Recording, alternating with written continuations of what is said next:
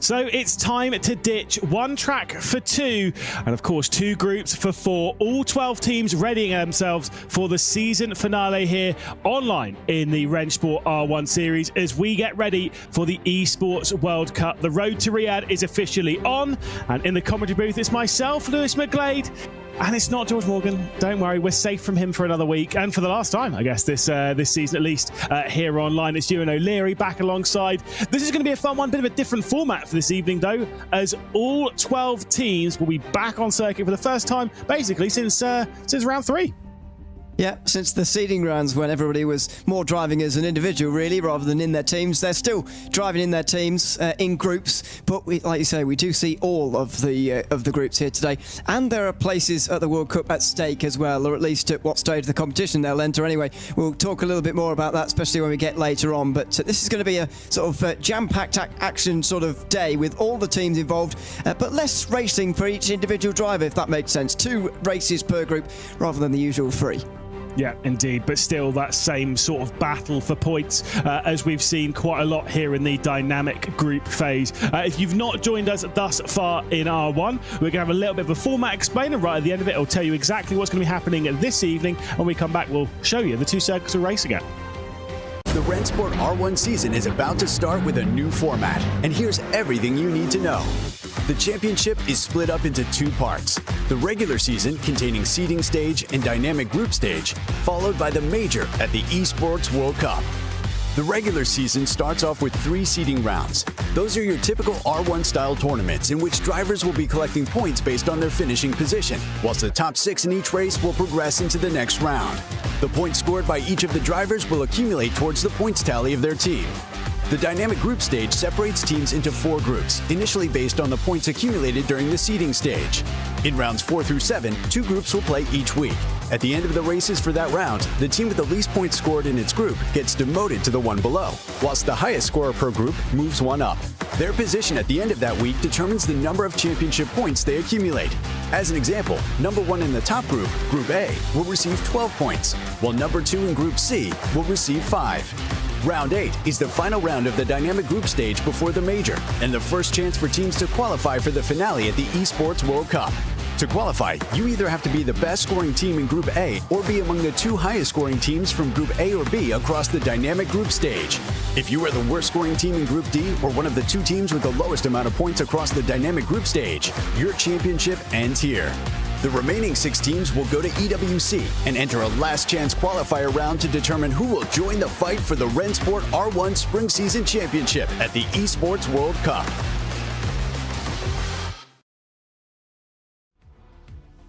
So there's a little run through as to what we've done throughout this online season and what we'll be dealing with tonight. For Group A, it is basically winner takes all. The winner of the group will confirm their place into the finals already in the Esports World Cup, which, of course, realistically, Porsche Commander and Redline have already confirmed themselves into, but that lone outlier in the group being Williams can also push their way through into that, bypassing Virtus Pro. Despite being a bit of a middling season for Williams so far, they have had some big highlights. Let's talk about the season that we've had, though, Ewan, because, of course, the run through the calendar, of course, we started with those seeding phases a little bit earlier on in the season at Spa, which is one of the circuits we'll be seeing tonight. Then we had Monza and Hockenheim. Fuji is the other circuit we'll be seeing out in action tonight, before we had Jeddah, Daytona, Monza, and then, of course, the evening that we have now. The evening victories have been split, though, haven't they, between Porsche Commander and Team Redline at 2 apiece. Yeah, exactly. And you'd have to say that Porsche Commander maybe overall have had the slight edge in terms of when you actually dive into the races themselves. I mean, I'll just bring up some statistics I made earlier. 7 wins for Porsche Commander so far in the non-seeding phase, after that in the dynamic group phase, versus Redline's 5. And they've scored 36 more points over the 4 weeks as well to Redline. So they have had the slight edge, but it's tonight basically that who's going to get the top seed, if you like, who's going to finish top of the dynamic group phase. It's only going to be one of those 2, and it's going to be settled over 2 circuits, as we saw there. This is the first of them, the Fuji Speedway. Yeah, indeed. Really long run down into that first corner, dropped slightly downhill. We had quite a lot of drama here in the opening of the dynamic group phase, where Porsche Coanda were the team that ended up going on to be victorious that day. Won all 3 races, 2 in the hands of Joshua Rogers, 1 in the hands of Dane Warren, if memory serves. Big overtakes down here at 10, 11 and 12 before we rise up this hill through this right-hander, then tightening left, then tightening right once again. Quite an awkward final sector there, where we did see 2 and 3 wide running their way through. It is actually a surprisingly difficult circuit, despite having basically the longest straight on the season. We'll talk to you a little bit though about those dynamic group stages as well, because of course we've built up to this point by seeing Porsche Coanda, by seeing Team Redline effectively dominate their way through. They are joined by Williams in that group, and again, as I was trying to explain, that the winner of Group A this evening will automatically progress. So you can see there at the bottom there, between Porsche Coanda and between BMW and Team Redline, those two are automatically progressing anyway. But if Williams do also win, they are currently sat 6th in the standings. But they would effectively get that free pass straight into the Esports World Cup finals, bypassing Virtus Pro, who are currently sat 3rd, who effectively are locked into 3rd basically already. Yeah, exactly. So not many of that. We'll talk a little bit about the positions that can actually change because of points, but there aren't actually very many of them.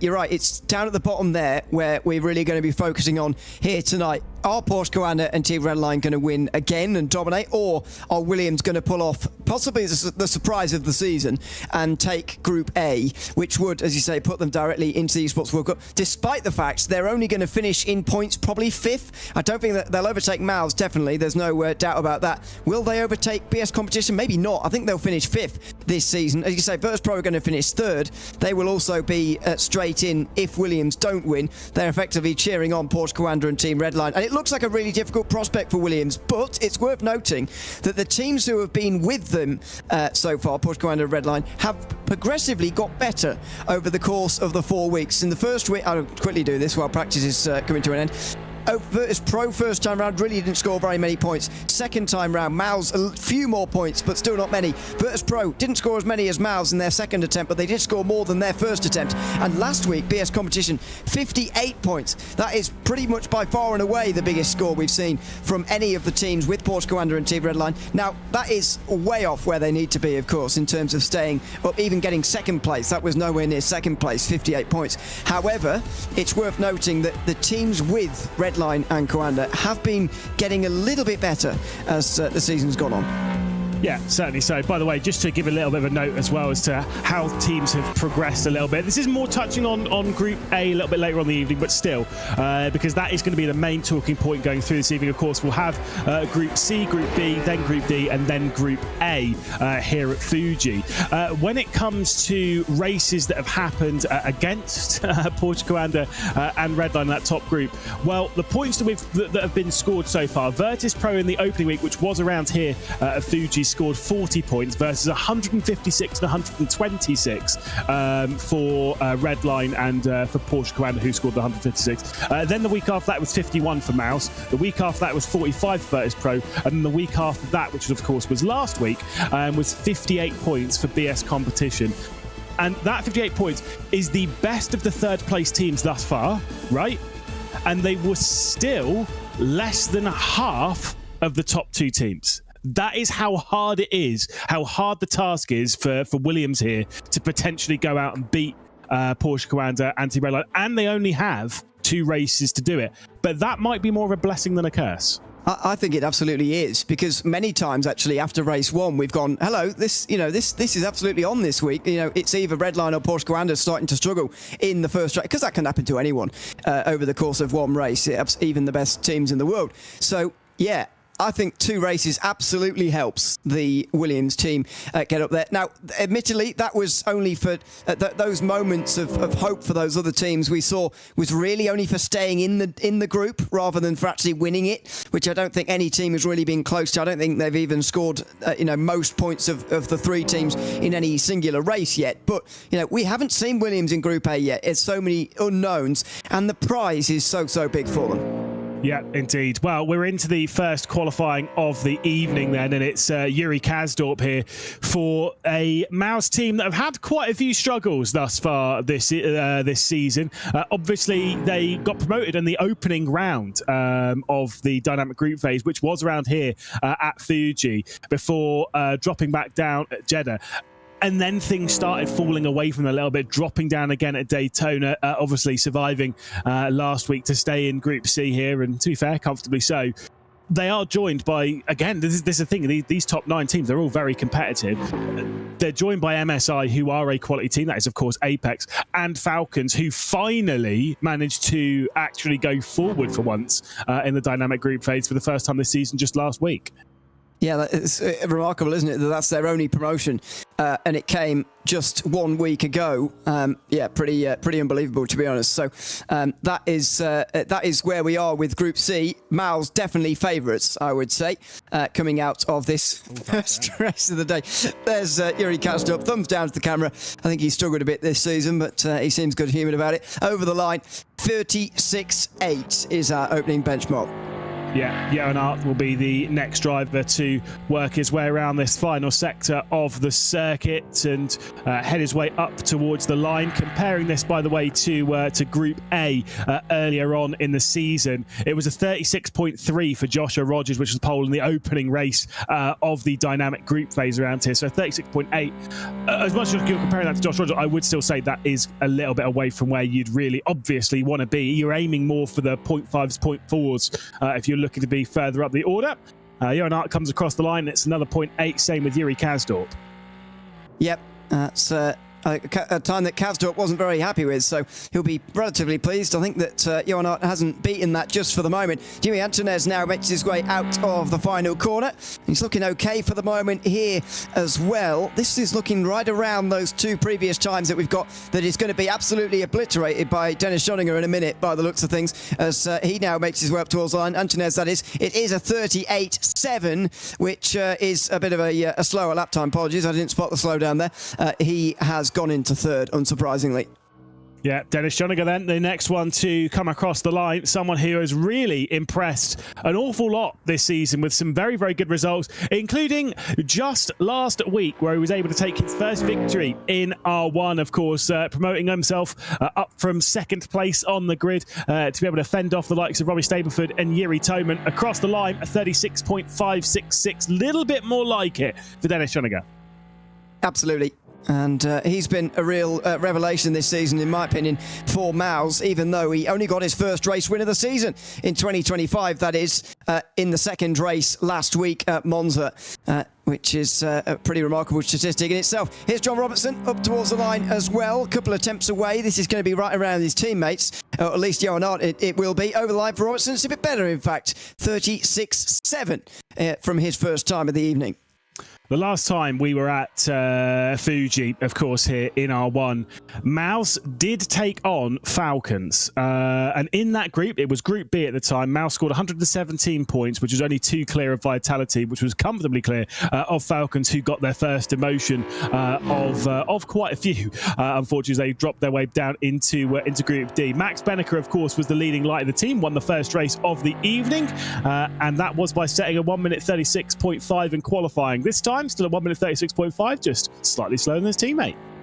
But that's absolutely fine as far as Mouse are concerned. They've got their 2 big names up towards the front, and that's exactly what they need. Jamie Fluke then, final MSI driver to work his way over the line.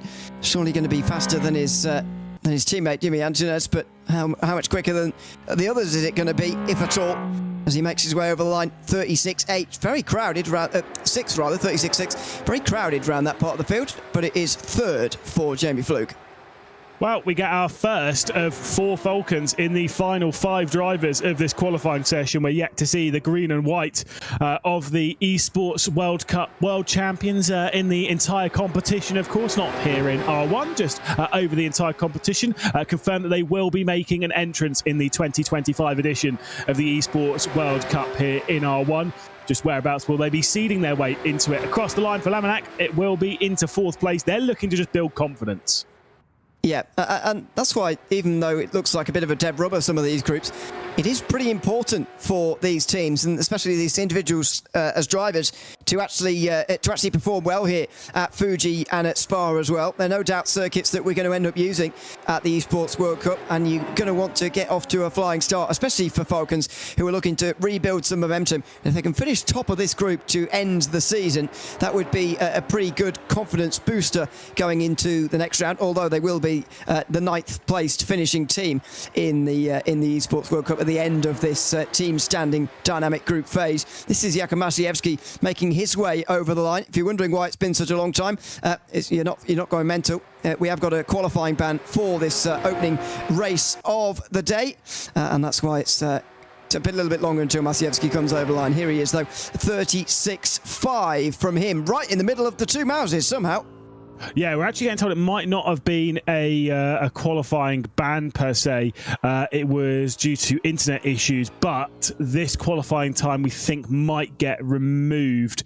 Anyway, we're not actually sure what's going to happen, so this will be fun. Moritz Lerner is going to be heading his way up towards the line regardless, and the sector times are looking all right for the Mouse drive before we get those final two Falcons cars across the line, which Thomas Tatter is looking pretty quick. So Moritz Lerner heads into 8th position. 2 more drivers left to go. Well, I'm not sure Kamil Pawlowski is good, because the sheet I've got says he's got a qualifying ban for the first group race, so that may prevent him from setting a time. It doesn't look like he's out there at the moment anyway. We'll see what happens to Moritz Lerner anyway, as Thomas Tattler comes up towards the line. He's been the shining light for Falcons this season, getting loads of race wins, by the way, 5 in 2025, and that is only 3 drivers with more. He's been pretty remarkable this season, Thomas Tattler. That lap time isn't, though. He will go in at the back. Yeah, certainly. So a driver who's actually made it a bit of a habit winning race 2s so far this season. Has won an awful lot of them. I think he's won most of the race 2s he's been in. But of course, this is race 1. And race 1 sees Dennis Schoeniger on the pole position. Of course, Mouse doing a solid job with him last week. Obviously, unfortunately, they weren't able to progress. That was mostly courtesy of Vitality's 1, 2, 3, 4 that they opened out the evening with. Still, it was a solid evening for Mouse, and it seems as though things are starting off in that way here for them this evening. Dennis Schoeniger on the pole position, and well deserved. Also, he gets to start alongside Max Benneker as well. Yeah, they'll no doubt be helping each other up towards the front, that's for sure, for Miles. They've probably taken the edge off of that qualifying session, if you add all the points up from that. But, of course, it's a very short 2-race evening for each of these groups. And so anything can happen, as we know. Things change a lot in race 2, but normally there's another one afterwards to finish the evening off. It's going to be very changeable, very quick here tonight. There's also going to be a much longer break between the 2 races tonight for the drivers, which I'm not sure they'll be pleased or not about it. We'll have to ask one of them. Yeah, not only that, it won't be the same circuit either. They'll be racing on 2 different circuits also, which will make things... Obviously, that's the difference here, is that once you're done with your stint, you're kind of like, right, once you're done with your race, it's still as if it's an endurance race. So I'm getting really hyped up for the weekend already, my goodness. No, once you've done with your race, you kind of want to jump in already and start practicing for the next race. We can take a look on board with Dennis Schoeniger here. Of course, it was Benneker who won this race from pole position when we were in Fuji earlier on in the season. Mouse actually ended up scoring 50 points in that race versus it was 31 for Vitality and 27 for Falcons. Unfortunately, from that point on, Mouse have kind of struggled a little bit in the opening races of the evening. Last week's Group C race was actually the best that they have scored in a race 1 this evening outside of Fuji, and they scored just 21 points. Yeah, that as the best one is... yeah, pretty remarkable, really, for a team of that calibre. You wouldn't expect that, but they often do make up for it in the rest of the evening. The problem is, tonight, they don't have the rest of the evening, particularly to make up that time. They've got to do it all in one go, really. This is the final sector, though, on board with Schoeniger. He just makes sure he clips that apex down the hill towards turn 10, then through the fiddly part of this circuit. A lot of people enjoy this circuit. Apart from this part, the very end of the lap, the final sector, very stop-start through here. This is the never-ending turn 14, 15, where you're looking for that super late apex. Bit of a slide on power as normal. Utilize the whole of the circuit on the exit and then focus on your exit because, as you mentioned earlier, this is the longest straight that we go to.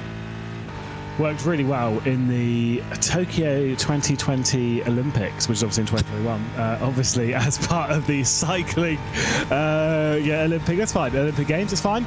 Of course, outside of that, it's a tricky final sector, and I in all of my laps of Fuji, I have never driven around it and gone, "Oh, I really enjoyed that."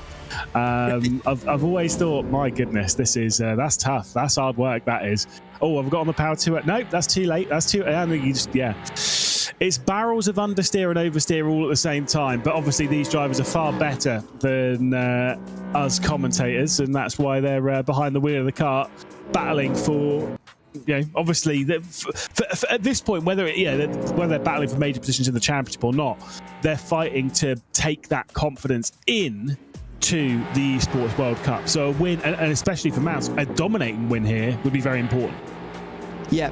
It would. I think we can say the same for all of these teams. I think, especially for Mouse, though, given that, in my opinion, they're quite clear favourites actually for this round.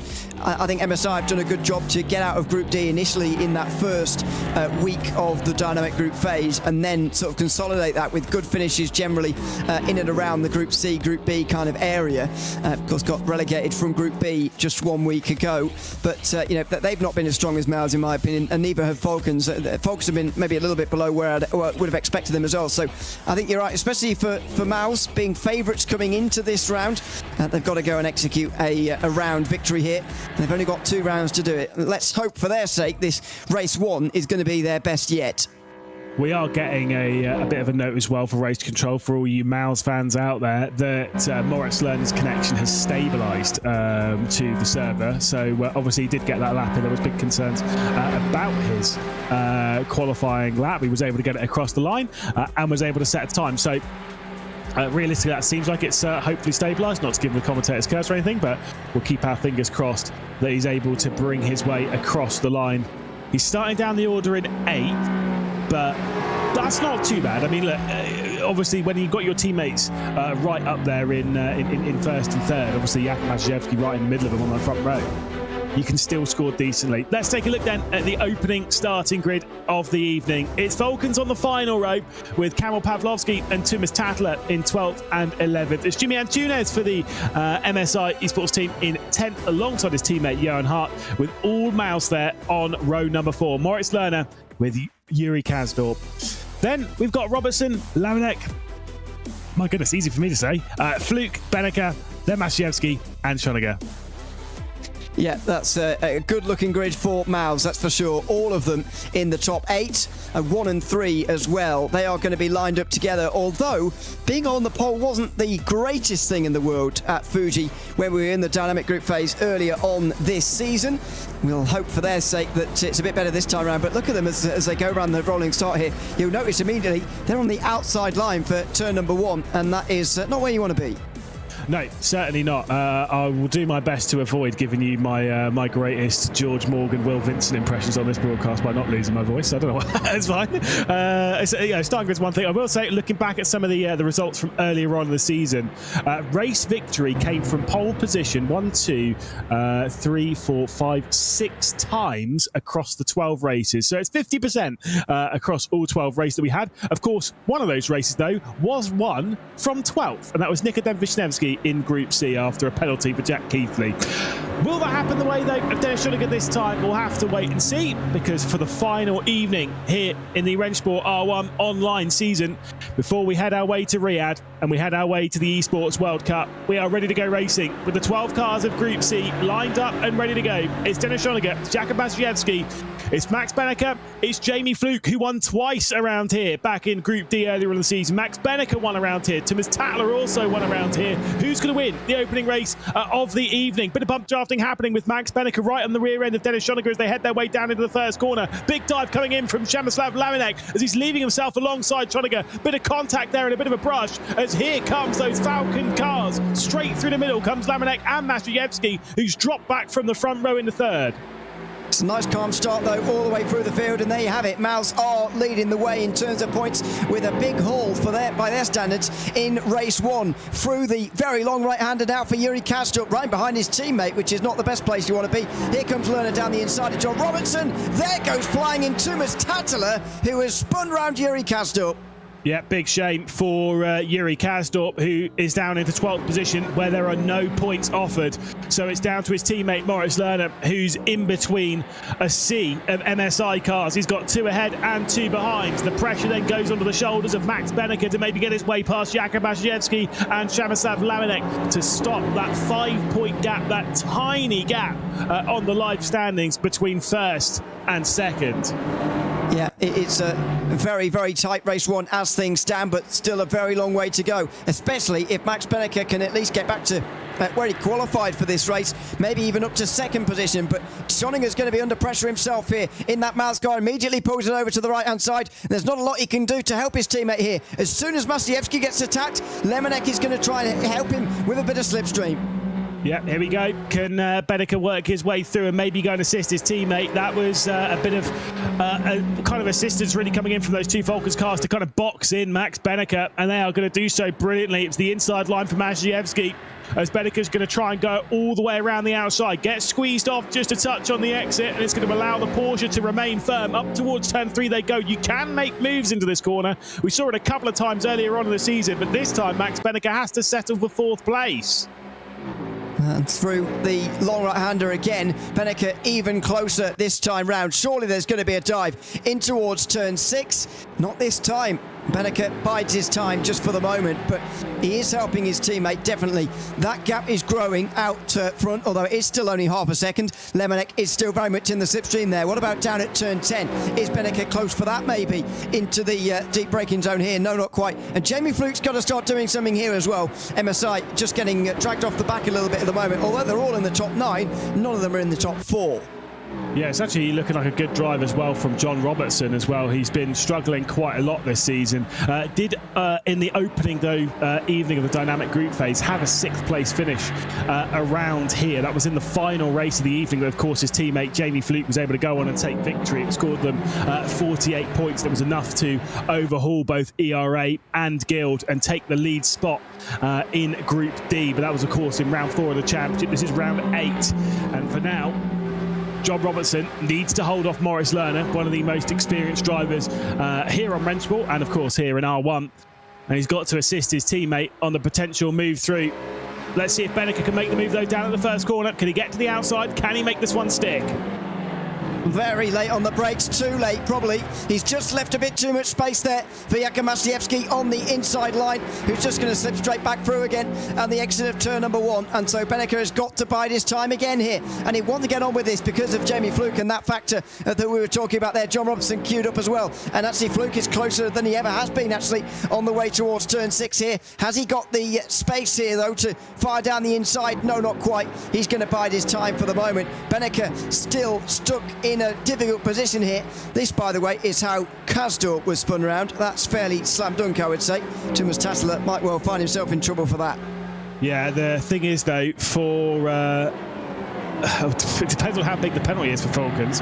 If it's a 5-second time penalty, it won't actually cost Falcons anything at all, because Tumas Tatala would drop back behind his teammate Karol Pawlowski, but not behind Yuri Kazdorp. Even if it's a 10-second time penalty and Tumas Tatala then drops to the rear end of the field, Yuri Kazdorp would only be promoted 1 point, 1 position, and thus the 1 point. And because Karol Pawlowski would fill the spot that Tumas Tatala would leave open then in 10th, effectively Falcons would only be cost 1, maybe 2 points if you really want to throw it with Yuri Kazdorp gaining it for Mouse. So that points gap would only open up by 2 despite the penalty. So it's not that big of a deal. No, and that's the nature of penalties, isn't it? You punish the action rather than the consequence, and you know, it's unfortunately for Mouse not going to hurt Falcons or Tumas Tatala individually too much as we go on board with Przemysław Lamenek here. Third of the race gone, and still can't find his way through, although he's probably just biding his time for the moment as well. I want to bring out, because there's nothing happening per se at the moment, an obscure statistic of the day. Max Benneker has only won once this season, 2025. He's the only driver to have only got got only one win, and it be here. All the others who won in the 12 races. 12 races is it we had in the first round.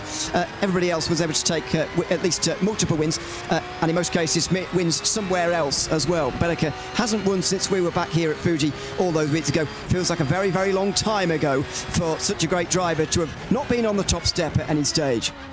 Yeah, that is actually very interesting. And I mean, look, I've not done the stats. Obviously, if you really want to hear some seriously nerdy stats, you wait 1 month's time when we get to Riyadh. I'm pretty sure me and Ewan are going to be pulling out some absolute ridiculous, stupid statistics. But I was wondering as to who was the highest point scorer of each given team at this point.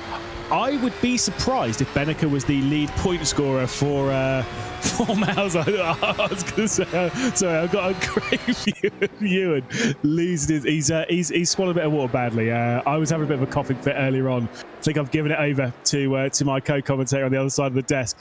Either way, it's a half-second lead for Dennis Schoeniger across the line. Not quite the halfway point of the race. Lamnek then in second. Jakub Maciejewski and Max Beneke. All is calm at the front end of the field. That will not be the case when it comes to lap 10. And all is excuse me, all is calm in my throat now as well, which is nice.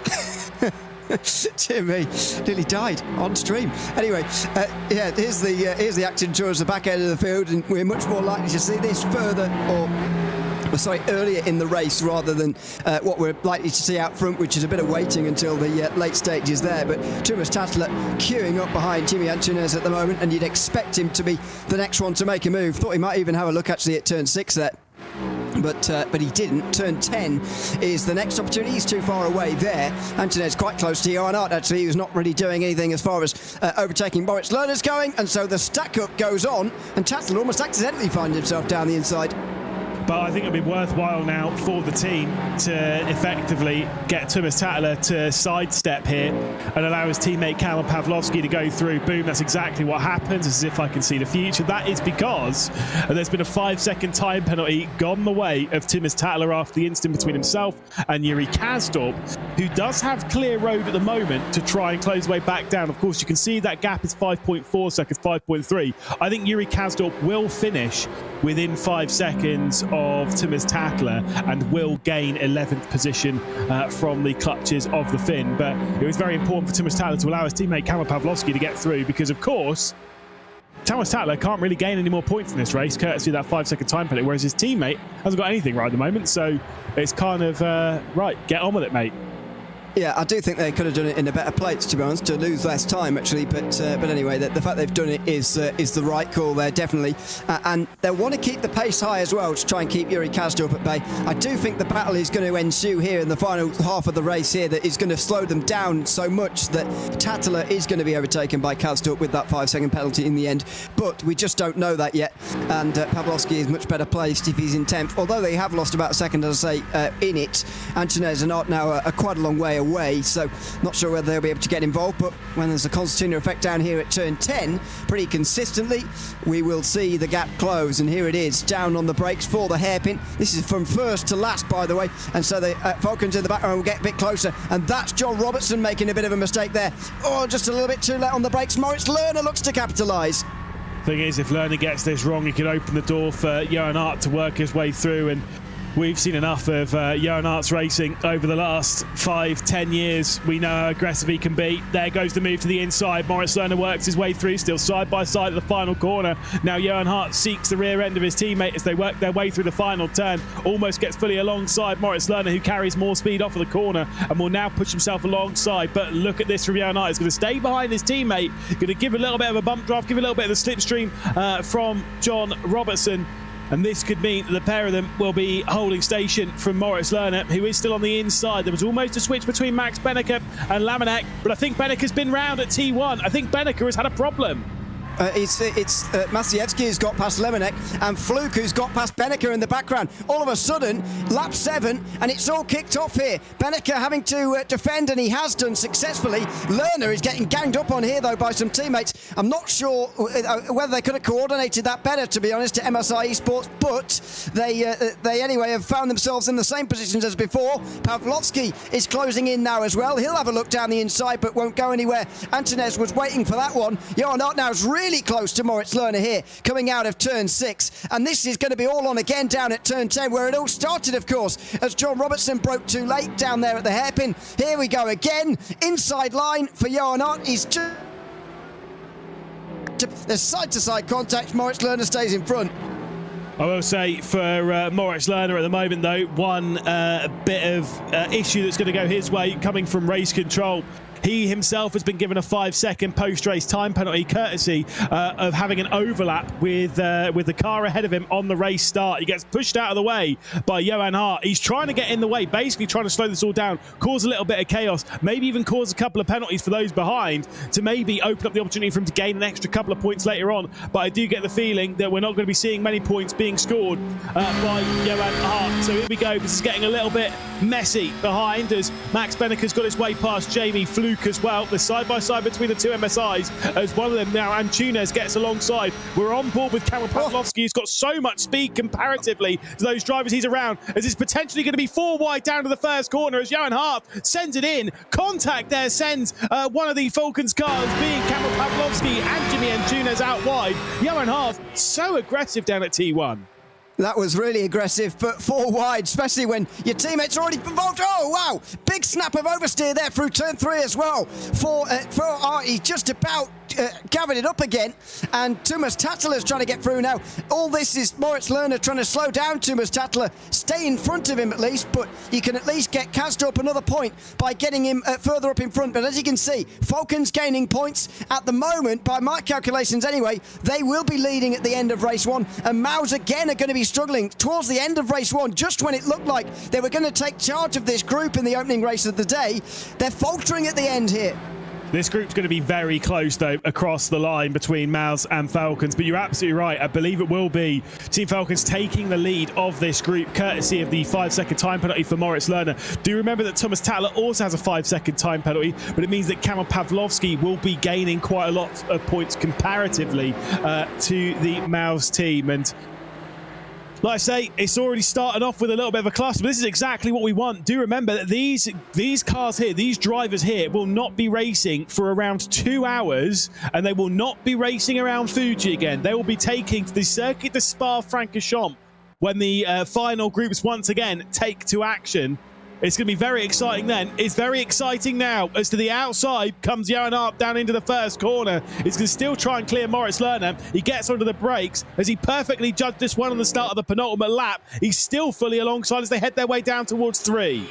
And Lerner has done his job in terms of slowing down the progress of these guys. They're not going to get any more places after this, I wouldn't expect. And right now they're just jostling for position behind him. Good bit of racing between the two of them, but surely Johan Hart's not going to go all the way around the outside here. Oh, there's a bit of contact. Here comes Tattler into the fray as well, and that's the one that Lerner needs to focus on. They've both got penalties, don't forget. Lerner again throws the bot to the inside of turn 6. Tattler somehow managed to find himself in the middle of all of this, despite the fact he won't be by the end of the day. Side by side between Pavlovsky and Antunes as well, down towards the back end of the group. This is the penultimate lap as well, by the way. It's all going to kick off on the final lap as well for the lead. You'd expect 3 wide. Pavlovsky over the curb, sends into his teammate. Oh, Tattler goes around, and Kazdorp's going to get some places after all this.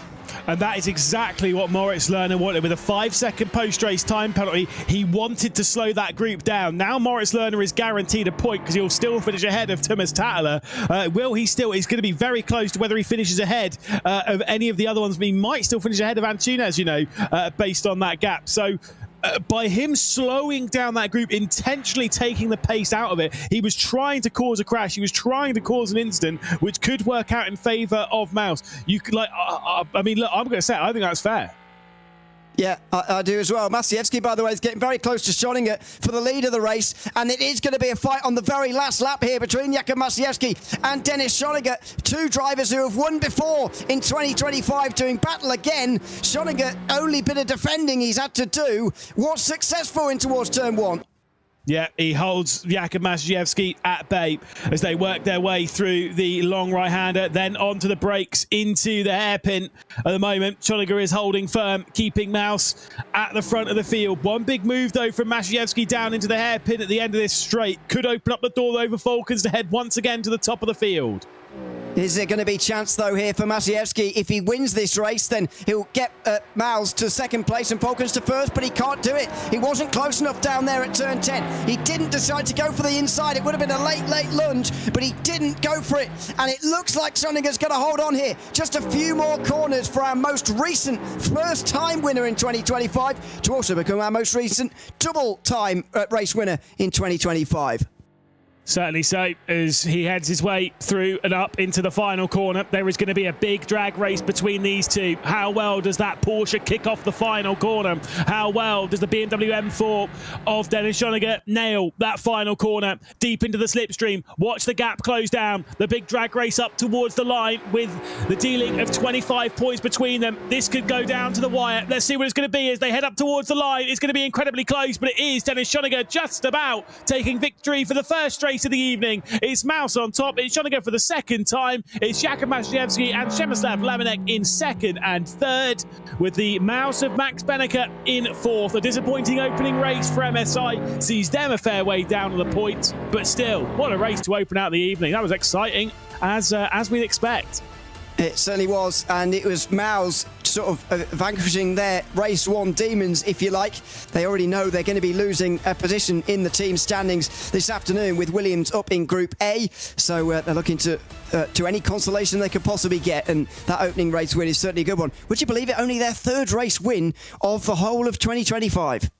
But Dennis Schoninger is cementing himself as the number one driver at the moment in that team. Now, this is where things are like really interesting with Mouse, is that even though we're seeing that with Dennis Schoninger being the number one driver, i.e. he's the one that's scoring the most points, when it comes to going to the Esports World Cup, when it comes to going to Rio, Max Benneker is going to come back strong. So if Dennis Schoninger keeps firing the way he's firing, and if Max Benneker finds his form back as we would expect with him at LAN, that team genuinely has a very good chance of doing some very good things in the Esports World Cup. Yeah, I think so. But, with teams up front who have four drivers who are firing on all cylinders, I don't think, two, even at as good as Dennis and Max are, I'm not sure they can drag the whole team. They also need Yuri Kastrup and Moritz Lerner to score a few more points here and there. They don't need all four of them to be exchanging wins all the time like Porsche Commander do, but they need a couple of other wins from somewhere else, or some good results at least. But anyway, here are the highlights. Yeah, let's take a look at how this race fully unfolded. So, obviously, Dennis Schoninger, who we're looking back from here, trying to give the slipstream to his teammate Max Benneker. There was a big look coming in from behind. You'll see Thomas Tattler marching his way onto the scene, spinning around Yuri Kazdorp and sending the Mouse driver right to the rear end of the field. Gave him clean air, though, so he was able to fire in some very good laps to try and close his way up to the rear end of this grouping. This is back up to the battle for the race lead. Jamie Fluke staring at the rear end of Max Benneker, of those two Falcons cars that are running in second and in third, and of course our race leader, the fantastic drive from Dennis Schoninger, who was holding firm at the front of the field without any major dramas as well. Saw a couple of little battles behind though, and that was where most of the excitement was in this race. It was all coming from behind of the top six, because realistically I think Schoninger's pace was maybe a little bit too high, and he was basically unfazed at the front end of the field. Yeah, he was very, very comfortable all throughout that race, and the only chance that Jakub Maciejewski had, he just wasn't close enough in the end. It was a close race all throughout, as you can see from here. One long line, especially the first 11, but other than a few moments late on, there was no real doubt for Dennis Schoninger. This was further back in the pack. I think this is Moritz Lerner doing his job of defending a lot, or it's Max Benneker. I don't know. Jamie Fluke was certainly attacking him at one stage as well. MSI mouth. This is definitely Lerner. Have a look at this. They're all queuing up behind him. This was definitely the most exciting battle of the race. Certainly so. Lerner being able to keep Johan Hart at bay and opening up the potential opportunities as well for the likes of Antunes as well, and Robertson trying to find their way through on the feisty German, keeping them at bay and doing everything he could with a 5-second time penalty looming over his shoulders. This was Johan Hart's big attempt going around the outside at the first corner. However, the outside at turn 3 was where it was all at. This has worked every single time basically back in round 4 of the dynamic group phase. And it works here as well. Straight around the outside at turn 3, because in the inside line through this long right-hander, Maurice Lerner was once again able to fend off the Frenchman of Johan Hart, nearly opening the door for Thomas Tatler as well to fire his way back through in the mix. This was very late in the race on the penultimate lap, with Jakub Maszewski taking to the inside, causing this bit of contact as well, which will be investigated as well after the race. But just a very clumsy bit of driving there, going down into the hairpin on the penultimate lap. This was the final lap though, and this was the drag race up towards the line. See how close this one gets for our race leaders. Maszewski denied by that much. Small margins, but Dennis Schoeniger is your winner. Here's the provisional race results by 600ths of a second. It's Schoeniger on top, with the 2 Falcons behind of Maszewski and Lamanek. Then we'll have Max Benneker in 4th position before we get to Jamie Fluke, then Robertson, then Art as well. So Hart, despite having the some early drivers, still up to 7th. Same with Yuri Kazdorp, spun round on the first lap, up to 8th place. Jimmy Antunes in 9th, with Karol Pawlowski in 10th. The final 2 positions, it's Maurice Lerner with a 5-second time penalty, and Thomas Tatler as well down in 12th after his 5-second time penalty and the incident as well. Great start to the evening, must be said. But this evening's going to keep coming when it comes to the action, isn't it? We're going straight into Group B. We certainly are. Vitality, Virtus Pro and BS Competition. I think a fitting way to end Group B action, actually. A very strong group, it must be said. All but one of these teams have been involved in Group A action at one stage as well. Virtus Pro have been there a couple of times as well. But it must be a weird situation for Virtus Pro tonight, knowing that even the best evening in the world doesn't necessarily decide whether they're going into that top 3 or not. They're relying on other teams to do the work for them. Yeah, so the reason why we say that is because for Virtus Pro, in the points standings, in the leaderboard at the moment, they have 37 points coming into this. The winner of Group B gets 9 points in the championship. So should they win, they'll get themselves a healthy amount of points. I think basically almost, well, regardless of what happens this evening, because BS Competition are 4 points behind them, they will finish in 3rd position in the standings. That will not change. However, because Williams, who are further behind them, are in Group A, if Williams win in Group A, which is completely out of the hands of Virtus Pro, if Williams are to win in Group A, then that means that they will be the ones to automatically progress into the Esports World Cup 2025 finals, which means then that Virtus Pro, despite finishing in 3rd position, despite having a decent season, they would be moved into the last chance qualifiers, which will be for the teams placed from 4th to 9th in the standings. Yeah, absolutely. It's a weird feeling for them. It must be for Virtus Pro. But again, confidence required going forward into next, well, not next week, sorry, next month's competition. They'll certainly need that, whether they're going straight through as one of those 3 or whether they have to go through the qualifier at the Esports World Cup. We just don't know for the moment, and neither do they. But as I say, that little bit more confidence would be a good thing. Their season really has been won by getting top of Group B twice, getting being in Group A twice, I should say, and getting the points from that. That's where this has been won and lost, really. On another day, this format would have very much meant that this would have been alive in Group B because of the points, as you say. They would have needed a certain position with other teams in different positions, whatever. As you say, 4-point gap too big between BS Competition and Virtus Pro, partly down to the fact that their seeding round was so good for Virtus Pro. If you think all the way back there, I think maybe it doesn't matter the seeding phase, where it certainly did. They started out in a much better group than BS Competition, who I think started in Group C only just. That's immediately putting you behind things, and they never really recovered from that BS Competition. Yeah, BS Competition did indeed start in Group C. They were able to get an automatic promotion straight up into Group B. You're absolutely right. Virtus Pro, they've been in Group A twice. However, of the 4 teams that we've had that have been in Group A, on both the occasions they've been in, they actually have been the worst performing team against those top two teams, which actually is kind of surprising because I think, when you look at like McCormack and Kevin Ellis Jr., you would assume they'd be maybe a little bit stronger than that. But unfortunately, things have not really gone their way in Group A. In fact, they have, and this is not a good stat, so sorry for bringing it up, they have the lowest point score from a single race of any team in any group in the dynamic group phase, which was 9 points. That was scored around here in the third race of the evening. Wow. The minimum, by the way, is 6, so that gives you an idea of just how close they were to actually getting the very minimum points score. And to add to that, by the way, I worked out early on the average race score for them when they were in Group A. Those two occasions they were in Group A. On average, per race, they scored 14.16 points. Obviously not possible, but we'll round it to 14 points. That is very, very low. That is effectively none of them getting in the top 3. And as you say, it is especially surprising for a team that have Kevin Ellis Jr. and Darren McCormack on their team, proven winners in this series, not performing, not even getting a podium for them. So, one of them on the podium in any of the top 3 positions would have brought that average up. That's how, disappointing they were in Group A, unfortunately. Hopefully, as I say, they can end the season well and move forward into a more positive Esports World Cup campaign, because that average is very, very low. Yeah, certainly so. I will say for Virtus Pro, things are not going to start out particularly well this evening for them. We have got 3 qualifying bans to deal with in Group B who have been proving to be very, very naughty boys indeed. One of those is Darren McCormack. One of those is Wojtek Fialas. That's 2 for Virtus Pro. The other one is the number 33, which is Nikodem Wisniewski, who did start from 12th place around here and still won from there back in the dynamic group phase earlier on in the evening. Either way, first driver across the line, it'll be Mikhail Stutsenko at the first time of the session at a 36.528. That's actually pretty good.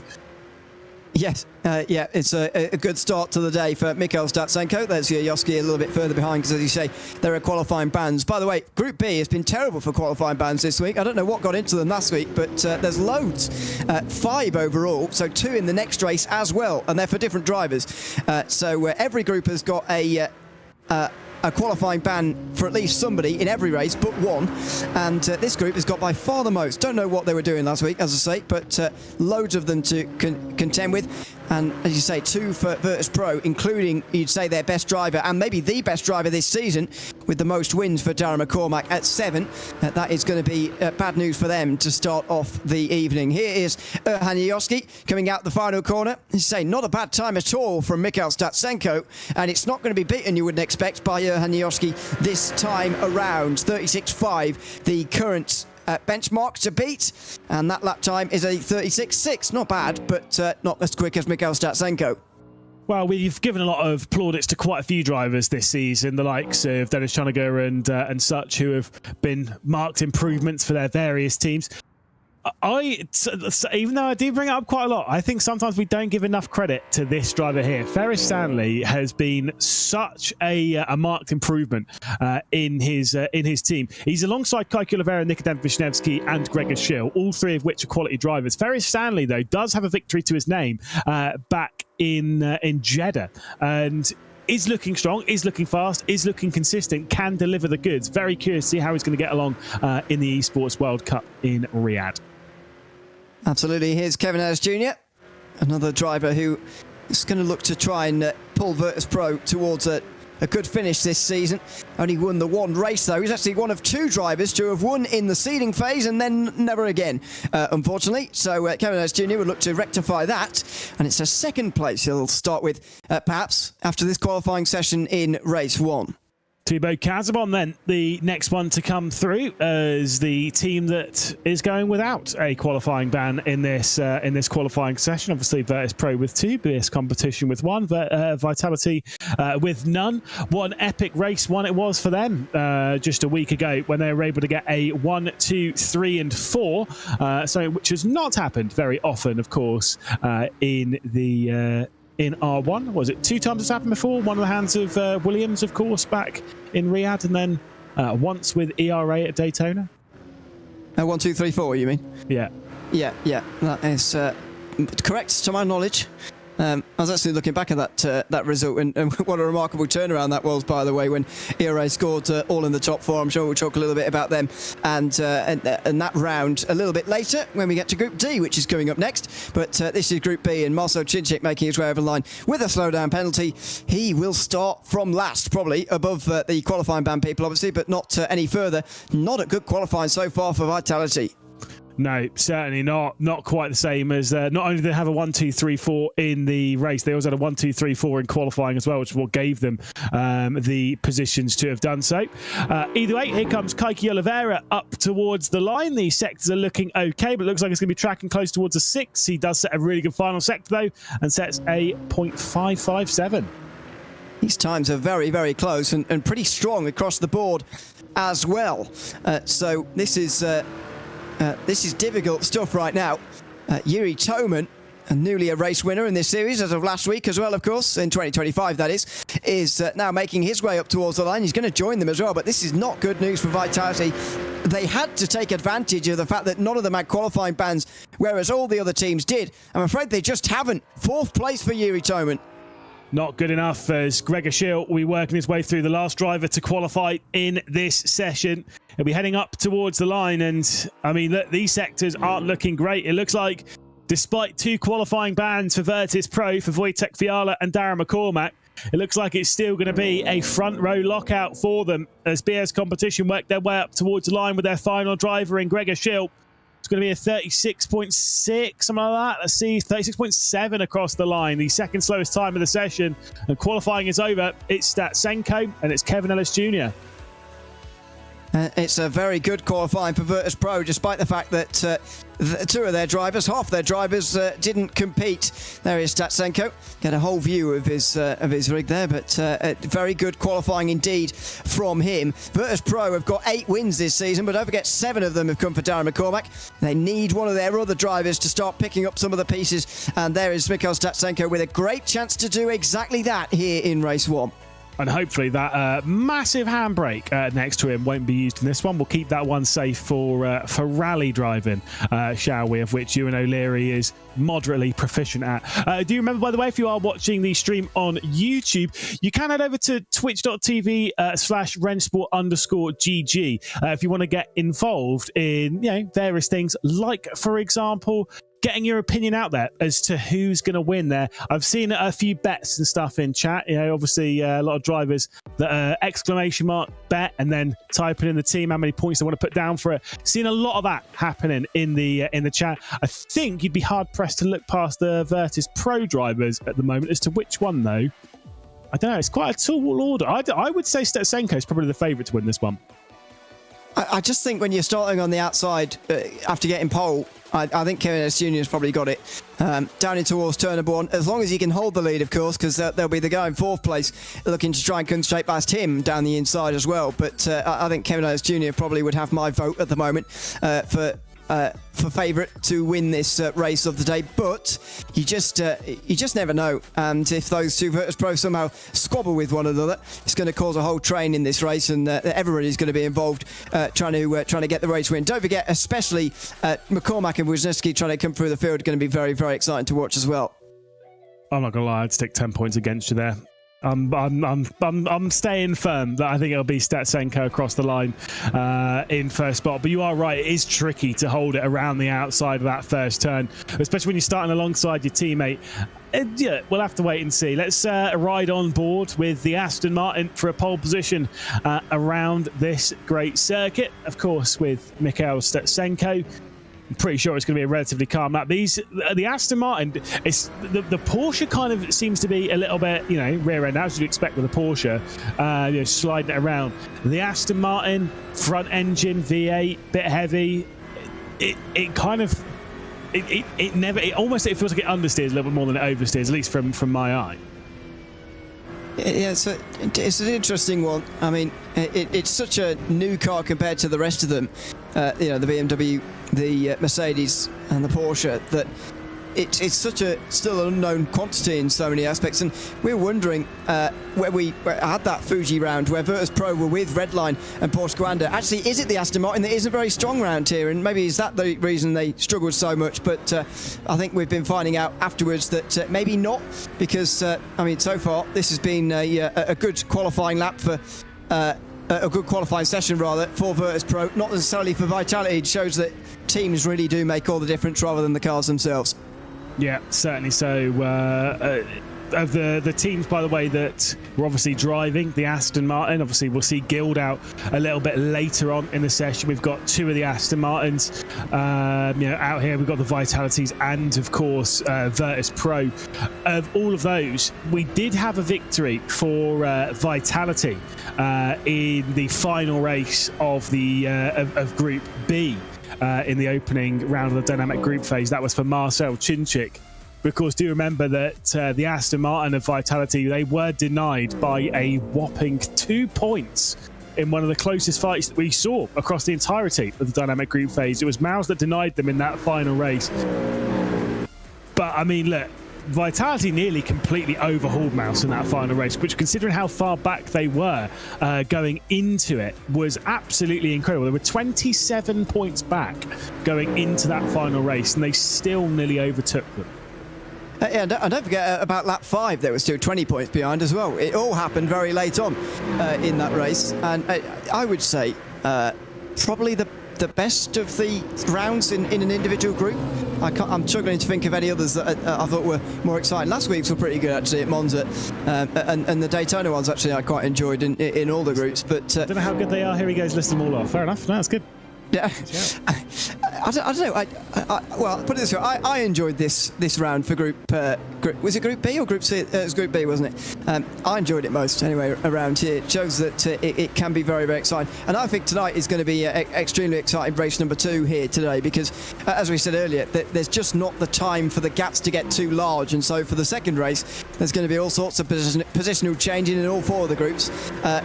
No matter what it means for the team in their progression in the Esports World Cup, put to one side, it's going to be a very exciting race too anyway. Yeah, Group B, of course, like I said, back in Fuji, it was 2 points that separated them for victory. Group B has been consistently one of the closest groups. Of course, that opening round of the season of the dynamic group phase where it was just 2 points. Of course, Daytona, it was just a 1 point between BS Competition and Williams. Of course, it was BS Competition that ended up being victorious then by that single point. It was 123 points playing 122. Either way, talk me through the starting grid, Ewan. Yeah, there's the qualifying band drivers at the back, as you'd expect. Nikan Wisniewski, who has won from 12 before, Dara Cormac and Wojciech Viala. Marcel Chinchik got a slowdown, so he starts 9th ahead of Gregor Schill, or behind Gregor Schill, I should say. Then the Vitalities didn't have a very good session. Tibor Kazmo, Erhan Yoski and Yuri Towman, only separated by Ferris Stanley, who's in the top 5 for BS Competition. Kaki Oliveira as the best qualifier for that team. And then Kevin Ellis Jr. and Mikhail Statsenko on the front row together for Virtus Pro. That's a big chance for them. They've got to execute with a race win here, and as I say, my money is on Kevin Ellis Jr. to do the business. I think Statsenko will make them. Well, we'll hold on to the lead around the outside of the first corner. Of course, let us know what you think in the Twitch chat, twitch.tv/RENNSPORT_GG. You will notice there is a little bit that you can drop in there as well. ! Commands to see exactly what you can drop into the chat. Unfortunately, ! New commentators not an option. As you can see, the RENNSPORT app there in the bottom right. Get the QR code scanned to download it on either Google Play or the Apple App Store, and then you can look through all the stats, so you don't have to have us reading them to you, trying to find interesting things on the stats, which there are many things. Sack Lewis. Thanks, Felix. Yeah. Good. Out of the final corner and ready for another 10 laps. This is Group B kicking off here on the final night in RENNSPORT R1. Online, that is, as the road to the Esports World Cup gets ever shorter and it gets ever closer into view.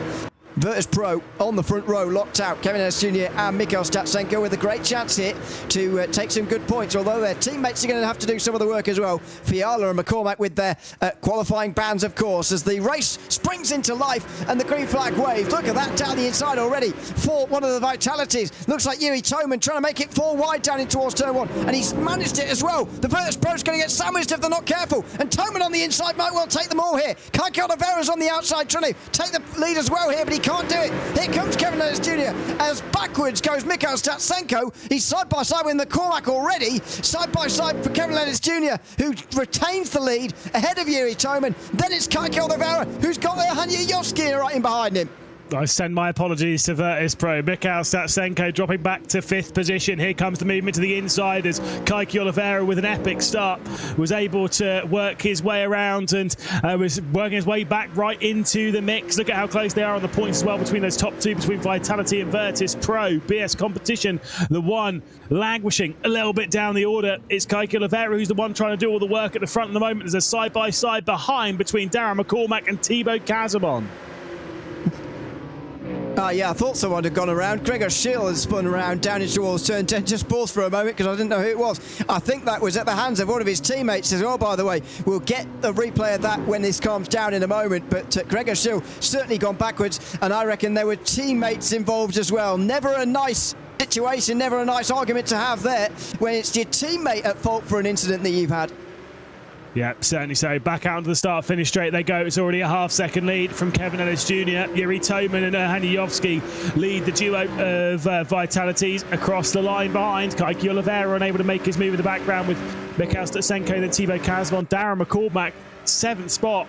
I'd expect him to move a little bit further up the order. That said, as much as you've got this enormous straight here, overtaking can be a little bit difficult around Fuji. Yeah, it can be. Turn 1 is really your biggest chance, as we know. But as we saw in that first race, can be a lot about biding your time here, and indeed a case of can you overtake or are you just not able to? That was certainly the case up towards the front of the previous race between Denis Schoninger and Jakub Masiewski. It was clear that Przemysław Lemonek wasn't quick enough to do it. Oh dear, it was Nikodem Wisniewski. Now, was he hit maybe to cause a knock-on effect there? I'm not sure, but Wisniewski is certainly the one who's made the first bit of contact there and has spun his teammate Gregor Schill around. I can't remember if it was Gregor Schill or if it was Ferris Stanley, but I do remember it was Nikodem Wisniewski into the hairpin around here earlier on the season. BS Competition were looking really good, and Nikodem Wisniewski got absolutely yeeted into his teammate, courtesy of Jack Keithley, which, as a as a bystander, as a neutral here, I thought that was hilarious. But I'm sure as the team, less so. Did cost BS Competition an awful lot of points on that day. I'm not sure if there was any assistance coming in from behind for Nikodem Wisniewski to throw someone else under the bus. I think that might have been him just breaking a little bit late there and tapping his teammate Gregor Schill. Yeah, I think so as well. We'll see what the stewards have to say about that, if anything at all, as we make our way down towards turn number 1 with one of the drivers who does have to make moves earlier than the last 3 laps. So Darren McCormack on the move already. Thibaut Casabon breaks late to try and defend. Well, there's late and then there's that. That was miles away from the apex, I'm afraid. He didn't squeeze Darren McCormack as much as he could have done. Just slightly misjudged that, and that gives Virtus Pro a slightly bigger lead than they had before over Vitality in the standings. Yeah, certainly so. So McCormack up that single spot. It's kind of one of those ones where, as much as Statsenko's had the pole position, as much as he's shown the speed, you know the speed of Darren McCormack, and there comes that point where I think it would be a wise call to have Statsenko slightly sidestep here to allow McCormack to get straight on after Kike Oliveira and maybe after something a little bit more in this race. Here comes the move to the outside for the penultimate points, basically. 2 points for 10th, 1 point for 11th between Marcel Cinczyk and Wojciech Fiala. Not a good start to the evening for Marcel Cinczyk, is it? I was thinking about this earlier. Would it be unfair to say that Marcel, ever since winning the spring season in 2023, I don't feel like Marcel Cincic's ever really been the same again? Yeah, I mean, the interesting thing there is obviously straight after that we had Gamers 8, but then straight after that we had the full season where, as a team, R8G were very strong, like comfortably stronger than the rest of the field. That's why they absolutely dominated the Teams Championship in the online season. But Marcel Cinčić as a whole, less so. But then, looking back to the spring season, this is maybe a controversial opinion, but we love watching Marcel Cinčić drive. He's a quality driver. He is fantastic. As here he goes down the inside for 10th spot. He was extremely consistent and still remains extremely consistent. I know obviously he's in 10th position at the moment and has kind of put an end to that maybe a little bit. But he has always been relatively consistent, hasn't he?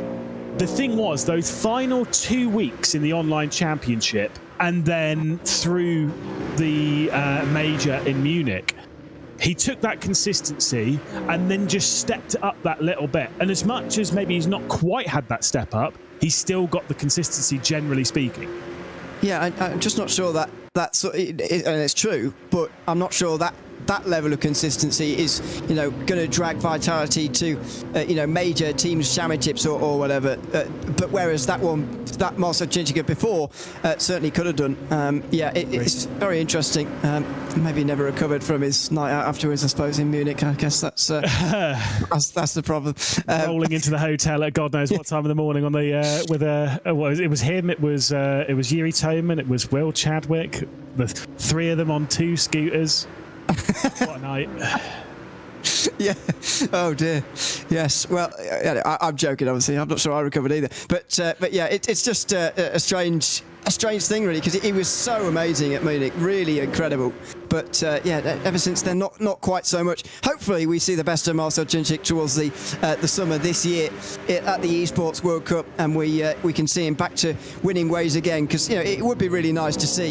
In 2025, so far, he's only won twice. I mean, I don't know what the statistics were at this stage in 2023 or indeed in 2024, but I certainly seem to remember him winning a bit more often than that. And yeah, it's bizarre. It is a little bit weird.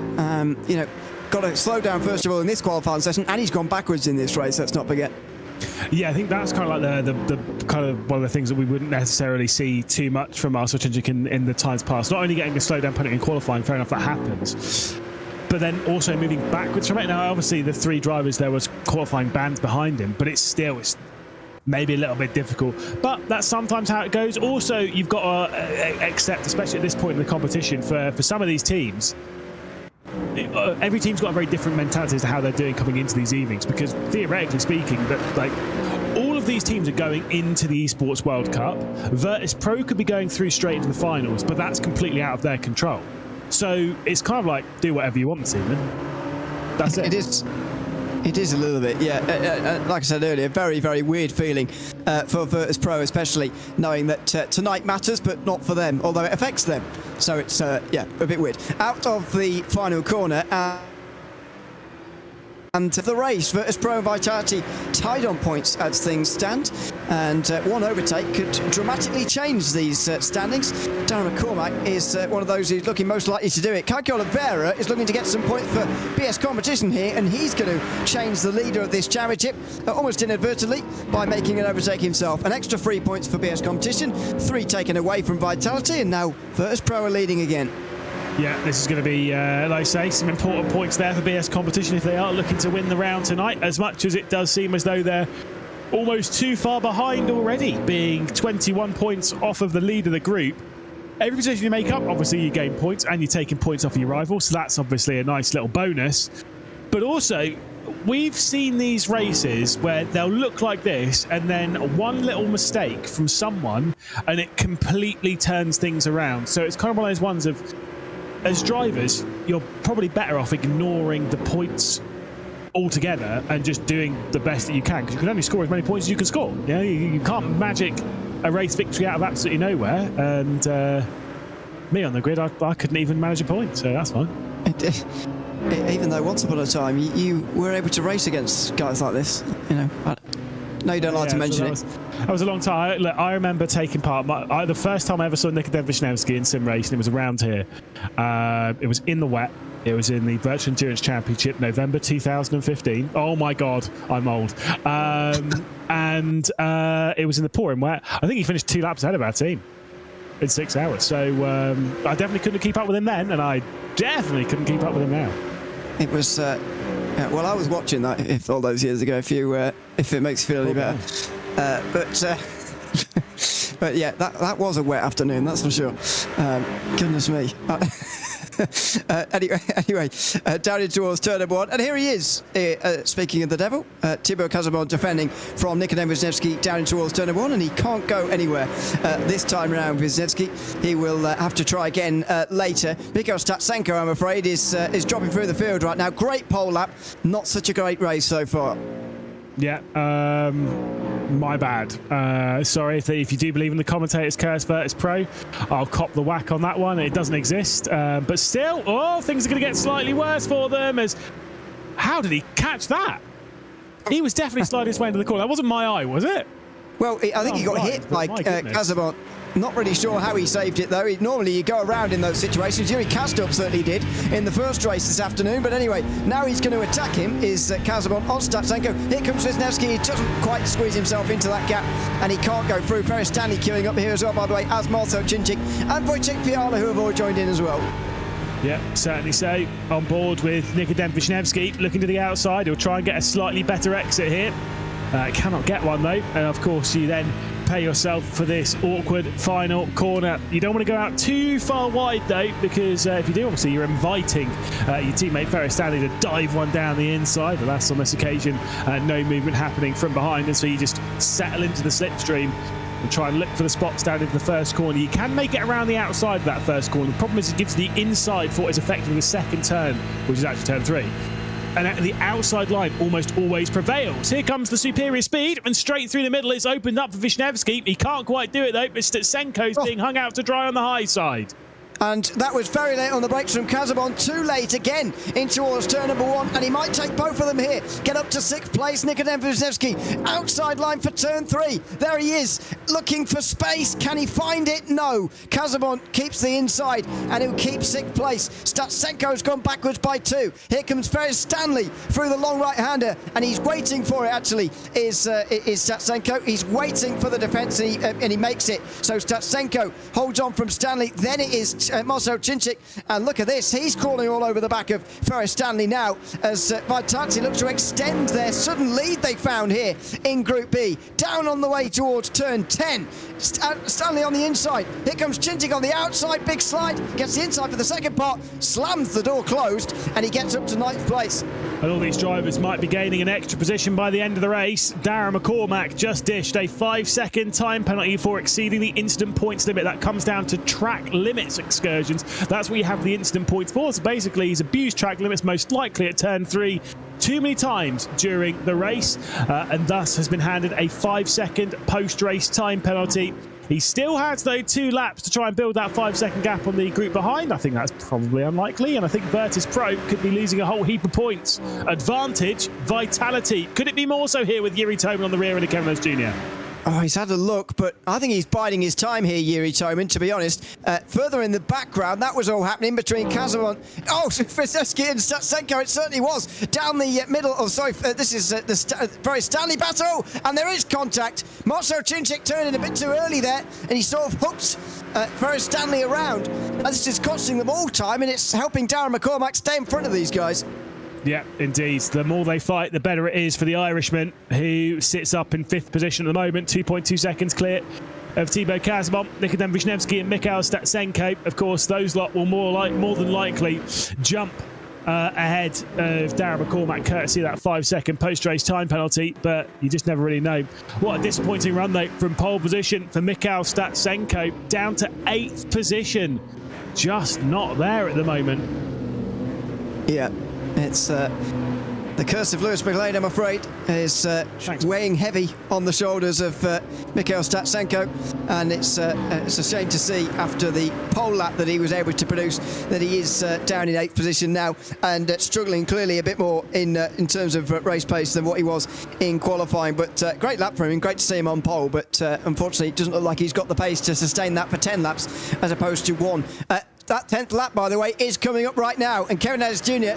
is now got to defend for the first time in this race, but also the last time, because Yuri Toman has been biding his time, waiting for his moment to strike, and if he can win here, he could put Vitality a long way ahead in the point stakes. Here he goes, inside line. Kevin Ellis Jr. only went for a bit of a half defence there, really. He tries to close the door when Toman's already in there, and he's just about still alongside here, but Kevin Ellis Jr. gets the exit, and he stays in front on the final lap. Gotta say, the bravery for Kevin Ellis Jr. to have left the door open there for Yuri Toman, someone who was definitely going to go for it. Toman's one of the more calm and collected drivers on the grid, and yet still, if there's an overtaken opportunity ahead of him, he is going for it, and nearly found his way straight through and potentially even opened up the door for Kaiki Oliveira to work his way past if there was any major contact between these two. For now, though, they run around this circuit comfortably line astern, but Kevin Ellis Jr. knows there is going to be a look at the final corner shortly. Well, Jakub Masiewski wasn't able to do it, and I don't suspect that Yuri Toman will either, but he's going to give it a go, because as I mentioned, that is going to give Vitality a very big advantage going into race 2 if he can win this race. Don't forget, it's a 1-point gap right now. That will extend as Darren McCormack drops through the field. It would also extend by another 10 if Toman gets past Ellis Jr. here. Can he do it? He is a bit closer, actually, but it's a good run from Kevin Ellis Jr. out of the penultimate turn before the final one, which Toman is too far away from. He's seen in the previous race that you can't draft up to the back of the leader and get past him before the line. He had to do it at the final turn, but he wasn't able to. And Kevin Ellis Jr. is going to win for the second time in RENNSPORT R1 2025. Last time out, it was the seeding phase when he took a race victory in a semi-final. This time round, he's taking it in the dynamic group phase. It's taken him to the very final week to do it, but he has now done it. And Kevin Ellis Jr. doubles his win tally for 2025. Yeah, indeed. Great stuff from Kevin Ellis Jr. Really good drive, very solid. But, of course, did have to deal with the pressure of Yuri Toman. Dealt with it brilliantly, though. Of course, leaving the door open into that first corner. I mean, that could have ended in tears. Yeah. I was surprised he didn't bring it all the way over, to be honest, to defend like that. But clearly, it wasn't required. And we're starting to see now, I think, a little bit of a case of, you know, are they not overtaking because they're being tactical, or are they just not able to? And I think we're starting to see in some cases they're just not able to make overtakes around this circuit in certain places. That it's certainly possible. It's not like a Hockenheimring or a Nürburgring, far from it, but it's difficult. Yeah, certainly so. But for these drivers, they've kind of dealt with their last race around Fuji, because obviously next up it will be Spa for them. Of course, we've still got 2 more races in this iconic circuit anyway. Before we do that, though, we do have an interview with, of course, one Mr. Kevin Ellis Jr. It's fresh off of that victory. I mean, what a drive. We're able to keep Yuri Toman at bay right at the end there. It did give you a good look down to the first corner. You left the door open. We're still able to hold him off. Very confident. Great drive. Yeah, it's been a while since I spoke to you guys this season. Yeah, just really relieved to get a win.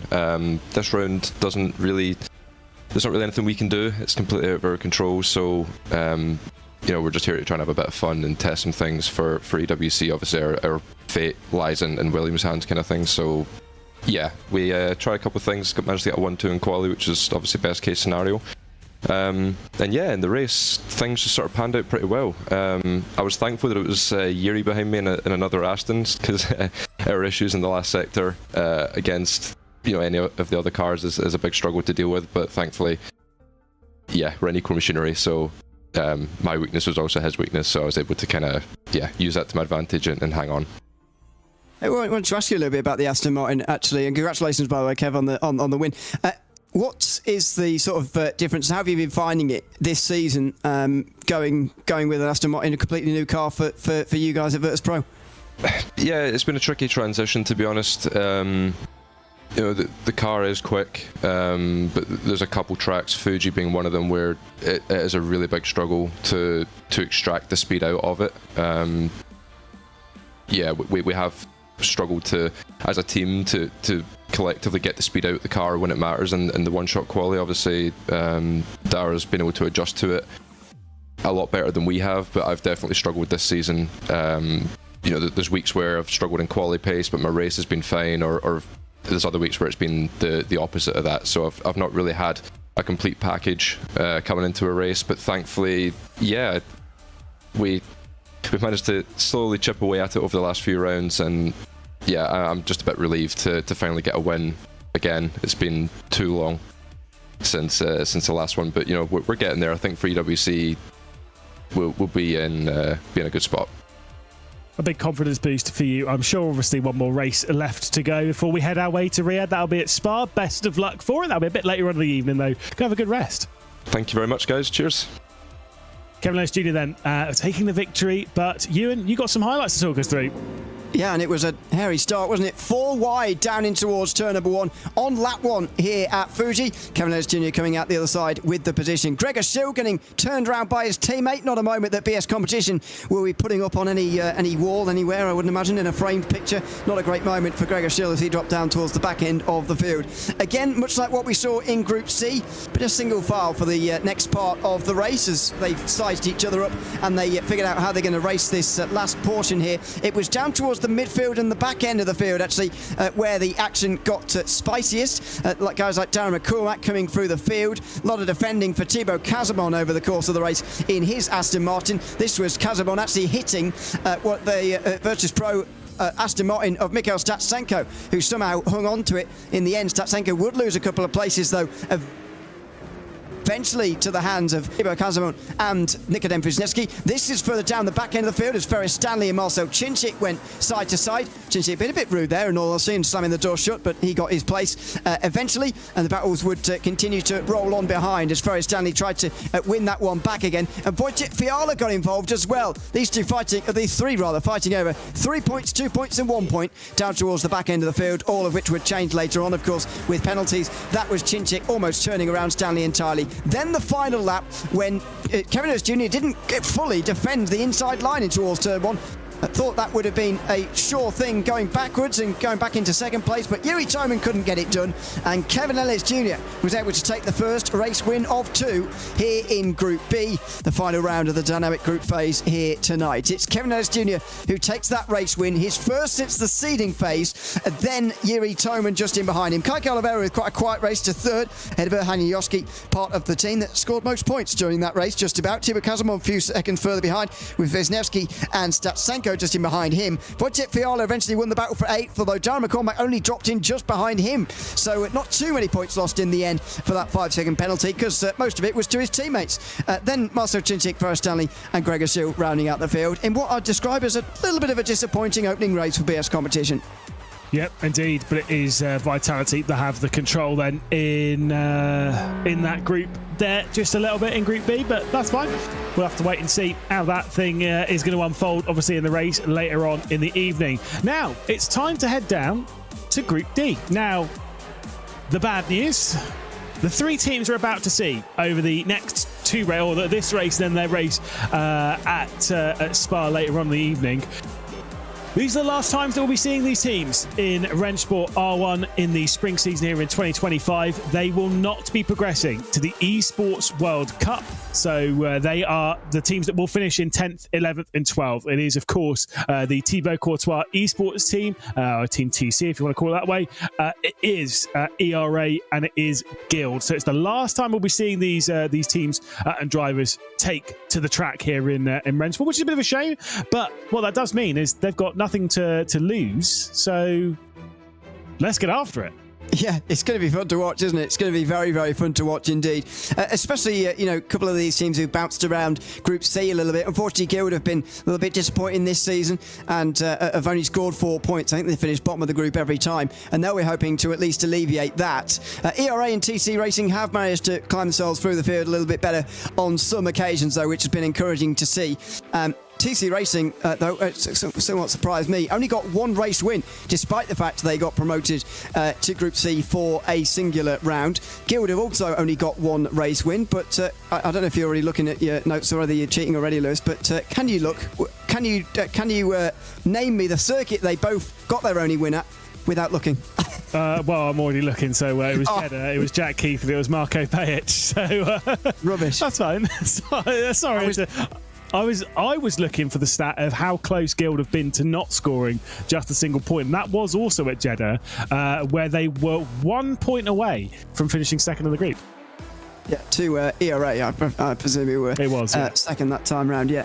So that was the only other time. As far, oh no, they've been TC Racing have been here a couple of times actually, haven't they? And yeah, so this is the third time that these are together, as far as I'm aware, unless I'm counting wrong.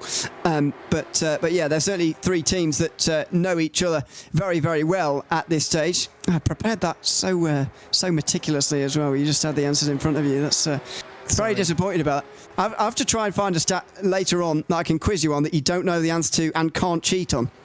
Yeah, I mean, to be fair, I'm not going to lie. I always thought the spreadsheet that I had for the entirety of R1 in the 2 years prior was actually pretty impressive. I'm well impressed with the spreadsheet that I built for this bad boy. It's fine. I'm like, obviously with the assistance of AI, which, to be fair, Mikael Schmidl looks like he needs as he heads his way through the second sector. Look, I've been asking AI, like, how do I do this with a spreadsheet? It's been telling me. I'll openly admit that on stream. It's fine.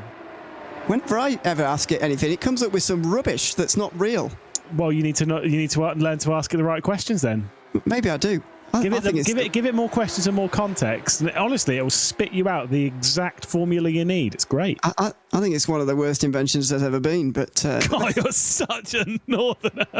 Oh my God. but there you go. There's my personal opinions. Over the line for Mikael Schmidl, who, as we all saw there, got a slowdown penalty through the chicane, and he's not very pleased, as you might imagine. So Mikael Schmidl is going to start this one down towards the back end. By the way, just before we get to the rest of them, we do have a qualifying ban for car 34 this time around in Group D. Matt Emery will not be able to start this qualifying session. Danny Moreno, though, can, as he'll work his way up towards the line. Didn't get a slowdown penalty in that middle sector like Mikael Schmidl did, so this is going to be a 36 of some description. But whereabouts in those 36 is it going to be? It's just 36.904. That is not great, unfortunately. No, that is going to be beaten, you'd expect, by somebody. Is it going to be Nicholas Matteo, maybe, who now makes his way in towards the final chicane? Well, maybe not, looking at that first sector. Let's see if he gets this chicane right. This is where it went wrong for Mikael Schmidl in the ERA Esports Porsche. There will be the second sector beam in a moment. Yeah, not quite going as quick as things stand. Losses Ildren the same as well. So maybe Moreno's time's going to stand up decently compared to all the other guys in Group D. Yep, certainly so. Well, he's not got long to see if that lap time's going to be any good. I don't know how good the final sector was from Danny Moreno, but Matteo's first and middle sector, not amazing. And again, it's potentially going to be around that 36.9. I do suspect there are plenty of drivers in this grid that can go faster and can go for that mid 36. 36.6 is roughly where I expect pole position to be. That lap time was a 36.8 from Nicholas Matteo. Yep, he does eventually find the time to go a little bit quicker than Moreno, as we expected somebody to do at some stage. Now, Milos Ildren making his way through the final corner, a little bit late on the apex there. And I'm not sure this is going to be quicker than the two TC Racing Mercedes that have already gone so far. But let's see, as he now makes his way up towards the start-finish line. It was Milos Ildren looking for a 36.8 or better, maybe. He's got it. Oh, wow, that is close. Very close to Nicholas Matteo, but not quite quick enough. Marco Pajic then, the next one to work his way around, and that first sector is quick indeed, but losing a fair amount of time in the middle sector. We were hearing about the positives and negatives of the Aston Martin from Kevin Ellis Jr. there at the Group B victory. Let's see what the advantages and disadvantages of it will be in this group, where we've got a Porsche, we've got a Mercedes, and we've got an Aston Martin. Pajic across the line, 36.8, another 8 across the board, third place. This is an unbelievably close qualifying session. What's that? 4 between 23 thousandths? Have I got that right? Something like that. It's very, very close. Apart from Mikael Schmidl, who got that slowdown penalty, it is very close session. Solomon not very happy with his time. Hand to the face immediately, and I think, well, I hope you can't lip read at home, because I think, yeah, well, anyway. Over the line he comes, Simon. Oh, it is going to be towards the back end of the field. Oh, there it is. He puts his head to his wheel. He was so close there to a great time, but very frustrated. He didn't quite get it, and he will be 5th at best. Bonhouse, next one to work his way through, see how the final sector is for the 5-time Formula Sim Racing World Champion. Of course, Henry Moore did message me saying earlier on, November 2015, driving at Fuji in the Ware. Wish I'd been in sim racing that long. This guy was winning World Championships the year before that race I was talking about, and he'd won his 5th by that point. Yeah. So that's fine. But how's across the line? 36.837 across the line. He goes on to pole position. What was Henry Moore doing in the November of 2015? So, yeah, right. Oh my God, we're old. Right. Okay, that's not good news. Anyway, out of the final corner for Henry Moore, who, blimey, that's scary. He's going to probably go somewhere towards where Salomon is in the field here. You'd expect. Only 4 fans apart. Goodness me, this is still close. Look at this. 7 covered by less than a tenth now. It's an extremely tight qualifying session, but here's a driver that could break it up. Jack Keithley, he's shown some extreme speed for him over the last few months. He's shown speed that can maybe throw him up into contention for a couple of races higher up. Maybe not quite Group A, of course, but certainly up the order as well. In fact, he did actually go quite well in the seeding phase a few times earlier on the season, and that was more of the time we were expecting. He has obliterated this qualifying session, setting a 36.6, blowing it wide open 2 tenths faster than the rest of the field. Yeah, fantastic lap time from Jack Keithley, who you won't be surprised to learn has got the only race win for TC Racing this season. I think he's been a cut above the rest if you put him in this 12 driver field.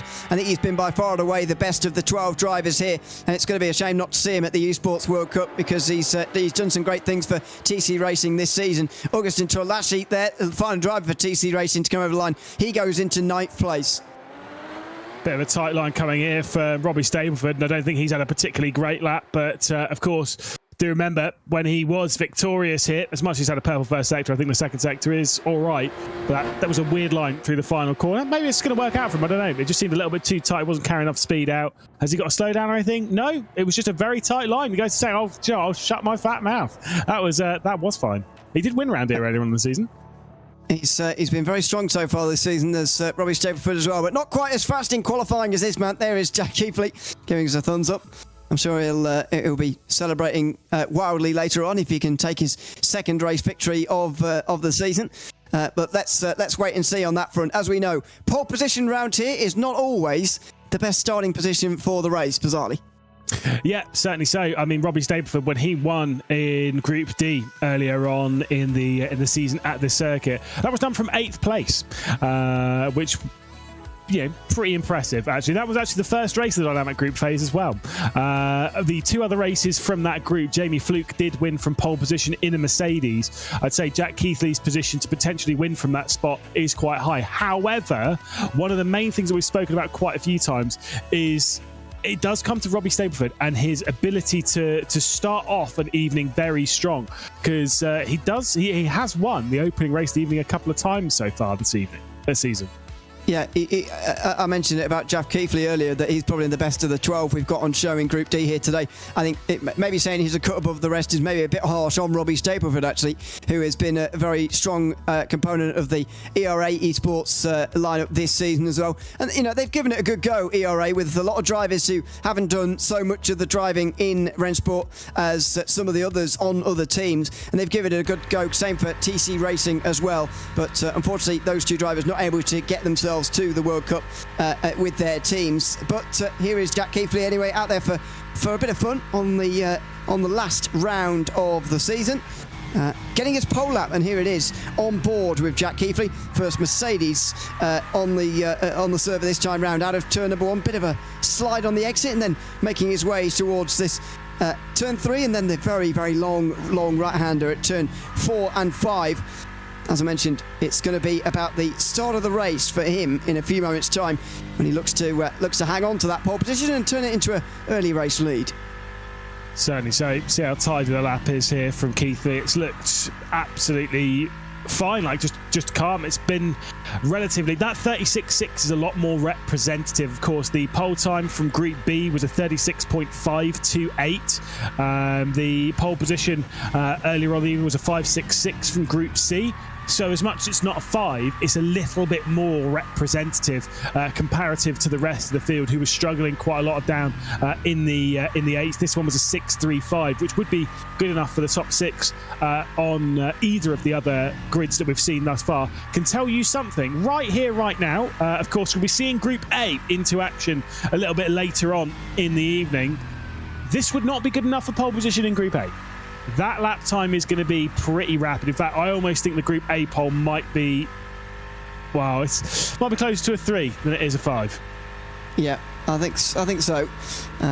In reality, obviously, that's not actually a very big leap, but in the margins of this series, that is a very, very big jump indeed. So it's going to be quite a shock going from Group D to Group A, that is for sure. That's coming up next. Normally, the way this format was designed to work was for this to effectively be a bit of an eliminator, really, for the team that finished to the bottom. But because these 3 teams have got the 3 lowest point scores, and they're also in the lowest group, means they can't actually stay above the bottom 3, which is where you need to be in a quite complicated set of circumstances. They would have probably been relying on other results going their way as well. But effectively, whoever finishes bottom here is immediately out of the Esports World Cup, as well as the 2 other lowest scoring teams in the bottom 2 groups.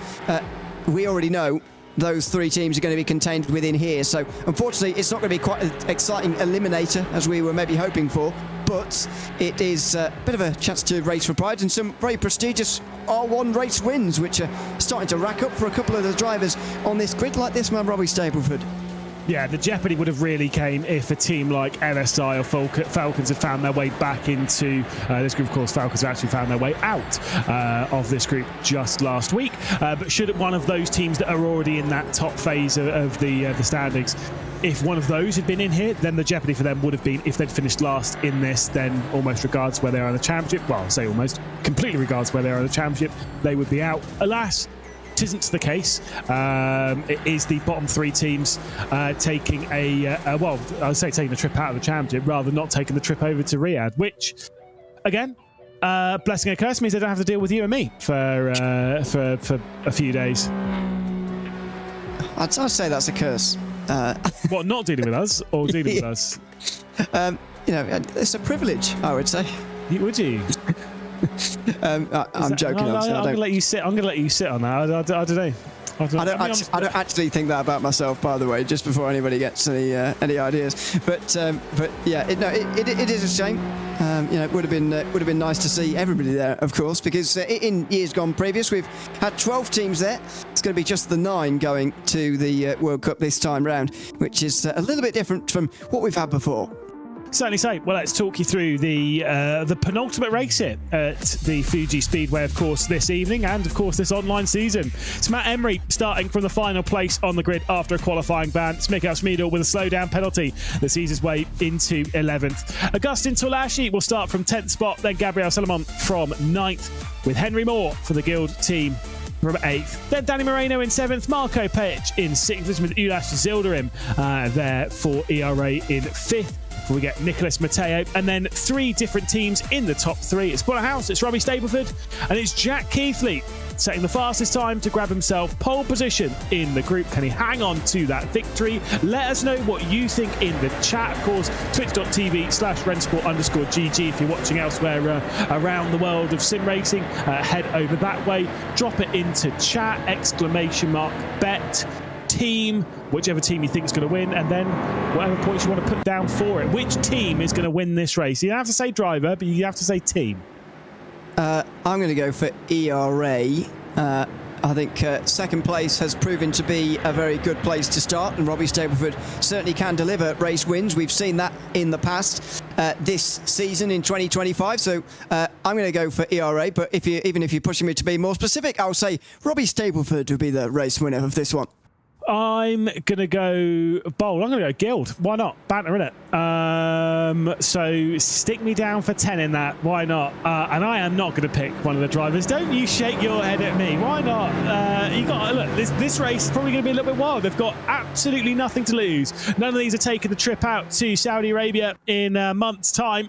So this is where the road will come to a close for them as they'll race their way down into the first corner. Good start from pole position coming in from Jack Keithley, but the Robbie Stableford's second phase, the launch is much better as he heads his way down to the first corner. How deep's he going to go? Big tap from the rear end, and there goes a slide for one of the Guild cars there as Bonnerhouse sliding out into the phase there of Marco Pajic as they head their way down to the first and third corner. But look at that start from Henry Moore up all the way to fourth position as there's teammate on teammate contact that nearly collected Henry Moore in that as Matt Emery got into the rear end of Marco Pajic. Yeah, he's got so excited he's made up so many places that he's actually hit one of his teammates there in towards turn number 3, and now he's got Danny Moreno. Danny's inside 3 wide in the background there as Salomon's on the inside line of Bono House and Michal Schmiedel.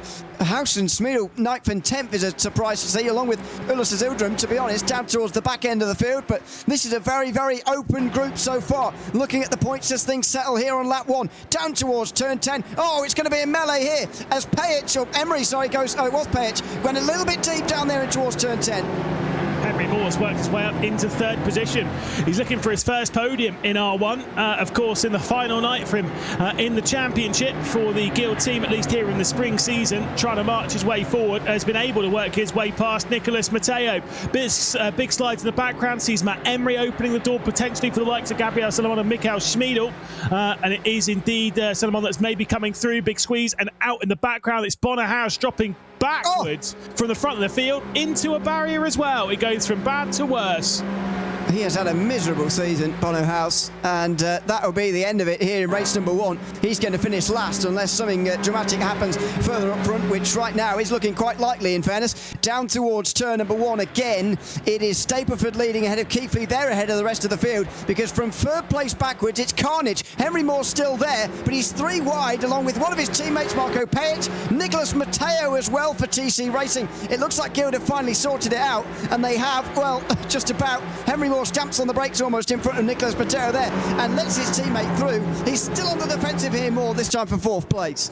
Yeah, certainly so. Robbie Stapleford and Jack Keithley are comfortably clear of this train, so unless Marco Pajic has got some absolute whoppers when it comes to his speed around this circuit and his pace, he's not really going to be able to catch those top 2. They are comfortably clear at the moment of the group behind. Henry Moore will keep his eye on trying to keep Nicholas Matteo and Danny Moreno at bay. Right now on the points, it's as close as it could possibly be. 39, 35, 34. We do not typically see them that close here in the RENNSPORT R1 Championship. Absolutely. You normally get a runaway leader or at least a team tagged off the back at the end of the first race, but we're certainly not seeing that for the moment. It is still very, very close. This is what happened to Bono House, though. With 3 ERAs all around him, he tried to squeeze out one of the Porsches. They try and come back onto the circuit, and there is a bit of needless contact, I've got to say. I mean, in fairness, Bono House shoving the Porsche off the circuit was a bit rude, but certainly didn't need to be spun around quite like that in retaliation. There's going to be some race control looking into that. Yeah, certainly, Sam. It was a really light bit of contact, but at that point of the circuit and with that kind of overlap, that contact's only going to do one thing: send him out into the barrier. Big look down the inside as Matt Emery is trying to fight his way past Ulash Zilderim, and does indeed do so. So Matt Emery's got past Zilderim and Salomon as well. Augustin Tolashi sat behind as well in 10th spot, trying to get around the outside of Michal Schmiedel. Bonnerhouse, obviously the only driver missing from this group. Augustin Tolashi, of course, the only driver in R1's history to be taking to the racetrack with the first letter starting with A. There's there's a stat for you.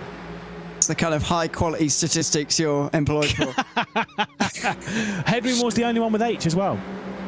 See, I enjoy this, but I'm not. Does anybody else? No, God. We're just enjoying ourselves here, and that's that. But yeah, no, it's good. So dumb though. It is, but I enjoyed it anyway. We'll see if we get them together a little bit later on this afternoon, battling away Not sure, to be honest, but we've only got 2 races, as we know. So far, though, Stapleford and Keighley out front in this one, and unfortunately your guild prediction is, well, it's not getting any more likely at the moment. Not looking great. This is really taking me back to the fall season of 2023 when we all had like a big predictor, which I ran on the in the heats. There was obviously me, you, Cam, Roger, Veracity was in there, George Moore, a couple of others. Like, yeah, a lot of people that were in there, and I think it was like 9-10 of us in total. My predictions were always terrible. Like truly awful. I really sucked it, and I put a lot of thought into it. I was like, well, obviously with how they've been based on this and based on that, and blah blah blah blah. And then Jasmine Veracity would come along, and she'd just be like, "Oh yeah, I like them. They'll win." and like generally, like she was topping like quite a lot of this big. It was very frustrating. This is why I don't take part in like the F1 fantasy stuff. I can't do it. It really annoys me. Yeah, we should start with them again for the World Cup, I'd say. God, no. Anyway, yeah. No, you've just unearthed a memory that I didn't know I had there. I've completely forgotten about that until you mentioned it again. But yeah, we did do that. I was sort of mediocre, I think, the whole way through. I can't remember. I didn't come bottom very often. I didn't get top ever either. I think I was pretty solidly mid-pack. Solidly mediocre, I think. But anyway. Not much happening in this group for the moment. Battle for third. It's right the way from Marco Pajic right the way down to Augustin Tuolasi. And we've seen this in the mid part of the race again and again. Not too much in the midpoint in the race.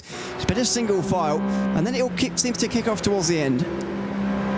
Certainly does. Well, onto the start-finish straight they go, with everything being very calm at the moment. The top 2 separated by about 3/4 of a second. And the slipstream, if you've not joined us before in R1, the slipstream does tend to drop off a little bit on RENNSPORT outside of 3/4 of a second. So Robbie Stapleford is not far away from being safe and taking yet another victory. I know, again, it's Group D, fair enough, whatever. But his ability to pick up victories at this level is pretty, like, he's consistently doing it. It is impressive. Yeah. And, you know, I think he's been pretty impressive ever since we've started to see him a little bit on RENNSPORT. He was at the World Cup last year in 2024. I thought he was decent, to be honest. I think he was driving for G2 at the time, wasn't he?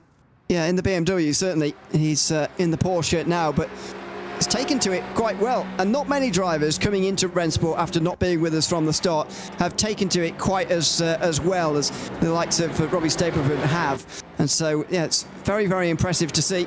And at the moment, he's dragging ERA along because without his points, they're only scoring 9, the other 3. I think, Robbie Stapleford's driven for 3 different teams in R1, because he obviously drove for G2 at the start, which is when because he did do the opening round. He was actually out in Poland, in Katowice, when we started R1. I'm pretty sure anyway. He drove for G2 back then. Then he drove for BS Competition, and now he's on loan for ERA. So he's driven 3 different teams. I'm pretty sure is maybe I'm pretty sure I'm the only driver that's done that. Wisniewski as well. Great shout, because Williams, G2 and BS. Great shout. Thank you. I don't know if I can think of any others. Keighley, did you say that? No, I've not said Keighley. Keighley was Williams for the most part, and then TC, so he's done 2 different teams. Oh, is he? There's not one in between. Yeah. No. Okay. Just trying to think off the top of my head now whether there are any more, but I'm not sure I'll ever get there. Yeah, it's quite a lot though, considering we've only done it for 3 years or so. It's quite a lot of teams to be bouncing around, but there you go. Shows that you can adapt pretty well to different setups, as we know, especially from Nikodem Wisniewski's case. That was Henry Moore on the defensive a little bit, by the way, from Daniel Moreno, who's looking for that top 5. Fortunately, Moore not quite with the speed that he had earlier on in qualifying, by the looks of it. He's already seen Nicholas Pateo get past him. He let Marco Pajic through. Oh, and there's contact. Matt Emery spins around Daniel Moreno. God, enjoy that 5-second time penalty, Matt. That was straight into the rear end of the TC Racing driver, and that will be a slam dunk penalty for the Guild Racing driver. Just drove straight into the rear end of that Merc. Spun him round. So yeah, that one will be a little bit tasty post-race, as he'll drop back behind Dulash, Zildra and Masmida. Obviously, I don't want to speak on behalf of race control, but let's be real here. I'll report from Rose Control instead and say that Gabriel Solomon has got a 5-second time penalty for exceeding the instant points limit. So he will drop at the very least to 11th, maybe 12th, depending on how close Bono House gets to pick up an extra point, and that will be putting ERA even further towards the bottom end of the field. But Guild will also be joining them as well, so it looks like TC Racing might well take the advantage out the first race of the day as Emery comes under fire here from Ulasas Ildrim. That was pretty rude, doesn't leave much space for him on the exit at turn number 1. No, well, we're going to get 3 wide here. As right in the middle is Matt Emery, and either way, he's got an ERA car inside and out. Battles off one of them as he keeps Schmiedel at bay. Ulasas Ildrim though with the inside run, and now as they leave the corner, they're both going to get in potentially as they run around the long right-hander. Schmiedel's through as well, as is Ulasas Ildrim. Just getting pounced on there was Matt Emery as he fires one straight down the inside to get past Schmiedel once more.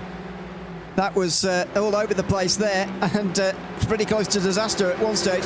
Michal Schmiedel surely is going to get through as well now, though, as Matt Emery's starting to see his good start slip away from him here. Don't forget, he was the one with the qualifying ban at the beginning of this race, and the fact that he was in the top half of the field at one stage was impressive in itself. Unfortunately, that's going to come to an end here pretty shortly. Well, already has from Ildrim, but it's going to get worse for him by the looks of it, as Michal Schmiedel crawls all over the back of him into the final sector as well. Looks up the inside penultimate turn. Can't do it again here. Emery really creating a train behind him now. Certainly so. It's close, but again, this is exciting. It's good racing. This is what we like to see. Oh. Bit of contact, though, that's not what we like to see. As Danny Moreno then into the rear end of Michal Schmiedel, pulling Schmiedel straight off the rear end of Matt Emery, as now things are going to get very feisty on the race down into the first corner. They head their way down. Bit of a look to the inside coming in from Danny Moreno. Will it be 3 wide when they come into account with Gabriel Solomon as well, who might drag himself into the mix? Well, he's got a 5-second penalty, Solomon, of course, but he can help his teammate possibly by keeping Moreno on a very narrow line there. And that was all, Torlassi rather, on a very tight line, but it doesn't particularly work out down towards the back end of this group. Schmiedel still in behind Matt Emery, then it is Moreno, then Solomon, then Torlassi at the very back end in 11th position. This is all queuing in behind Matt Emery for the moment, and once again, final laps of the race starts to kick off again after a quiet middle.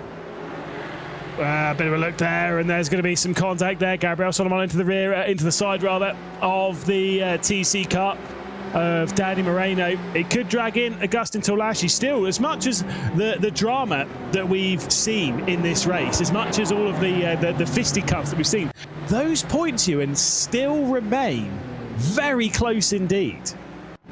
It's weird almost, isn't it, really? Very, very tight across all 3 teams, and they're just very evenly spread throughout the field, I guess, but it's something we haven't seen too much of, really. If only this has happened during promotion and relegation groups when that was still on the table, it would have been very exciting indeed. But unfortunately, this is just playing for points between these 3 teams at the moment. And Guild looking to finish, by the way, above last for the first time this season, if at all possible. And Henry Moore right now is certainly helping them do that. After a moment of going backwards, he's now getting back alongside Nicholas Mateo. It's been a good drive from Henry Moore. Best of the season thus far from him as he looks down the inside to try and get past Nicholas Mateo. Fires his way through, opens up the door as well for Ulasas Ildrim to find his way through. As Ildrim might get both of them on the race down into the third corner here on the penultimate lap of proceedings. The Porsche on the outside line. It's been advantageous to do so, to go around the outside there a couple of times this evening. With a bit of contact, it's opened up the door once again for Mateo to come through. They've changed so many times this little group. At the moment, it's Henry Moore at the head of it, but with a bit of a dive down the inside of the hairpin, it could be the Merc once more. Oh, that was very well done. Nicholas Mateo at turn 6. He's got it done, but he's going to be under pressure on the exit, and he's got it back immediately, Henry Moore. That was great racing between the 2 of them. And here comes Ildrim on the outside line as well now. On the way towards turn 10, very nearly 3 wide. Down on the brakes at the hairpin here. Outside line for Nicholas Mateo. Can he stay there? No. And that is Henry Moore in 4th position. Then Mateo, then Ildrim, Emery, Schmiedel, Moreno, Solomon, and Torlassi. They're all here in this battle for 4th place. What a cracking fight this is. Obviously way behind our race leaders. Robbie Stableford He's 1.2 seconds clear of Jack Keith now, about to begin the final lap of this race. Marco Pajic a little bit behind. This is the build-up to what is going to be a cracking Group A, I think, so far this evening. But Group D has been delivering all of the action. They've got absolutely nothing to lose, and they're showing it on this race circuit as they're putting on quite a display around the Fuji Speedway. This is quite a display. 10 laps of, well, not a lot happening in the first part, but it's sprung into life at the very end. Here is Moreno versus Salomon down on the brakes. Salomon trying to, well, I'm not sure what he's doing at the moment, to be honest with you. There's Henry Moore spinning round. Oh, that's such a disappointment for Henry Moore. He's had a great race, but at turn 1 it's unravelled and he drops to 11th. That is a big shame for what has been such a great race thus far for Henry Moore. Unfortunately, he's not going to be taking any points away with it. He's dropped right the way down, and now Guild, they've dropped right the way down on the point to just 23, placed 39 and 46 for the top two. Topped, of course, by ERA, who have only got a few more corners to tick off before it'll be another very well-deserved victory. Ulash Zildrim and Mikkel Schmiedel, though, could gain a few more points for the team and potentially drag themselves comfortably clear of TC and take the final victory of a group, effectively, for the ERA team. Now let's see what happens here in the final sector. Robbie Stableford will come towards the line in a moment. He's got more than a second over Jack Keithley. It looks like it's going to be another win. By the way, his 4th win, joining Dominic Blyer and Luke Bennett in a tied 5th place for most wins of 2025. Which is crazy. Either way then, through the final corner comes Robbie Stableford up towards the line to take yet another victory here in R1. It's been a fantastic performance from him. It's Stableford across the line to win at Fuji once again this season. It's Jack Keithley across the line in 2nd place and Marco Pajic rounding out the podium. But importantly for ERA, it's big points for them and it could be getting bigger. Some bump drafting between the two of them as Ulash Zildrim is going to try and beat Nicolas Matteo, but he's denied by 15 thousandths of a second.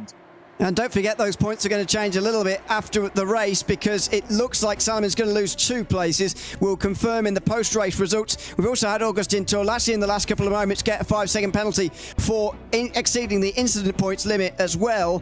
And so that is going to be a change around in points for some, but not for Robbie Stableford, who gets ERA Esports' 4th win of the season. He's got them all.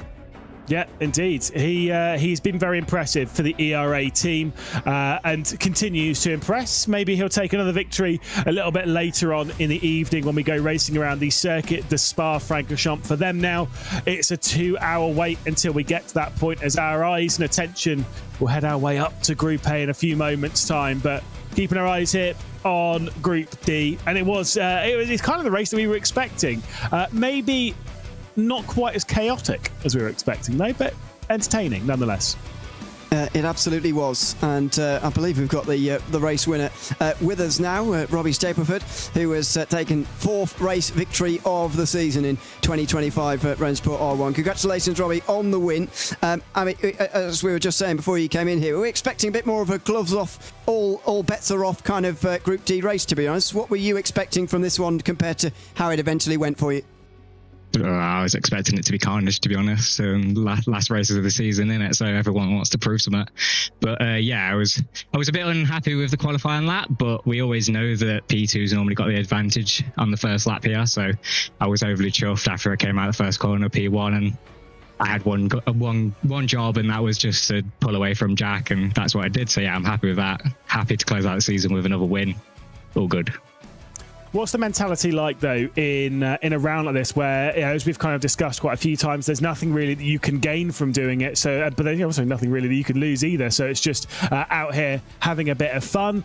What's the mentality like for that compared to effectively a normal round of R1?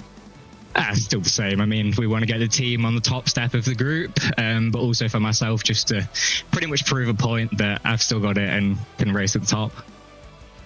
Well, again, an excellent victory, 4th one of the season. Keep ticking them off. Still got one more race, though, to deal with at Spa a little bit later on in the evening. Best of luck in that one, Robbie.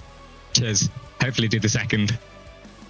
We'll have to wait and see. I'm sure it's out there. All right, Robbie Stableford then, winner here at the Fuji Speedway. And here are the highlights as to how it happened. Of course, a big look down the inside into the first corner on Jack Keithley. A couple of slides in the background would see the likes of Marco Pajic and Bonnerhouse going out for a bit of a slide in the background. Plenty of brushes as there was plenty of attempts at passes. This one, though, for Bonnerhouse, a bit of a spin-off into the barrier, courtesy of contact from one of the ERAs, and into the barrier he would go. As a little bit further down the order in the battle for what was effectively 4th and 5th. They were all trying to work their way past the two guild drivers of Matt Emery and, of course, Henry Moore.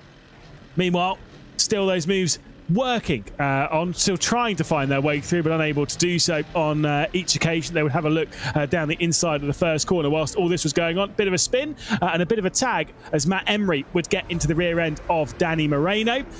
Then there was a couple more squeezes that had their way through the opening corner, but a bit of 3 wide as well on the race down into turn 3 for good measure. And some big dives and some big lunges at the first corner. Whilst this was going on, our race leader was checking out into the distance, and all these fights were keeping everything very, very close when it came to things at the top of this of the standings in this group. Henry Moore trying to work his way down the inside of the first corner, was trying to muscle his way through with a little bit of contact as well. A bit more of contact as well to open up the door there on the exit of the hairpin from the Guild Racing driver. And then there was this late on. Bit of a squeeze, but a bit of a dive as well, and a bit of a spin for Henry Moore, costing him a quality result. Across the line, it was Robbie Stableford in dominant fashion, over a second clear of the rest of the field. It was a perfect drive from Stableford, 1.2 seconds ahead of Jack Keithley, who was clear of Marco Pajic. So there was Nicholas Matteo for TC in 4th position with Ulash Zildrim and Mikhail Schmiedel in 5th and 6th. Danny Moreno, despite his spin, would end up finishing in 7th spot with the Guild trio, Bonnerhouse, Matt Emery and Henry Moore in 8th, 9th and 10th. Gabriel Solomon in 11th and Augustin Torlashi down in 12th position.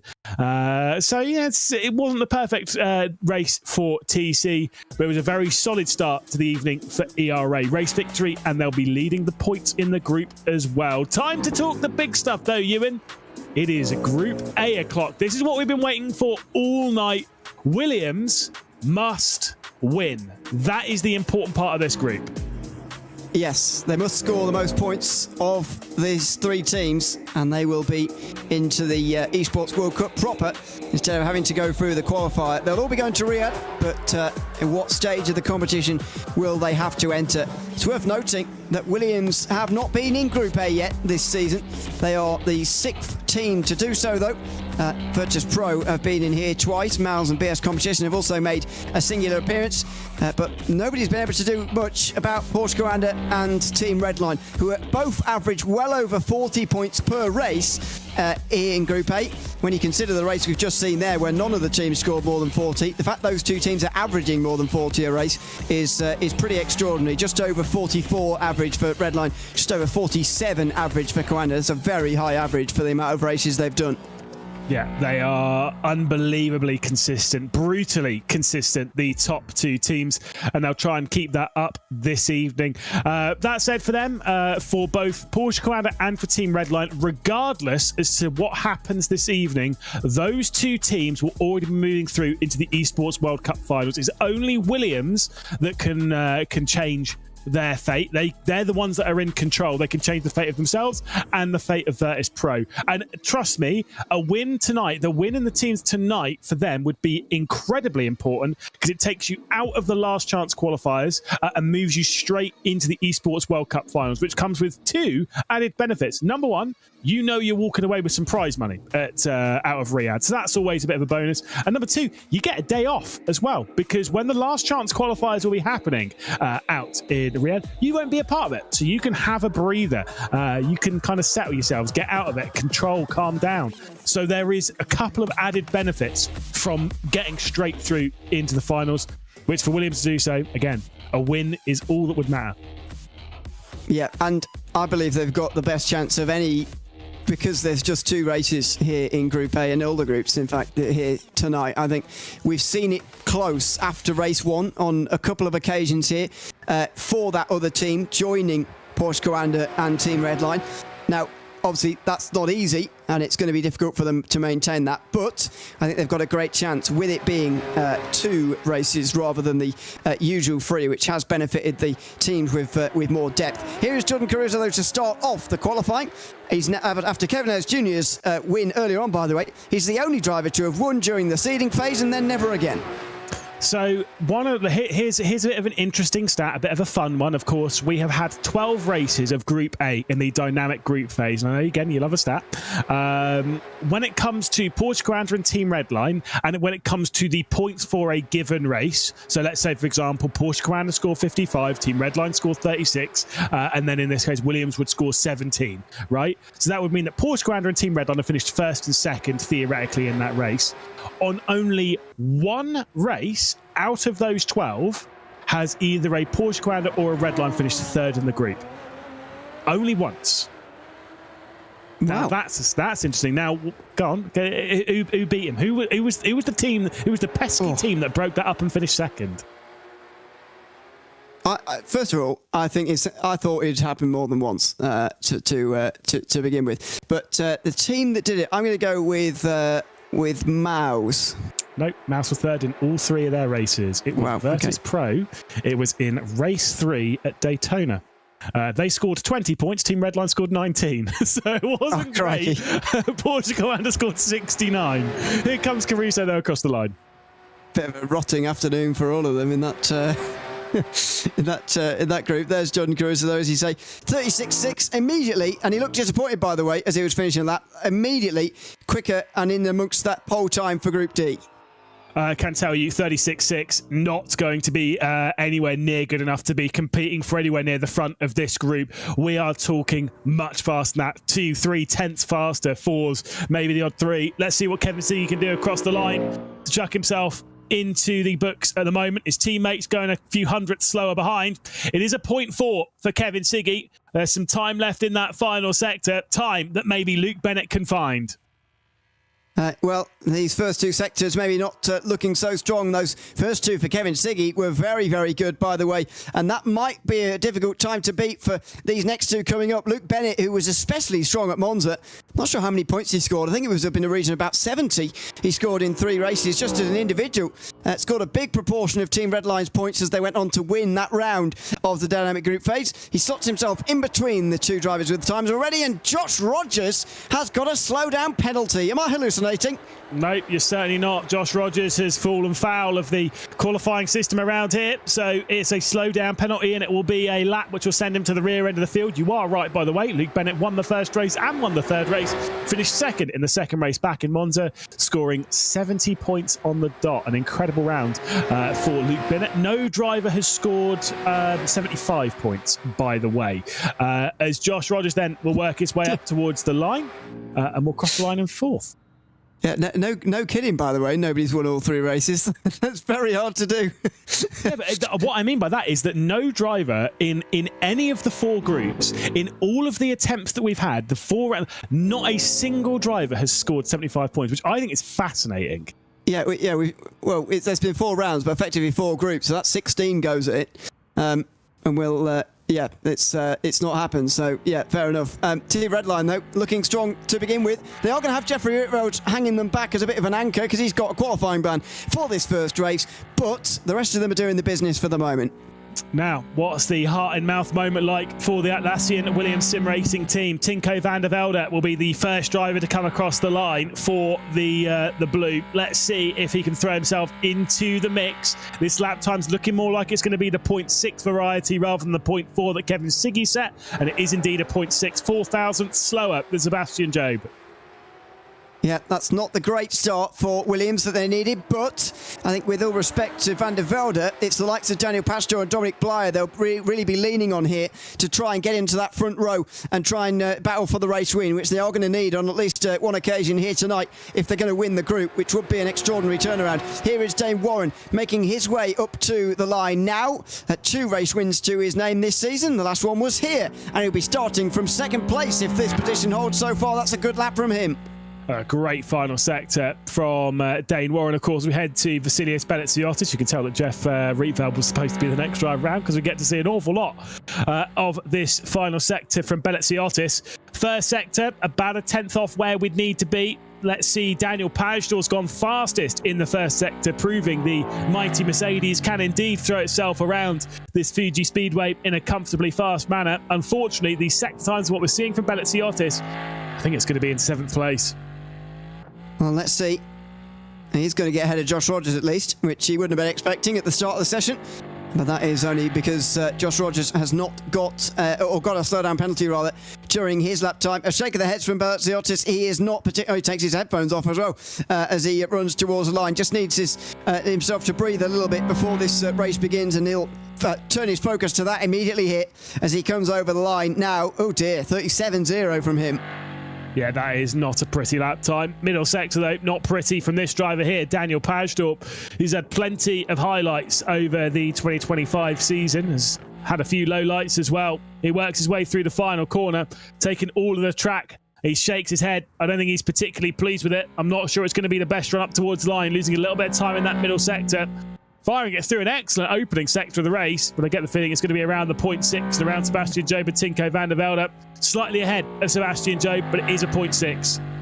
That's not bad for Daniel Pajdor. That is in amongst it. And if Dominic Blyer can back him up there inside the top half, then Williams are going okay to begin with. They're certainly not going to have the best placed drivers, especially with Belletsiotis further down the field like that. But it's not going to be a disaster by any means for Williams if Dominic Blyer gets himself up towards the front. He's not sure about it just for the moment. You can see by the expression on his face there. Over the line, 36.4. Dominic Blyer is in the game.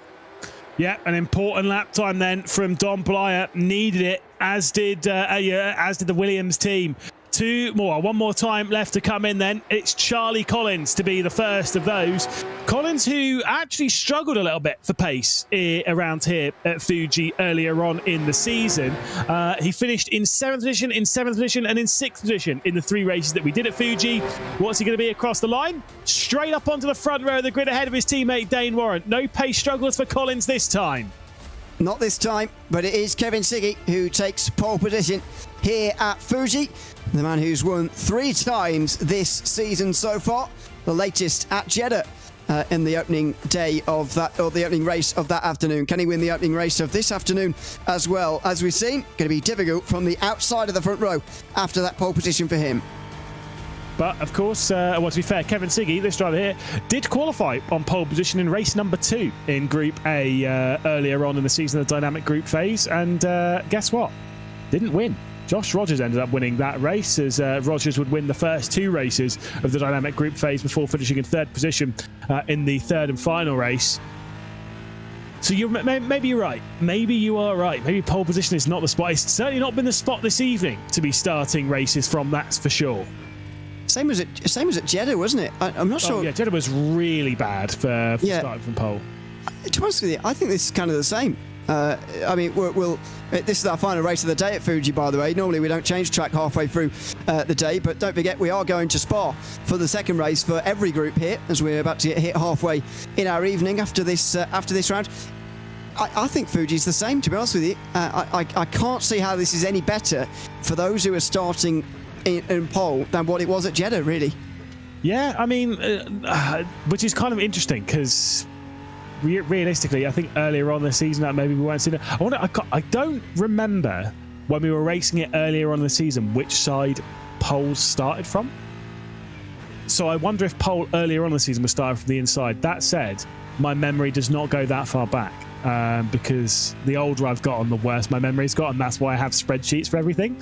However, I don't add on which side of the grid everyone starts on, which is probably a catastrophic mistake. Well, I mean, I think you can be forgiven for that oversight, to be honest with you. It's not the... I've only started adding qualifying positions onto it. Like, God forbid which side of the grid they need to be on. I haven't got anything on qualifying performance, so yeah, I mean you're already a step ahead there. But yeah, it's a weird thing about this circuit and at Jeddah as well, that pole does give you the outside line. And some circuits are just like that. You know, it's just the way that some of them are set up. Sometimes you're given the better line This is Jeff Rietveld, who'll be starting on the inside despite his qualifying ban. I bet he'll be making some moves early on in this race, as will, by the way, all of the Williams drivers. They all got an even starting position. I think they're starting 4th, 6th, 8th, 10th. So they'll all be queuing up on the inside line, barreling down the inside with Jeff Rietveld probably. Yeah, he'll chuck himself into the mix, I'm sure. Of course, obviously, when you're starting for pole position, see, this thing is that I think quite a lot of the time you do actually start on the outside for the first corner, because quite a lot of the time pole position is on effectively it's the side of the racing line, right? So at Spa, I'm pretty sure pole position is indeed on the left-hand side of the grid, or the right-hand side as you'd be looking down the hill, which would be the outside for the first corner, because from a standing start you'll have a better standing start, whereas on a rolling start I would want that reversed if it was me as a driver. But drivers don't have control of that comes from race control, so tough, deal with it. Yeah, exactly. It feels like a very long time as well, by the way, since we were at Spa, doesn't it? All the way back at the first seeding round. Was that end of February, beginning of March? Anyway, Mate, I've just been commentating on Spa the end of the weekend, just gone on board of Spa already. It's fine, oh, fine. Okay. Well same in some ways. But yeah, it feels like a long time in R1 anyway, since we've been to Spa. And of course, it was our very first circuit, back in 2023. So it's a circuit that we always return to, and we'll be pleased to return to a little bit later on as well. As this season comes to a close with the final race for each of these teams. For some of them, the final race in totality for R1 2025. Indeed. Look, we've got 60 seconds basically until we get ready for this race to get started. I don't know. Obviously, the main thing is to be thinking about what's happening in that Williams camp. What is the pep talk going into the Williams team going into this race? Honestly, win it or bin it. I would take all 4 cars finishing 9th, 10th, 11th and 12th if you've put everything on the line to try and win this race, because that is how important it is. It is make or break. If you're finishing in the midfield and not kind of doing anything, maybe in this race I could understand it more. At Spa, definitely not. Yeah. Sorry, I thought you were going to say something else. Yeah, I agree.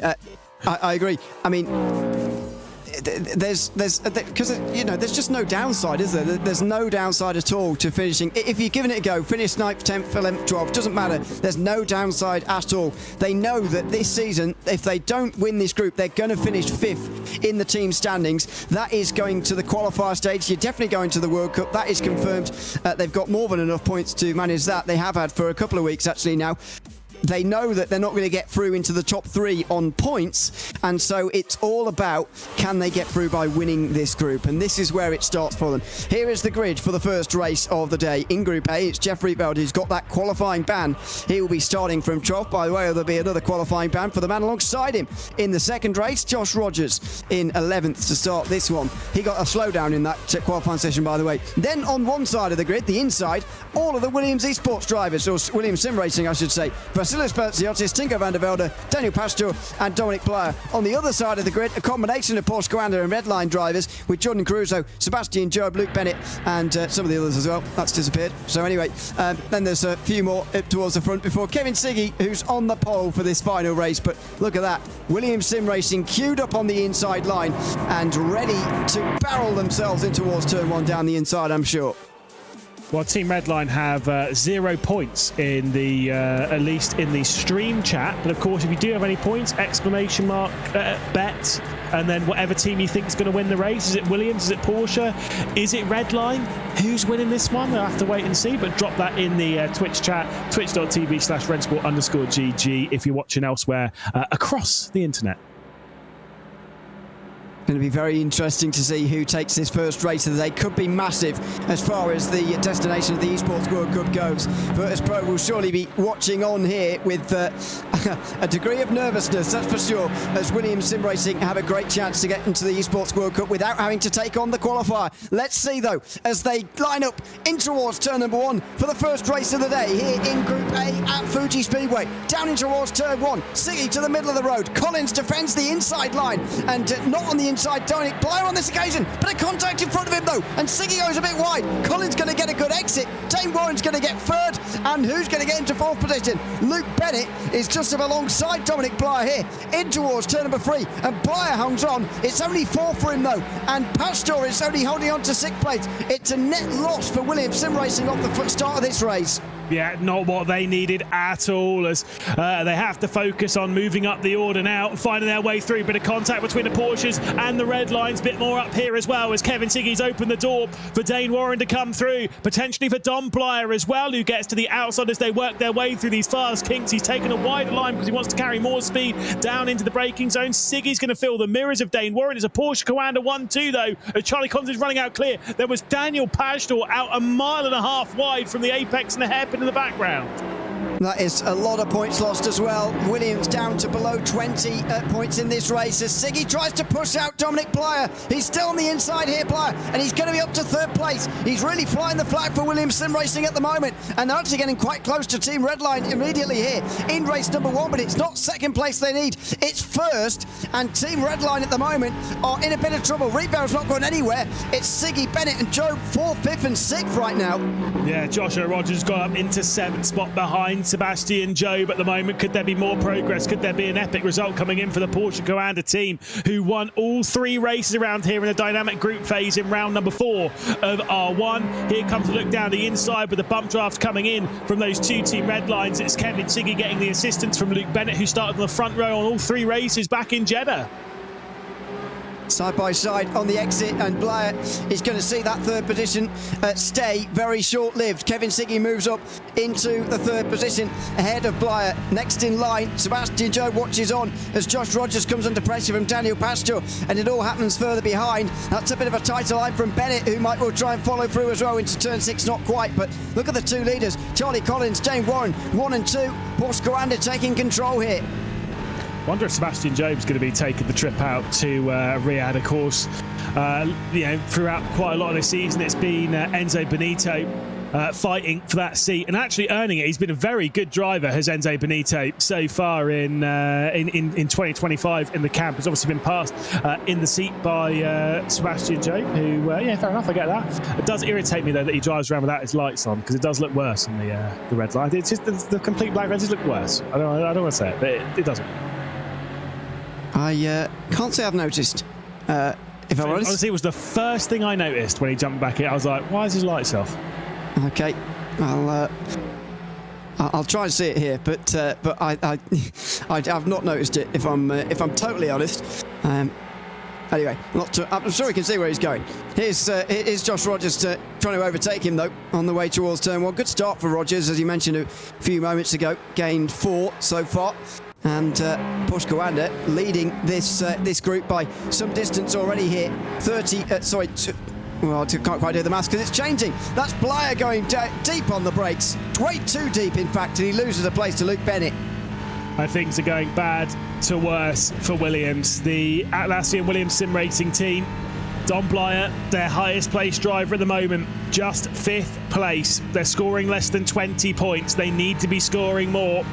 At the moment, things are not looking good for Williams. They need to be scoring not just a little bit more than that, they need to be scoring way more than that. Just 2 races to decide who is going into the Esports World Cup finals. As things stand with this, Porsche Commander will be moving straight through. Team Redline will be moving straight through. Virtus Pro in Group B, because of their position in 3rd in the championship, they will be moving straight through into the Esports World Cup finals as well.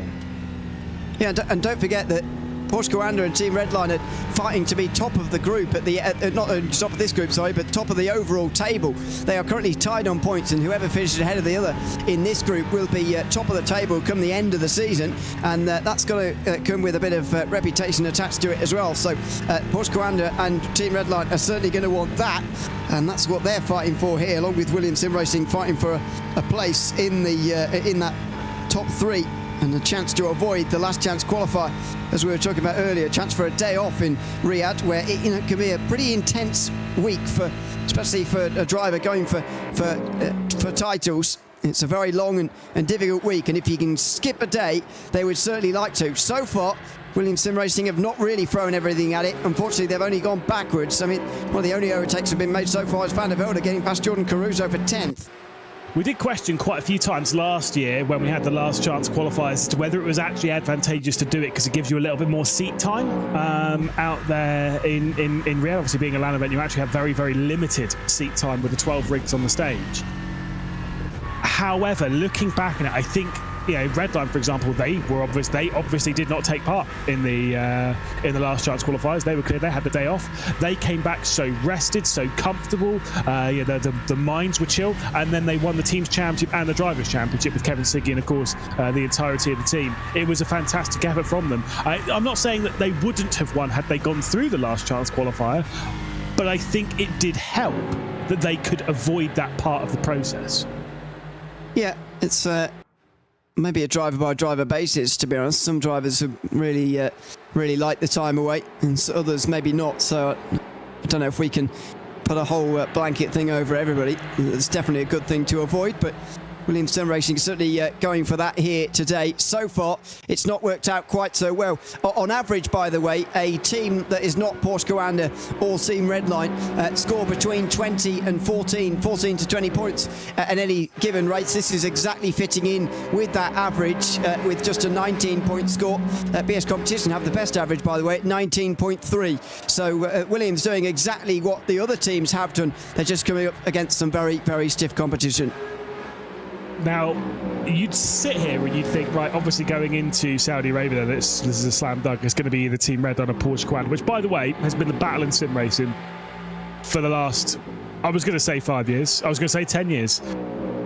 Yeah, it's been a long time. They have been battling the world of sim racing at the very, very top. It has been those two teams that have been the mainstays in it. Sometimes Porsche Coanda have been comfortably stronger, or Coanda as the team have been stronger than Redline. On other occasions, Redline have been the dominant force in the world of sim racing. These days, especially over the last year, it has leaned itself more towards the BMW M Team Redline camp. But the format is so different in Saudi Arabia that it does open the door for a team like Virtus Pro. We don't get all 4 cars out on the circuit all the time when it comes to it. And because of that, it does mean that things are a little bit more interesting, that things are a little bit tougher when it comes to taking those victories.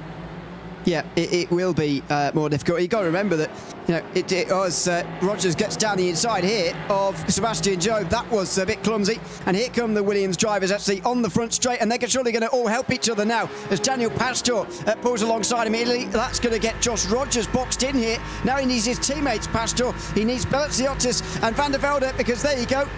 There is Josh Rogers with the slipstream. Going to immediately get straight back past again. Now Jobe pulls over to defend, and that gives Pastor the speed again. Is he going to take 2 maybe in towards turn number 1? Can he take both? Not quite. Jobe covers him off. It looks like Rogers is going to cover off Pastor as well. Pastor trying to find his way past the 2 top winningest drivers in R1. Of course, the 2 of them between Rogers and Sebastian Jobe, first and second. More than 70 victories between them over their entire run over the last 2 and a bit years. The more than 250 races that have been taken part in R1 in totality across all of them. Every quarterfinal, every semi-final, every final, every group stage race. We're well over 250 now. I don't know how close we're getting to 300. Pretty sure we passed the 300 at some point in Saudi Arabia, but don't worry, we'll bring you the numbers and stats on it, and we'll probably have arguments over how that looks on the spreadsheet. Remember, that was the main talking point last year. I had some serious problems with some of the numbering that was going on. I can't remember what it was. Was it because my spreadsheet counted the final race so say for example it was quarterfinals, it would say yes. 4.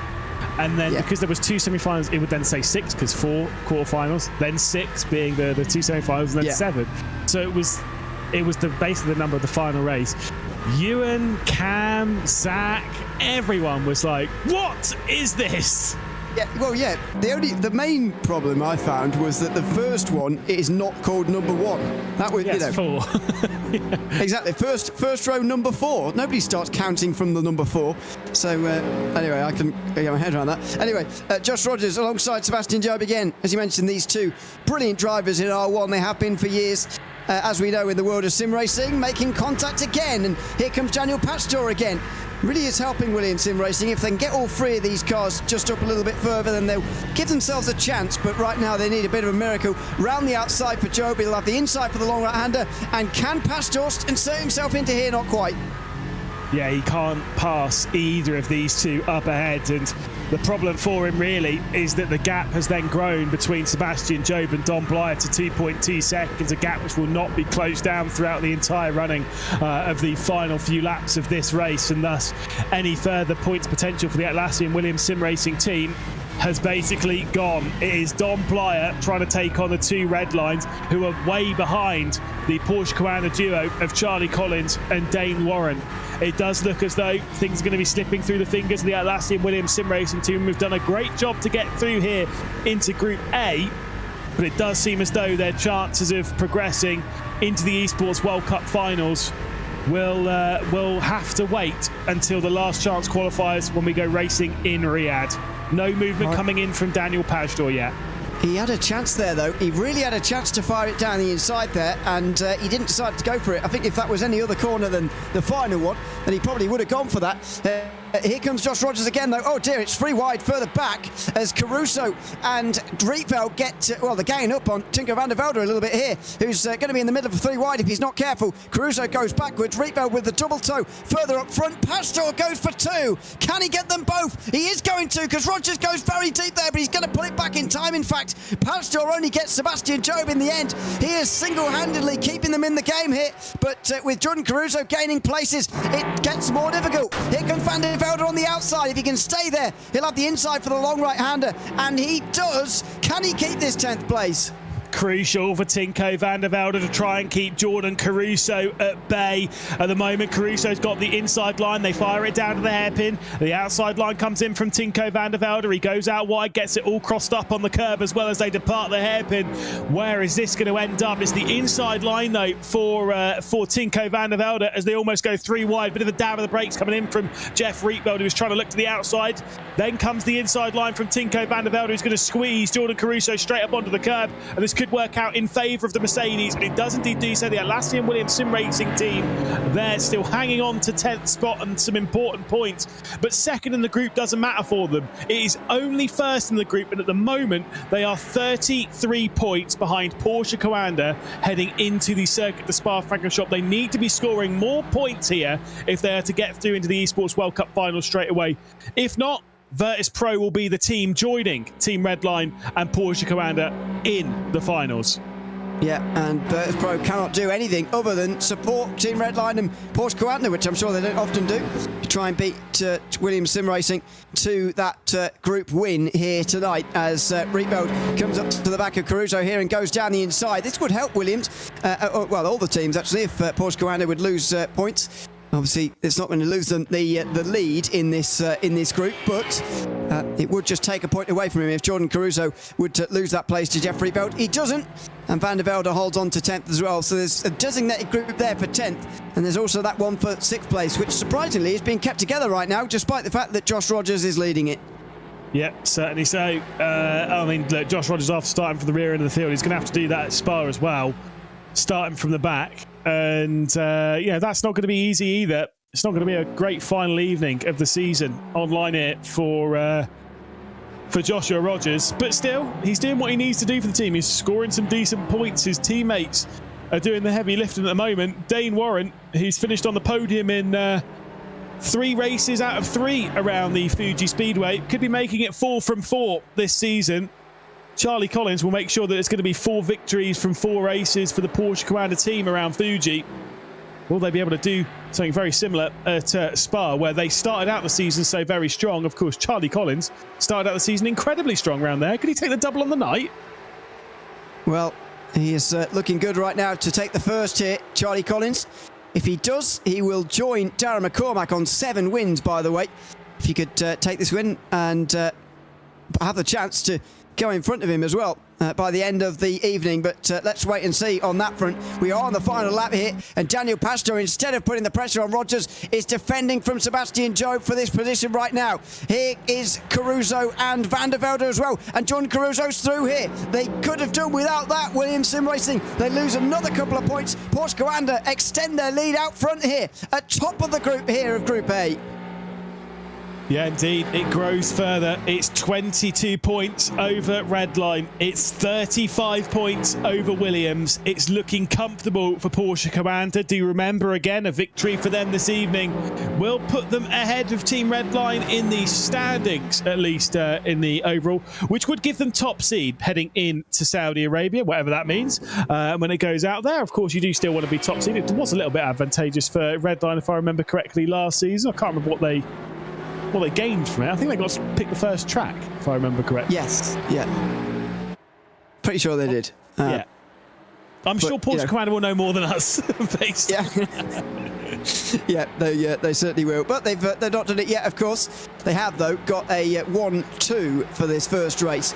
Charlie Collins and Dave Warren executed this race expertly this afternoon at Fuji. And it's going to be Charlie Collins' 7th win of RENNSPORT R1 in 2025. It's going to be Porsche Coanda's 8th victory in Group A during this dynamic group phase, but overall their 16th victory in 2025. Charlie Collins wins at Fuji, and Porsche Coanda take the Group A lead out of the first race of the day. Williams 35 points away from where they need to be if they want to get into that top 3 by winning here tonight. It's a mountain to climb, made even steeper by this man, Charlie Collins. Yeah, and that'll be a huge confidence boost heading into Riyadh, regardless as to what happens over the rest of the evening, because Porsche Coanda will know going into Fuji, whatever races we do at Fuji Inland, they are undefeated on this circuit so far in 2025. 4 races, 4 victories, 2 for Rogers, 1 for Dane Warren, and 1 for Charlie Collins just there and then. Yeah, it's been a very, very strong track for them, and they are cementing that status very much so. Again, another factor of that race that is not going to be a factor necessarily at Spa, but I'll talk about it one last time. Pole sitter didn't win again. Kevin Siggy struggled a little bit, but he's still got a top 5. It's actually a good thing. That is a good thing to keep a note on heading into Saudi Arabia, that potentially, obviously, you can't really control starting from second. You have to do the best lap you possibly can, and you'll want pole position where you can. However, much like what we had at the Jeddah Corniche circuit, it did seem as though starting at second was the ideal spot. That happened an awful lot throughout that evening, but again, it's one of those things, one of those nuggets of information that all the teams will be taking and just putting into the bank a little bit for Saudi Arabia, just for reference, and we probably should do as well in the comedy booth. We'll need to write it down, otherwise between us we'll definitely forget. We'll forget, yeah. So we should write it down, but yeah, it's been a big factor, and here's why. Kevin Siggy with Porsche Coanda either side of him in towards turn number 1. Charlie Collins got the lead there and then and never was seen again. This was the beginning of the end for Williams Sim Racing, as they started decently but unfortunately got overtaken on a couple of occasions by some Redline and Porsche Coanda drivers. Here was Dominic Blyer trying to win some of them back again. Went too deep in towards turn number 1 and dropped back to 5th position all over again. Down in the brakes towards turn number 10.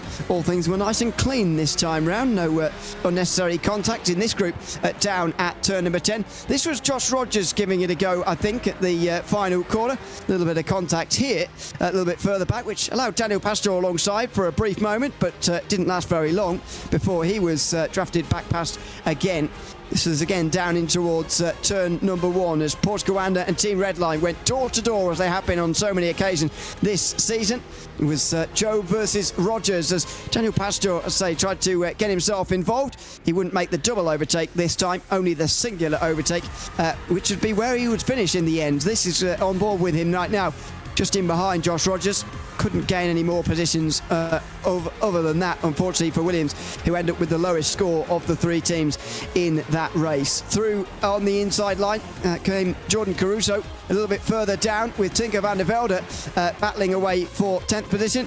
In the end, it will be Caruso with that position, but Charlie Collins will win the race, coming over the line here for win number 7 of 2025. He makes up now nearly 50% of Porsche Coanda's 16 wins in 2025. 4 attempts this time ahead of Dane Warren. Kevin Siggy and Luke Bennett were next for Redline ahead of Dominic Blyer, who couldn't really get near them in the end. Josh Rogers fended off Daniel Pastor, Sebastian Job at the end as well. Basilis Bertsiotis were there for some time, but he finished ninth. And Jordan Caruso, who got past Inge van der Velde on the last lap. And then Jeffrey Utveld, who rounds out the 12 in race number 1. Porsche Coanda take control and likely the first seed as well, as long as they don't have a disaster at Spa a bit later on.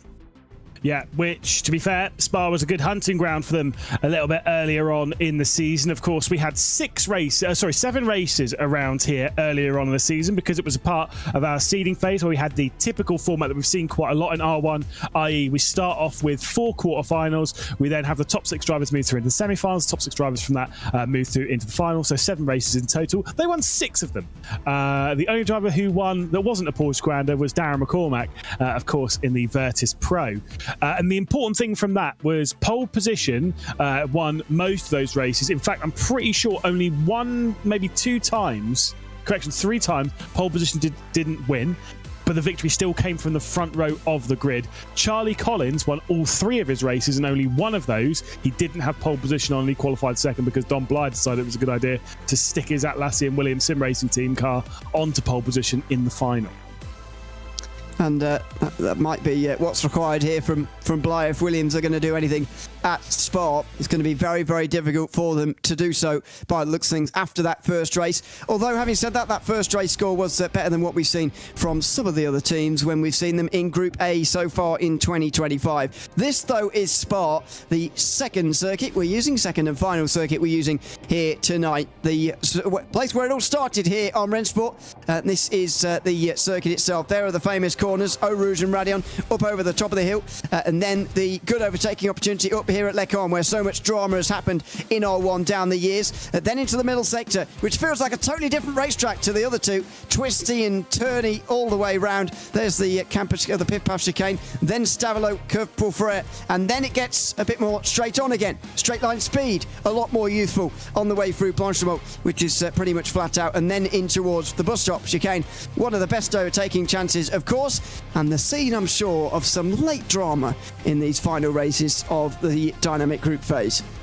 Yeah, indeed. It's always a great racetrack to go to. Of course, it's always good for overtaking, always good for racing.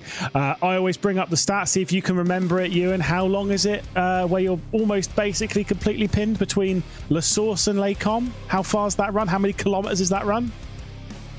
2? It is 2 on the dot. Oh, is it? Oh, wow. It is 2 on the Great dot. guess.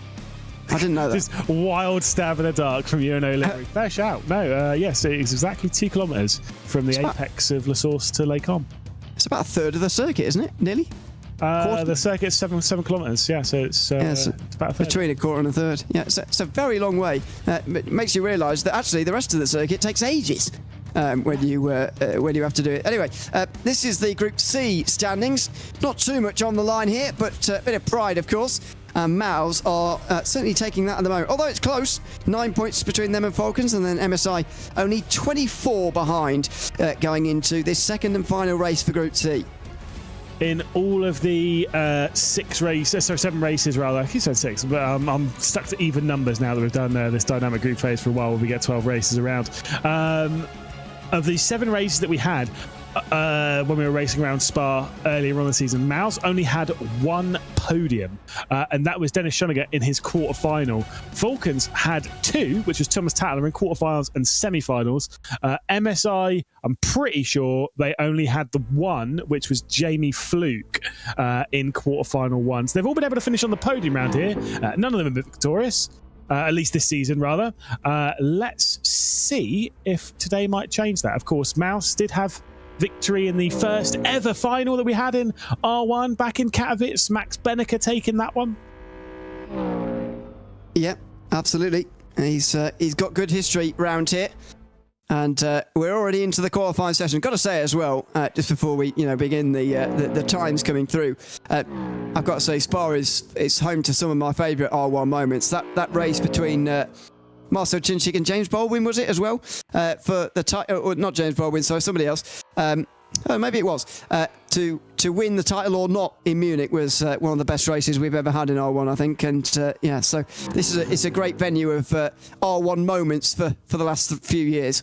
I did catch up with James Baldwin about that at Alton Park a few weeks ago. Of course, he is the British GT co-commentator now, is James Baldwin, and we were reminiscing about some good racing. That was probably one of the best races we've ever had in R1, and I just remember being on the I was at the edge of my seat. We were stood up the whole time, but we had a great time doing so. This is Moritz Lerner though, into the middle sector, 39.4 in that first sector. The total time they're really looking for, somewhere in the mid 14s. A 14.4 would be really good. 14.3 would be unreal. 14.5 though would be all right.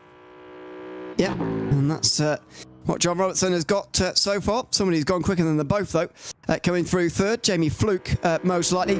Just before the times come in as well here, by the way, we do have qualifying. Oh, excuse me, this is the only race where there are no qualifying bans, I should say. In the next one, get ready because there's another load. But anyway, in this race, the only one of the evening where there are no qualifying bans, and we're going to see all 12 of them come through the field in a few moments' time. Here is Moritz Lerner to kick us off though. 4 miles, 14.5 or 6, a mid 14 for him. Yeah, so that will be okay, but not great. This will be nor okay, nor great. It'll be more on the oops, that's really quite poor, unfortunately, for this. For Robertson, at the moment, the middle sector, really not ideal. This is going to be 15 of some description, unfortunately, for the MSI driver. Obviously, clearly a couple of mistakes through the mid-sector of the lap. He'll need to find something better in the race. Meanwhile, his teammate is going decently around this lap at the moment. Let's see what Robertson does across the line. 16.4. Yeah, not great, unfortunately. Yep, that's going to be down towards the back, unfortunately. Jamie Fluke, though, is doing a good lap here for the MSI Esports squad. And that first sector standing up well to the test of time that even Max Benneker has had a chance at beating here. Through the final chicane now for Fluke. He's got a couple of wins to himself here in 2025. Now comes over the line, 14.6 again, but not quite as quick as Moritz Lerner.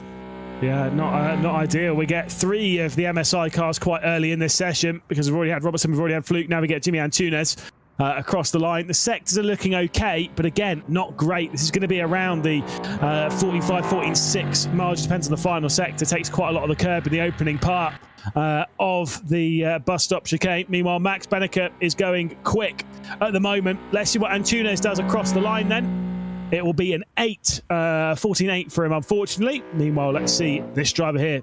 Here's Max Benneker. He's back again. Max Benneker is looking strong so far in this lap. He's seen Jennet Sonninger overtake him now as far as race wins for Maus this season are concerned. And he's looking for another one himself now. His second only of the season, if he could get it. And this is looking like a strong start to proceedings. It's going to be 14.6. Thought that middle sector and first sector was going to be good enough, actually. But maybe the final one where he lost it a little bit goes to third. Yeah, indeed. Decent from Benneker. Now we get the first of the 4 Falcons. Maciejewski will be the first one around. Of course, Maus the top team in the group at the moment. Jakub Maciejewski into that final sector. It's a good first sector for the Porsche driver as he heads his way through and into that final sector. However, his first sector's just been stripped off by the MSI of Johan Art. Let's see what Maciejewski does across the line. Fastest final sector, 0.581, 14 thousandths faster than Moritz Lerner.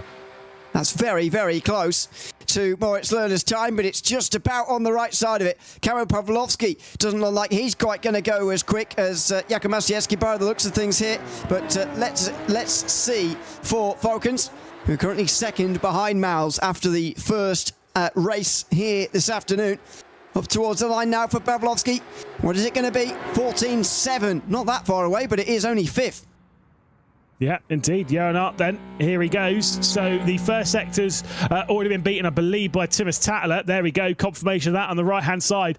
But these times are getting faster and faster. Johan Art with the fastest middle sector as well. He's going a little bit quicker than Jakub Maciejewski at the top of the session. What's he going to do to the final sector? Bit of a slide there between the 2 apexes of the bus stop. Kicks it out of the final corner. Can the Frenchman go on a pole position at the moment? Across the line, it's just about good enough. 0.556.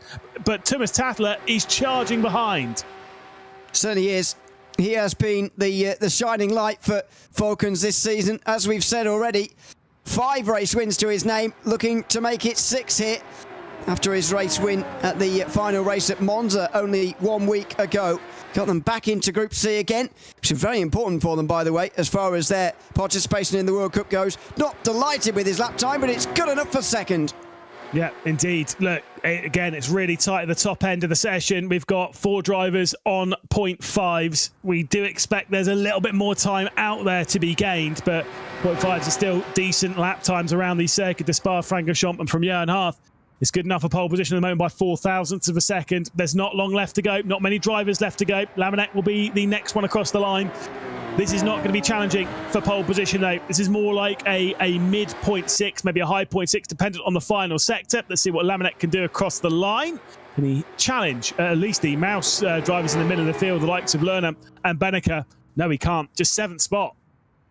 So Falcons 2nd, 3rd, 7th and 8th for the moment. Now, if Kasdorp and Schoninger can get past and ahead of Lemanek and Pavlovsky, they're probably still in a good points position here. And we'll see if Kasdorp especially can do that in his Maus BMW. Up towards the line now for Yuri Kasdorp. 15-0. That is not what he needed, nor Maus either, as Kasdorp's struggle continued. Certainly so. Well, Dennis Schoninger, he's the last driver to cross the line. And his sector times are looking okay. And unfortunately, that's all it's really looking at the moment. Onto the brakes into the finals. You can't say okay at this level. He's still going to tend it a bit off. And that is all it is for okay. But let's see if he can maybe throw himself up close to Max Benneker with a decent final sector. No, he can't. 0.7. He's back down the order close to Yuri Kasdorp. And Falcons, they've taken a pretty solid swing at this qualifying session. The final one of the season for the group. But it is Johan Harth for MSI starting on pole position. I don't think he can really believe it, based on his reaction to that a short while ago. But he is on pole here at Spa, and this is how he did it. Our first on-board lap here from Spa. Johan Harth taking that pole position in the first race of the day. Slightly wide for the La Source hairpin, but that'll be all okay. Stamps on the power now down the hill and towards Eau Rouge and Radion. The start of a very, very long lap round here. Don't forget, 2 minutes 14 you're aiming at round here. And this is the fastest of them. Here it is up the hill through the compression. So much downforce in GT3s these days. Take it a lot quicker than you used to. Certainly so. Basically keeping it all pinned all the way over there. Do take a lot of the curb on the left-hand side of the top of Radion, because you can get away with it on RENNSPORT. Why not? Onto the brakes, you'll see the curb will start on the left-hand side. You use quite a lot of that as he flicks his way into Les Combes. It's just very tidy up here, taking an awful lot of the curb. You need a car that can really abuse the curbs around here. Of course, they cannot change the setups in R1. They are fixed setups in these cars, so obviously they're balanced based on that, from the Mercedes to the Aston Martin to the Porsche, and of course to the BMW as well. Down the hill in towards Dubagos, just pumping it down into 4th. And then just letting it run a little bit. Feels very understeery through here, by the way. The cars, it's just the downhill nature of the left-hander. Now in towards Pif-Paf, just down another couple of gears this time round, down to 3rd. Hooking that curve over on the right-hand side a little bit, then really much further over the left-hand side. I think he was aiming for both, but only hit the second one, really. Then a short bit into 4th before back into 3rd again for Stavolo. And then the gravel preventing me from exceeding track limits like he used to be able to, and then in towards the Curve Pour Frere, where again track limits enforced by a good old-fashioned bit of gravel for that long run up towards Bonchemont, and the very high-speed left-hander here. Again, another display of how much downforce these cars have these days. Barely noticeable now that you're going through Bonchemont in these cars. I can't remember what was the time difference when me and you were driving around here. It was about a second, less than a second around here. I remember doing a 13. Honestly, I can't remember. I don't remember what lap time. I remember doing a 1 minute 40 odd, and that was in an F1 car, so slightly different. All I remember was I was 12 seconds faster than George Morgan. So 12 that's seconds. what I remember. 12 seconds, yeah. It's crazy. He didn't know what an apex was. It's crazy. Hey, I can understand, a few here or there, but 12 is, that is... Honestly, it was the proudest moment. Well, one of the proudest moments of my sim racing career. Me and George And Ben Spanky, who, if you don't know, is a very good driver in the world of sim racing. And he's one of the people that's behind the scenes here in RENNSPORT that basically handles things like the BAP, things like that. He's a very busy man. Obviously working with a lot of the drivers to get the BAP as close as possible. And he is a driver who's won many championships of his own right, most notably for me in things like touring cars. I think he's 2-time WTCR Esports champion, maybe once, I can't remember.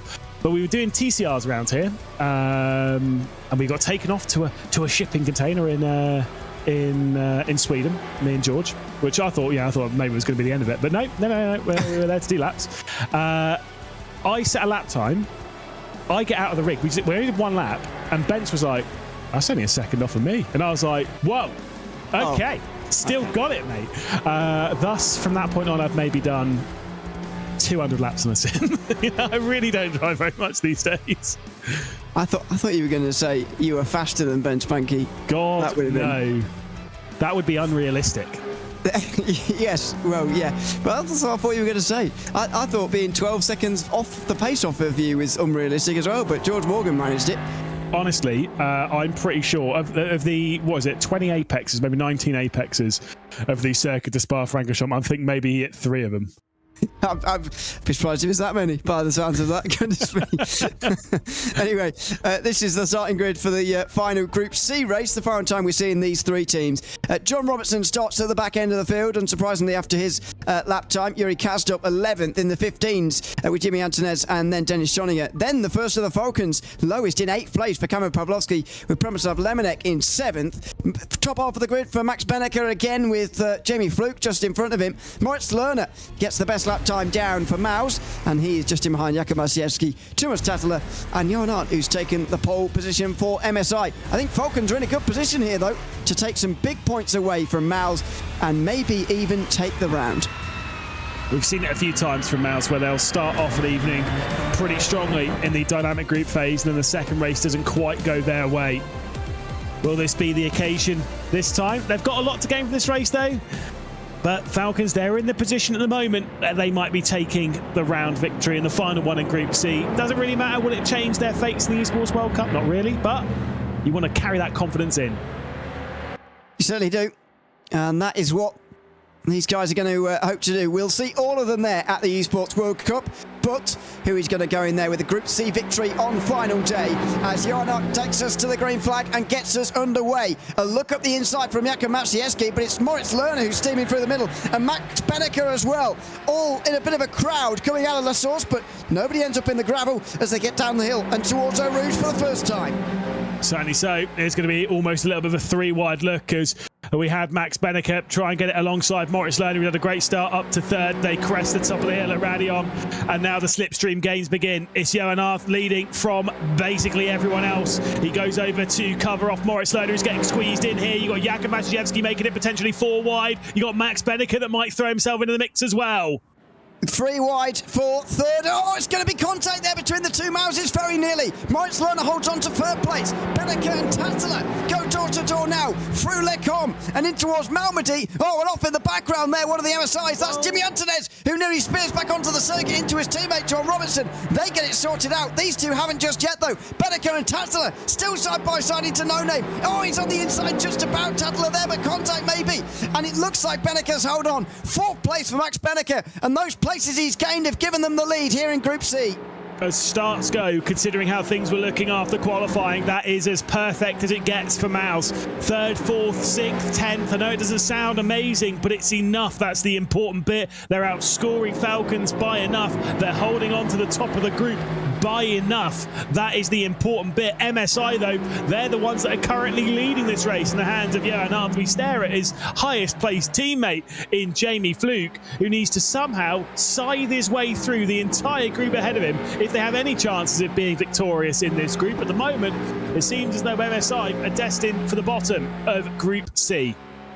It feels like a very open race, though. All 12 are still very much in the slipstream of one another now. Only 7 laps in this race, of course, because it is a bit of a longer lap, but that doesn't mean that it's going to be any less pressure for Johan Hart here in the next 7 laps, 6 laps as it is now, to hold on to this race victory. He would become the 29th different winner in 2025, by the way, if he can hold on here to this race victory. That's a big if at the moment, although the front group is going to reduce in size if Thomas Tattler, Max Benneker continue their fight. They don't, but don't rely on that for too long. This is going to continue on down the back end of the Kemmel Straight and in towards Lecombe again. Yeah, indeed, that slipstream, though, the margin, 0.8 of a second between Max Benneker and Moritz Lerner. Is that too large? Will Thomas Tattler be firing his way down? I think the answer to that question is yes. I've seen Thomas Tattler race a fair few times in R1. If there is a move, he's going for it. Speaking of which, his teammate Jakub Maciejewski is the one now making his move to the inside of MSI, gaining an extra 5 points for the Falcons team. It's now 83 apiece at the top end of the group between Mouse and Falcons, courtesy of Max Benneker, losing out to Thomas Tattler as Jakub Maciejewski heads himself to the front of the field. It's as close as it can be. Very tight margins on the points that keeps flip-flopping further down. Wow, this is going to be a fascinating end to the race. It absolutely is. Very, very exciting end to the race here, with all 3 teams available to win it as well, by the way. At the front as an individual, MSI, Falcons and Miles, all with a chance. Further down the field, Kazdorp's been overtaken by Jimmy Antunes, and that has given Falcons the lead. So that 1 point lost by Miles is the difference right now. Yeah, indeed. 83 plays 82. It's as close as it could be for the victory here in Group C, but still so much time left to unfold around the Circuit de Spa-Francorchamps. So many more kilometres to navigate, so many more corners to turn to decide who's going to win this group. And right now, it is Falcons who have found themselves in position after what has been a dismal start to 2025's dynamic group phase. They started out with the seeding phase being quite strong, and then they dropped down, and then they dropped down, and then we thought they're going to be a guaranteed exit out of Group D. They're going to move their way straight back up. Failed to move up at the first attempt. Now they've started their upward trajectory at what could potentially be just the right time when it comes to R1 as they head their way into the Esports World Cup. The games have begun out front here, by the way. Johan Hart was looking up the inside of Maciejewski there, but decided against it. I think he definitely could have gone through, but just decided not to really there as he worked his way down in towards the final chicane. That down towards the bottom of your screen is Yuri Kazdorp. I know they're at the back of the field, but they are not far off the rest of them. That is how close it stays here at Spa. 1 point still the difference. You'd expect Maus to be back on top, though, by the end of the Kemmel Straight. Certainly so. Well, let's see these position switches then. At the moment, it's Maciejewski. Johan Hart, you'd assume, will work his way to the front of this group in basically no time. And will the battling between them drag back in Thomas Tattler, in Benneker, in Schoeniger, in the group behind, as we'll see those switches as well a little bit further down. It is Johan Hart returning his way to the front end of the field. Further back, there are switches as Yuri Kazdorp gets his way ahead of Jimmy Antunes and up into 10th position, meaning that with that switch as well, Johan Hart back to the front, with the position switch for Yuri Kazdorp back ahead of Jimmy Antunes, it is once again Maus at the top of the group by 5 points. Yeah, MSI playing a big role in this at the moment, even though they aren't actually fighting to lead Group C here. I'll be very pleased that the dynamic group phase is coming to an end after this one, because they'd be down to Group D as it stands if we had another week to go on to after this, but we don't, of course. It ends here today, and MSI will be there in the Esports World Cup qualifier. However, I think they will be not certainly one of the favourites to go through from that into the next phase, to be honest. They've got to build some momentum from this, and a race win for Johan Hart would certainly do that in terms of building that momentum into the Esports World Cup if they're hoping to make it to the latter stages of that tournament. Certainly so. Well, like I said, this is where the games begin, though. At this point, we're approaching the halfway point of the race. We're approaching that point where people are making the decisions on how and why they're making the moves. And as much as the top 3 had cleared away from that grouping behind, I would say that gap now, Thomas Tattler is hovering around that 3/4 of a second. Thomas Tattler himself is closing the gap. He's not exactly, though, taking Max Benneker with him. There's the leader through. It is Johan Hart, it is Jakub Maciejewski, it is Moritz Lerner. And then you have that slight gap back to Thomas Tattler. Then it's Benneker and then Schoeniger, and to be fair, basically everyone down to Lamanek as well. It is a very big group at the front of the field, and that's what you expect to see from Spa. It's what we enjoyed so much about this circuit. Great racing that it provides and has been providing since the very first round of R1 a couple of years ago. Up over the top of the hill, and it's going to be another change for the lead here for Jakub Mastiewski, getting to the front again by the looks of things. Does Moritz Lerner continue to bide his time? Well, he might be forced to here because he is a few tenths of a second away. And, well, he's looking, but no, again, not going. Further in the background, Yuri Kastrup's got his hands full with Antones and Robertson. That's the only other bit of side-by-side, actually. Everybody else is biding their time on the way towards the Le Mans chicane. Lecombe chicane, rather. Antones comes out the other side with that place ahead of Kastrup and Robertson, exactly as they went in. And it's now the exact same, at least on the points, as it was 2 laps ago around the circuit. It is a 1-point lead for Team Falcons. It is once again Maciejewski at the front. It's once again Jimmy Antunes ahead of Yuri Kazdorp. How many times will this flip-flopping continue? When does it end? Because there is an end point surely in this, especially now that Thomas Tattler is right on the rear end of Moritz Lerner. So now things in that dynamic in that top group become slightly more complicated, because it's not just a top switching over again and again. Now Moritz Lerner is going to feel the requirement to make something happen. Now, though, he has the assistance of not one, but 2 of his teammates in Beneke and Schoeniger. Yeah, it's going to change a little bit with the addition of these guys getting a bit closer, but at the moment, it's difficult to see how they really get themselves properly involved here, rather than just bystanders sitting and watching here. See if things start to happen down into the bus stop, because they've definitely been close enough so far, but again, no, nothing here. And towards the latter portion of this race, I guess we're getting to that stage now, stuff's going to start to happen down there at the bus stop, which will change things as well. Indeed. Now, like I say, you don't really want to make a move down into La Source, the most pointless move in the world of sim racing. Almost makes you wonder. I still maintain, for maximum banter, we should have the start-finish line on the endurance side, which is this side here, have the start-finish line here, because then on the last lap, you're making those punchy moves down into the first corner, or into La Source rather, and that's where the banter really comes from. It wouldn't make any difference at this point in the race though, so still La Source, pointless place to go for an overtake, because you've got this wonderful straight all the way up to Lecombe to try and make something stick. Beneke's had a mistake, by the way, because he's now a second off of Thomas Tattler. What has happened to Beneke as we're going 3 wide for the race lead? Here comes the look from Lerner. Oh, it's not going to happen though. There's a bit of a squeeze down the inside 3 wide there, but Thomas Tattler can only watch on as Moritz Lerner only goes for it sort of half-heartedly, really. I wonder whether he was just trying that out for the latter portion of this race, and whether he's going to do that maybe on the last lap. You mentioned that mistake for Beneke. Well, it's been wiped away immediately. The battle for these guys means he's back in the game pretty much straight away. Yeah, he's obviously, 7/10 or so off. He'll be able to close his way back up to this group with relative ease. So the drama only really comes in when the gap gets to like a second and remains a second, or once it gets to that like 1.5, then it becomes very hard to close back down. When it's around that second to 7/10, you can close it down, and once you do, it's actually quite easy to get within that sort of half-second, 4/10 margin.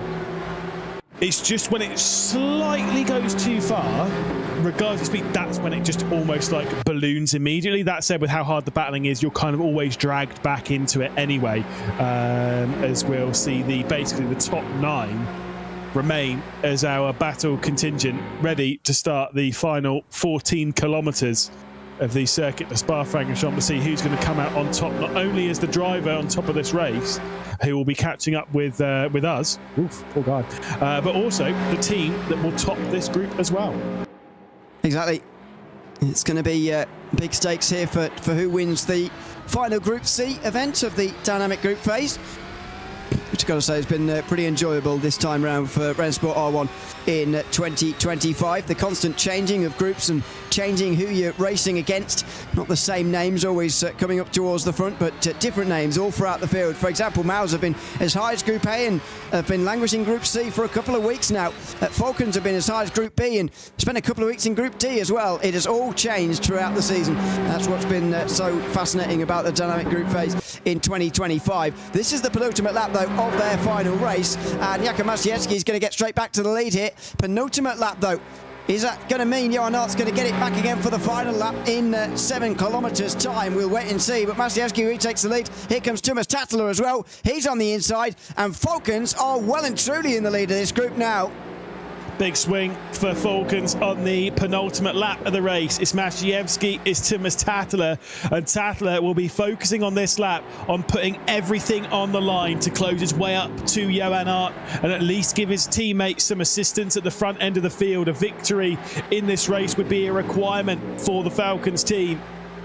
They'll be heading their way back into Riyadh, into the Esports World Cup, which at some points throughout this season we were maybe thinking that their journey to Riyadh would be over before it's even really begun. Thankfully, they will be heading their way over into the Esports World Cup. Maybe not in the position they would be expecting to, but they can still top this group and show exactly what they're about. Yeah, absolutely. They are really getting some momentum together now. A couple of weeks of good results. That can make the team feel a whole lot better after a couple of weeks languishing down in Group D for Falcons. That could be a big difference maker going into the Esports World Cup. Here is the run towards the bus stop chicane. Surely going to be a huge run of importance on this final lap. What does Johan Art do on this last lap? Does he wait for this point next lap, or does he go at Les Combes again? He's got to go at Les Combes again. He might have a little bit of a look here to try and force a mistake, but he'll wait until the end of that 2 kilometre run. Once you get up to basically the crest of the hill and begin the roller coaster down at Les Combes and Malmedy, that's where his move's going to come. That's where the attempt's going to come from. The difference this lap is Jakub Maciejewski is going to get some significant assistance from another Porsche, from his teammate, from Thomas Tattler, from a driver who's had plenty of victories at this level. Meanwhile, Jamie Fluke and Lamanek will battle behind. Oof, that's a bit sketchy. It was over the sausage curb, and he got that a bit wrong there, did Jamie Fluke, and that loses MSI some more points as well. They're surely going to finish third, but who is going to finish top of the group? It matters a little bit here as to who's going to win the race. First of all, as Moritz Lerner and Max Ballica go side by side, Maciejewski turns the aggression on this last lap. He knows that now's the time to stay in front here at Les Combes, but he can't do it, and Johan Art is back to the front again here. Jakub Maciejewski next in line, and then Thomas Tattler. They've got to try and win here to just cement that place top of the group. Having said that, they are still 4 points in front even now. Yeah, I would be sending my communication as fast as possible to Jakub Maciejewski and Thomas Tattler. Second and third, good enough. Do not do anything silly. Do not put anything on the line. To all 4 of their drivers, effectively, do not move, and we will win the group. As boring as that is, as tough as that is, as hard as it is to basically look at a potential victory and say, I'll hold fire for now. But that's how you get these victories on the round. That's how you take it. And for Team Falcons, that should be far more important than maybe even the single race victory that maybe Maciejewski could do. That said, greed says a lot, doesn't it? I think they're going to go for it, to be honest. I think Maciejewski's going to give this a go into the final bus stop chicane, but let's see here as they make their way out the curve pour frere. That's a good exit from Johan Art here. He might just about have the space here to stay in front of that Porsche. Thomas Tattler can't do anything. It's going to be a grandstand finish to the final race of Group C in the dynamic group phase of RENNSPORT R1. 3/10 of a second in towards Blanchimont. It's getting closer and closer. Johan Art's going to have to go on the defensive, but which side does he choose here? The bus stop chicane fast approaching. Here comes Maciejewski, outside line, breaks super lane, he slides and he spins. That's exactly what Falcons didn't need, and Mouse are going to finish top of Group C as a result of that spin. Johan Art holds on to the race win here, just 1/10 in front of Thomas Tattler, and that is exactly why we said don't go for it here, otherwise he could throw it all away, and he has done. Jakub Maciejewski finishes 9th, and Falcons end up 2nd in the group. That's what I said. I said if you go for it, you're putting it all on the line. You're risking it. You're putting it up there, and you're potentially costing yourself. And Mouse have just watched that all unfold and thought, wow, easiest victory we've basically ever had as a team. Straight across the line, and that will be good enough for Mouse to win the final round here in Group C. But what a dramatic end. I mean, look, I get it. It kind of doesn't really change much. Of course, when it comes to your overall position in the championship, you're kind of going for it. You're going for a bit of battle. You want that victory, fair enough.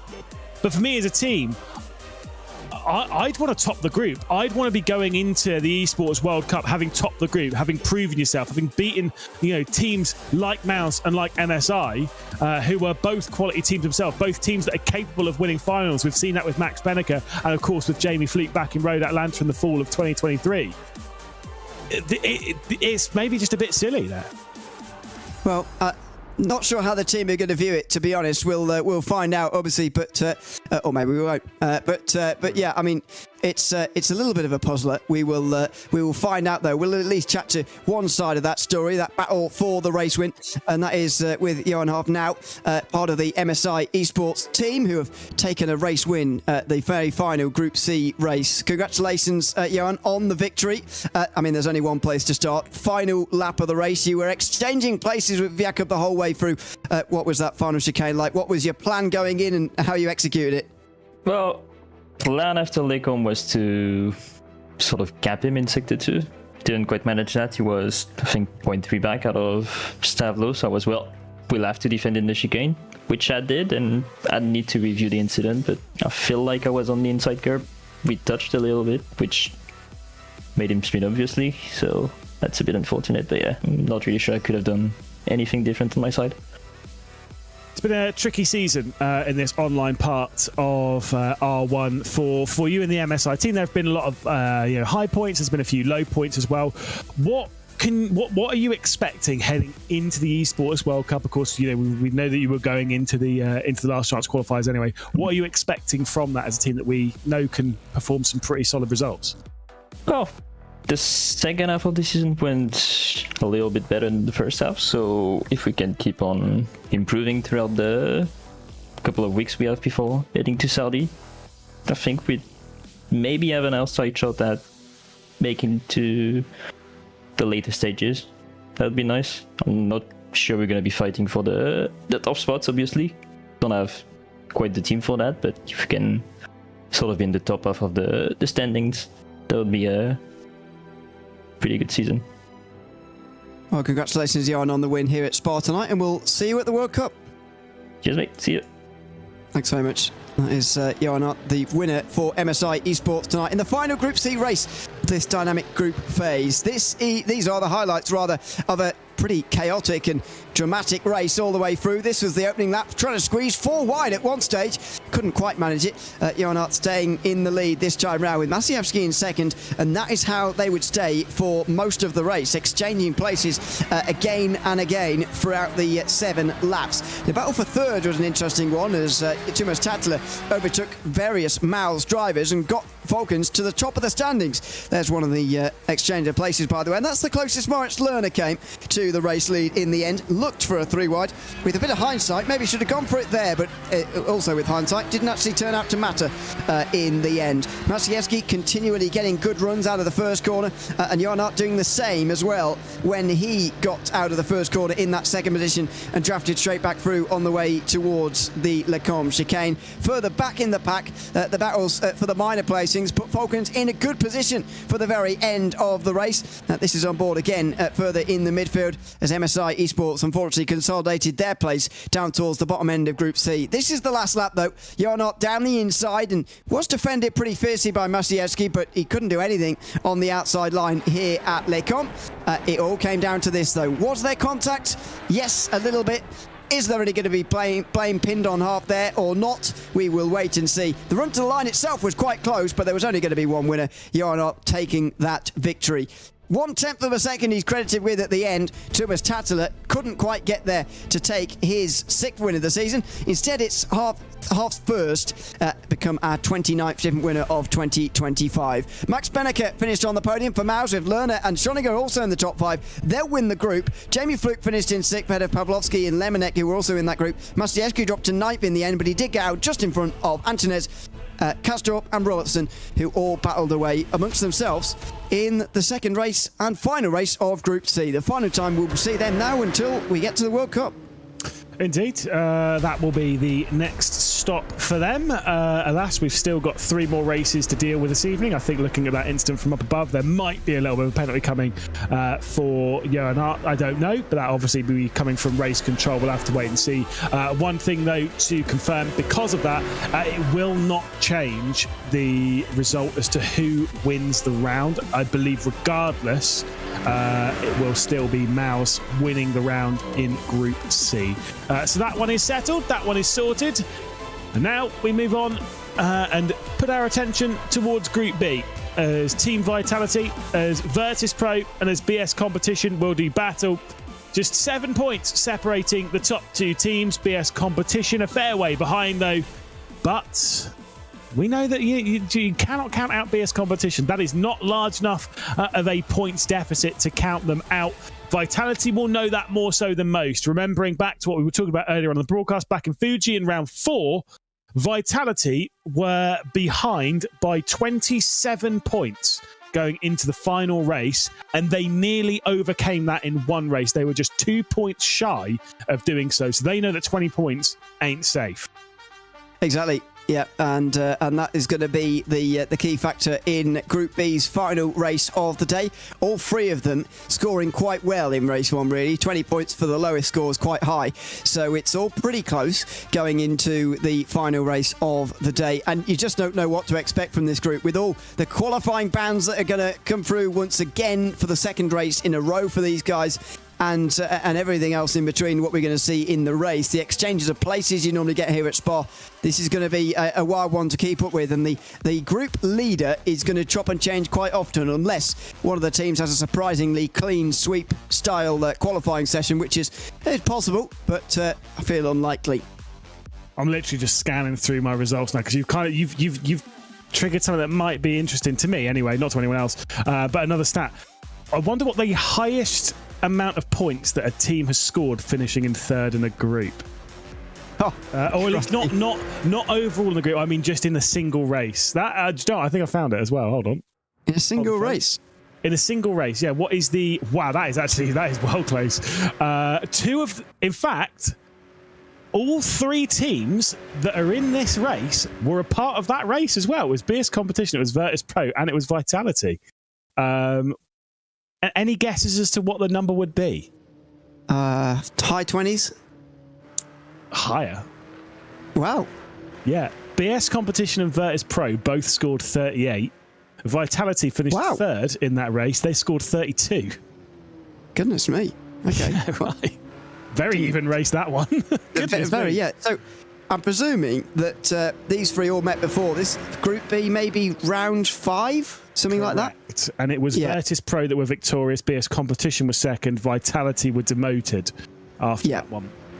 Yeah, it was the beginning of some real struggling weeks for Vitality, because then they spent a couple of weeks in Group C as well after that. Only just getting promoted last round. So their points are surprisingly low, Vitality.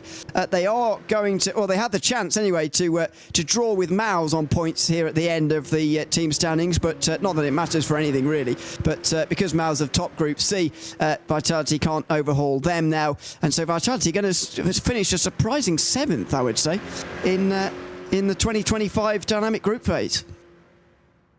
Just how things unfold here, Ewan. Yeah, obviously the chops and changes as to how this season's unfolded. The dynamic group phase has been a very interesting addition to the season. Of course, it's one of those ones of like you'd assume with 12-car basically races, the format couldn't really be experimented with too much. Yeah, we do have a lot of experimentation in R1. Either way, Thibaut Kazman, the first driver across the line with a 14.7, can tell you something for free right now. That ain't pole position. That shouldn't be. We'll wait and see who gets it, of course, whether it would be his teammate, maybe. Marcel Chinchik, who is now making his way towards the line. Very good middle sector there, 59.0. Kike Oliveira with a very good first one. We'll get to him in a moment here. Not a very bad second sector either. That's a good time looking up there for Oliveira. But Chinchik gets much more around what might be like the pole position. 2:14.5. Certainly so. Nikodem Wisniewski then will be, Kajki Oliveira will be the next one to come through. Wisniewski afterwards, first sectors for the pair of them relatively close to Marcel Cinčic's opening sector of the race. The middle sector, again, dropping off a tiny bit for Kajki Oliveira, a circuit which he has gone well at in the recent past of R1. Up towards the line for Kajki Oliveira. And second place, no, pole position rather, it was a 14.493. Good lap time then from Kajki Oliveira in a very solid final sector. Yep, that is a strong lap time from Kajki Oliveira, which I don't think is going to be beaten too easily here by anybody. Nikodem Wisniewski certainly not quite as quick at the moment. He's about a tenth away. I think he's going to slot himself between Cinčic and Casabon as things stand, but let's see. Down on the brakes, missed the apex a little bit there. You want to be a bit closer to the right-hand side, but anyway, out the final turn he now goes. Is this going to be a 14.6 as I'm predicting? Yes. Oh, pleased with that. He's not, and it's third place. Yeah, indeed. I always love getting a time prediction correct. Sometimes the drivers are not super pleased with it. Wojciech Fiala has gone very fast in the first sector, not so fast in the middle. Still aiming to be that 14.5 margin. Might be a 4, depends how the final sector is, although I don't think, at least riding on board, it was particularly good enough. Look at the facial expression changing him. Oh, wait, it really didn't. As he crossed the line, it's a 0.6 for him, so it's even slower than I was expecting. It's a 6.36 and good enough for third. Yeah, that's the first of the Virtus Pro drivers, not all of whom will actually make it out onto the circuit. Don't forget, Mikhail Statsenko has got a qualifying ban, and so has Yuri Toman for Vitality. So BS Competition's turn to try and take advantage of penalties. Wisniewski got his one cleared in the first group race, and that has not been a great qualifying in his only qualifying lap of the day, unfortunately. What about his teammate Ferris Stanley? He's going to be right around where Wisniewski is. Fourth and fifth for those two right now. Oliveira saving their session as it stands. Darren McCormack then, we get to see quite a lot of his lap as he'll work his way through first sector, slower than his teammate Wojciech Fiala, who went purple in that opening sector of the circuit. Let's see what the middle sector is from Darren McCormack. I'm expecting pretty quick. We know how fast McCormack can be around the circuit. He's lost a little bit of time, though, in that middle sector, so maybe it's not quite as quick as we were expecting to be. Might be a tenth or so off, that said. Chance of him to throw together a good final sector? We'll have to wait and see. It's looking okay. I think with a good final sector, he could be on pole here, but let's see for Darren McCormack. It's very much in the money, or in the games rather, for a pole position here. Let's see as he now gets on the brakes for that final chicane. A bit nicer up over the inside of that curve there, and over the sausage curb on the left as well. Watch for the expression. Indifferent, I think, because this could be right around pole position. Over the line, it's close, and it is pole. Darren McCormack so far on the pole position. You see, he was having a swig of water racing up towards the line there. He'd come out of the final corner and was like, right, time for a swig. Takes me back to one time as Ewan O'Leary is now in Swig City as well. Gogo Baldi was leading a race in WTCR Esports at the Nürburgring Nordschleife, started eating marshmallows halfway around the lap. He was leading by that much. Kevin Ellis Jr., though, not quite leading by these same margins. He crosses the line. Good enough for fourth place. And yes, that story is 100% true. 2018 WTCR Esports Nürburgring. Go look it up. Okay. 2019, rather. Correction. Some strange things have happened in that series, by the way, based on the videos I've seen. Yeah, I took part in it once. My goodness. Oh dear, yeah, that's weird. Anyway, this is Hadi Yoski, who is making his way to the final corners now as well. Penultimate lap time setter, of course, because of those qualifying bans. It's only 7th place for Yoski. This is not a great qualifying so far for Vitality. When you add into the fact as well that Yuri Toman won't take part. Certainly so. So we've only got this lap time then to deal with, basically, to deal with, and it's Gregor Schill at the moment, whether it'll be challenging for pole position. It's been a relatively close qualifying session thus far. No slowdowns to deal with, going a little bit wide there, and not setting a particularly great middle sector, unfortunately, for Gregor Schill. So it is advantage Virtus Pro and Darren McCormack at the moment at the top of the session.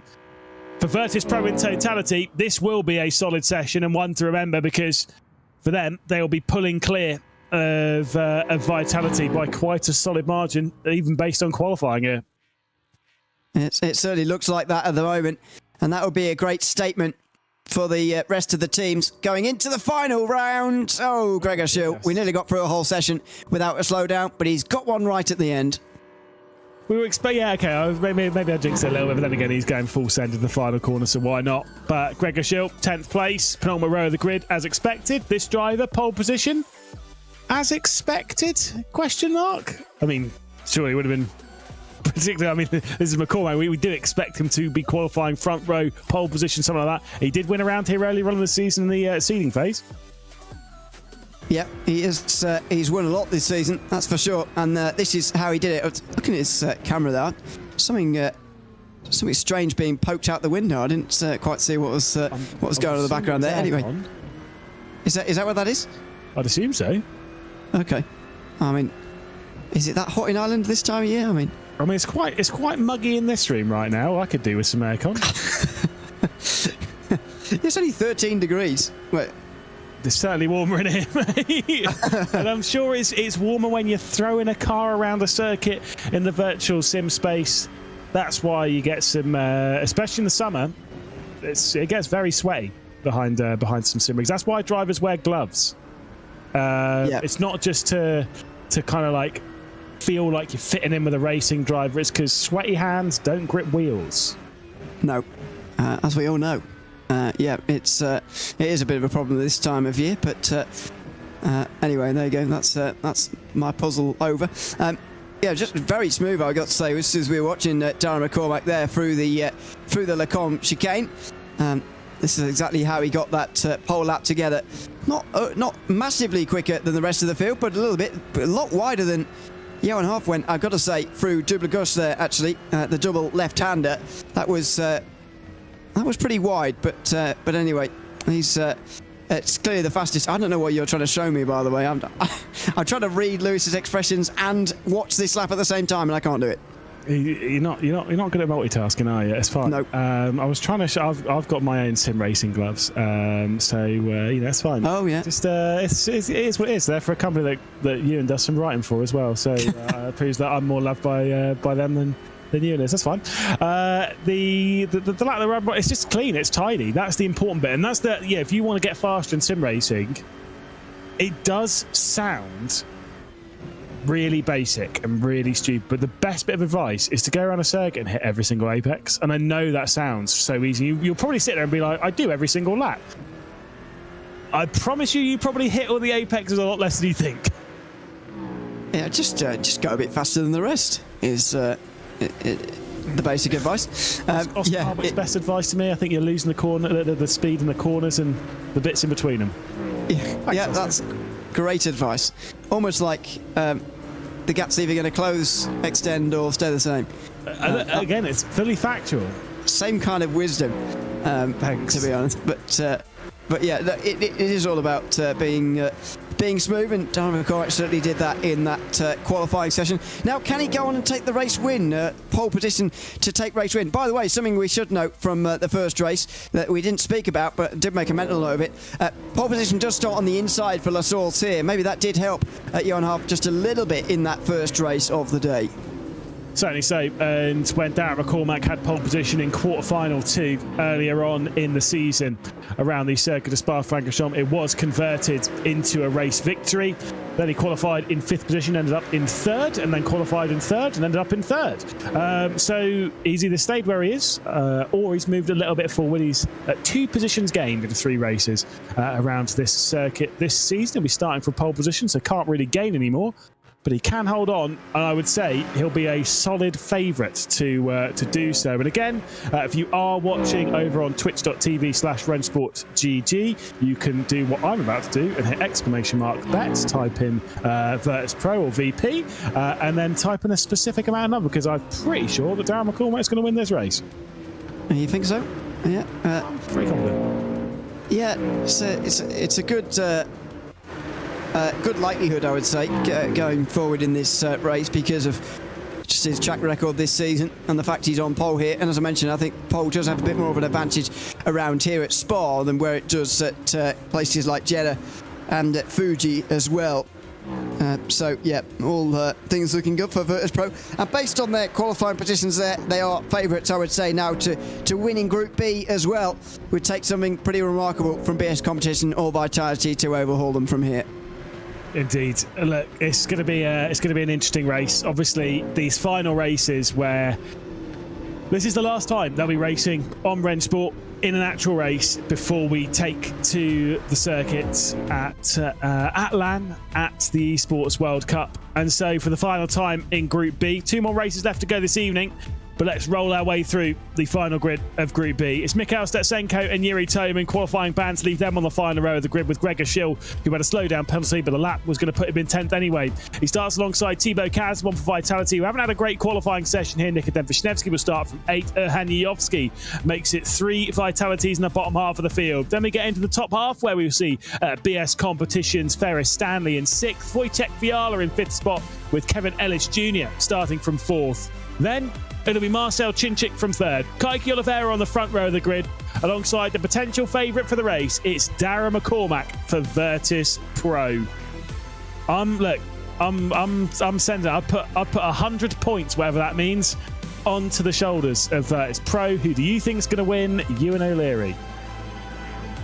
I'm going to go for... It's difficult to look past Virtus Pro, to be honest. I'll go for Oliveira and BS Competition, just for something a little bit different, although Virtus Pro, definitely favourites. I'm trying to work out, didn't Kaiki Oliveira win around here? Was one of certainly races. One, yeah, I don't know. We'll have to wait and see. I have to go through the big spreadsheet to go and deal with that one. But either way, the final time for Group B is underway. And it is a better start for Kaiki Oliveira down into the first corner. You've got the inside line, though, and some big squeezing happening behind, and some big moments between Nikodem Vishnevsky and Gregor Schill for the second time tonight. Side by side for third position, rather. Sees Kevin Ellis Jr. and Marcel Cinchik take it down into the opening portion of the circuit going through Eau Rouge and Rally on, but it is Darren McCormack at the front. Watch out for Kevin Ellis Jr. and the big run for Cinchik as well. Where are they all going to go here? Are they going to make it 4 wide maybe on the way towards Lecom? No, because there's teammates there. And Cinchik and Oliveira could have made a bit of an alliance there just for the moment, but no, 3 wide for the lead. Oh, that was a big squeeze. But Darren McCormack round the outside is going to take the lead. There's contact for Oliveira, who slides and slides again. Kevin Ellis Jr. is going to go backwards here if he's not careful. And Ferris Stanley down his inside. And then Wojciech Fiala's in line as well. Stanley and Fiala will fight side by side for that 5th place. Bit of drama there, bit of argy-bargy through Les Comps, but they all head their way back through into relative single file, except for this Wojciech Fiala versus Ferris Stanley. There was a little bit behind between Mikhail Stetsenko and Thibaut Kazmon as well. 3 wide as they run their way down into Puon, question mark. Let's not try that one, as the big look was coming in from Hanyovsky. Wojciech Fiala able to keep him at bay. Bit of contact as well, pushing him round. It's opened the door as well for Hanyovsky to come through. The Macedonian to the outside as they work their way into Lefania. It's Yuri Toman coming through into the top half after a flying start. Qualifying band to top half for Yuri Toman in the space of a lap. Wojciech Fiala going to try and deny him though, and he can't, in towards Stavilo. What an opening lap for Yuri Toman. And Vitality are only still a few points trailing Virtus Pro, basically because of Yuri Toman gaining 8 points on his own. Never mind everybody else gaining theirs. Marcel Cinchik and Darren McCormack are effectively fighting the group win between themselves out front, while Toman gains all these positions for Vitality further down. Yeah, indeed. Could be some very important points being picked up here for Vitality. Here comes a look down the inside from Wojciech Fiala and from Mikhail Stetsenko. Bit of a squeeze as well, as Yuri Toman says, Fiala, you're not coming through there, mate. And he's opened up the door for Yayovsky. The gap goes down to 0 between Vitality and Virtus Pro. It is as close as it could possibly be, as the look to the inside comes in from Thibaut Kazmon to try and throw himself back into the mix. Stetsenko's down in 12th. Meaning that Vitality are now topping the points. This is extremely close for the group win. BS Competition not that far away, to be honest.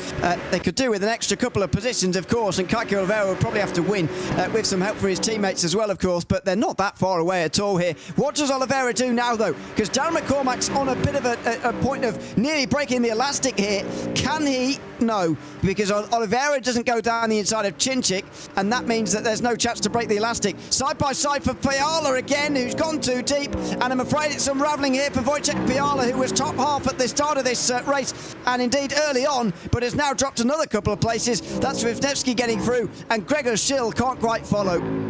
Certainly so, not going so well for Virtus Pro, who have 2 cars in the top 4. They've also got 2 cars in the bottom 3, and because of that, they're losing out at the moment.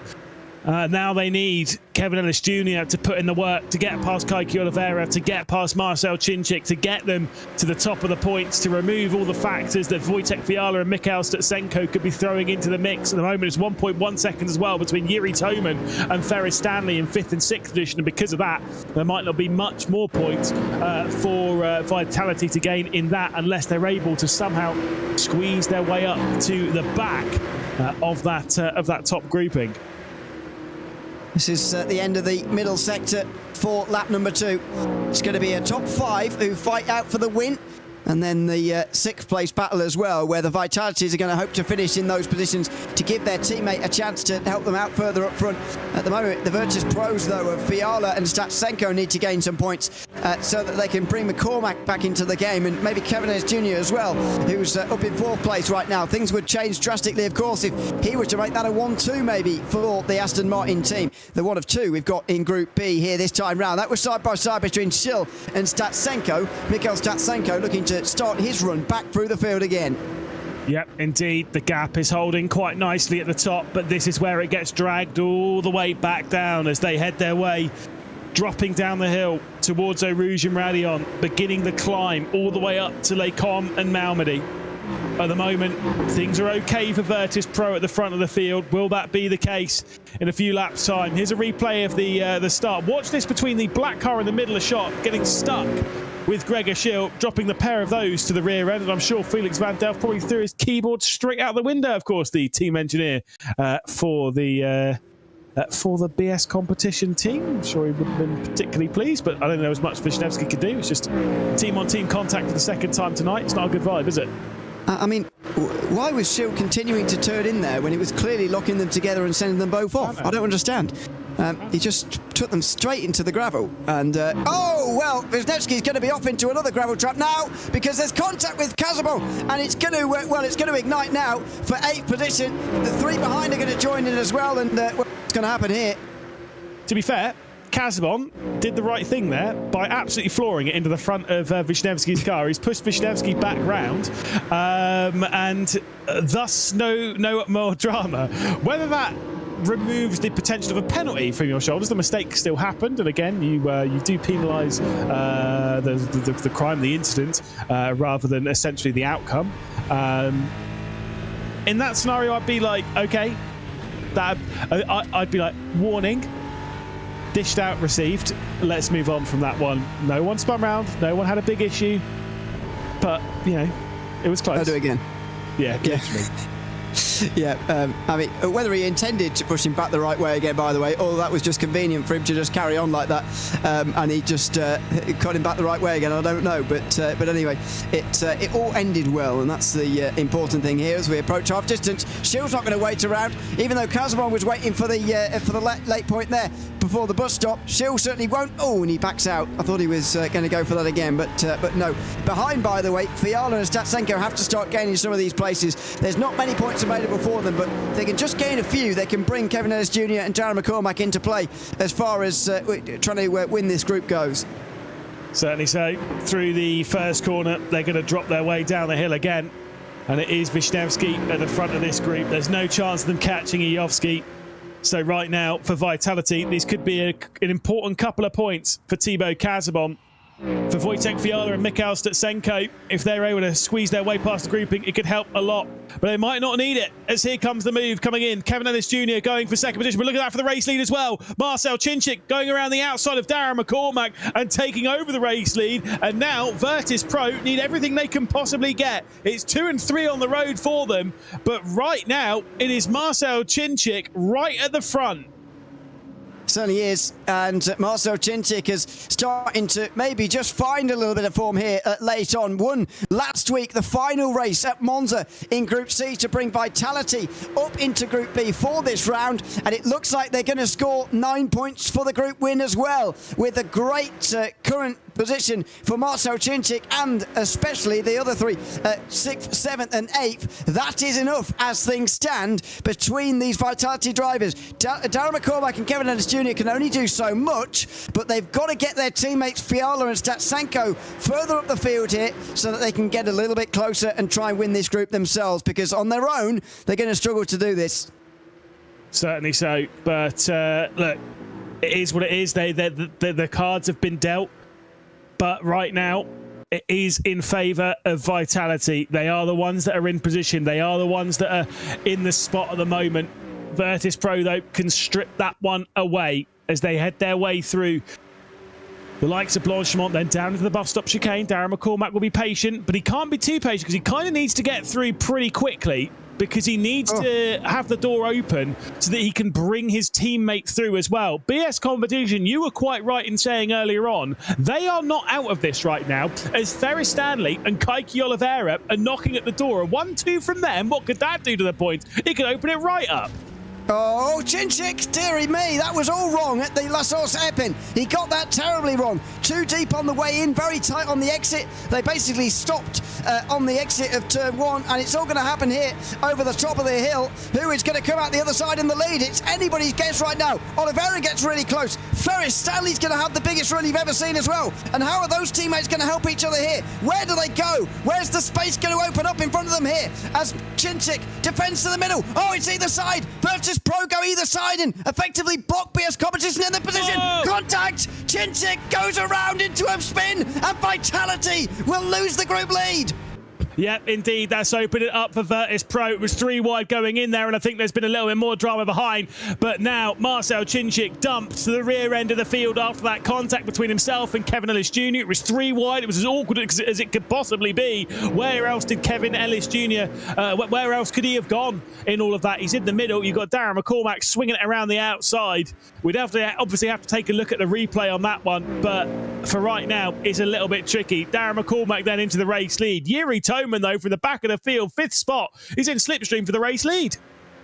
Yeah, this is weird. The fact that Toman and Yoyoski suddenly are in the group for the race lead is bizarre, but there you go. They've got a great chance, and what a story it would be for Yuri Toman to take the victory here. Amadi doesn't win very often, very consistent and scores a lot of points, but he doesn't win very often. Only took his first race win of 2025 last week, and he would like another one. If he could do it from 12th, it would be extraordinary. He's still got 4 overtakes to make, though, in the next 2 laps of this race.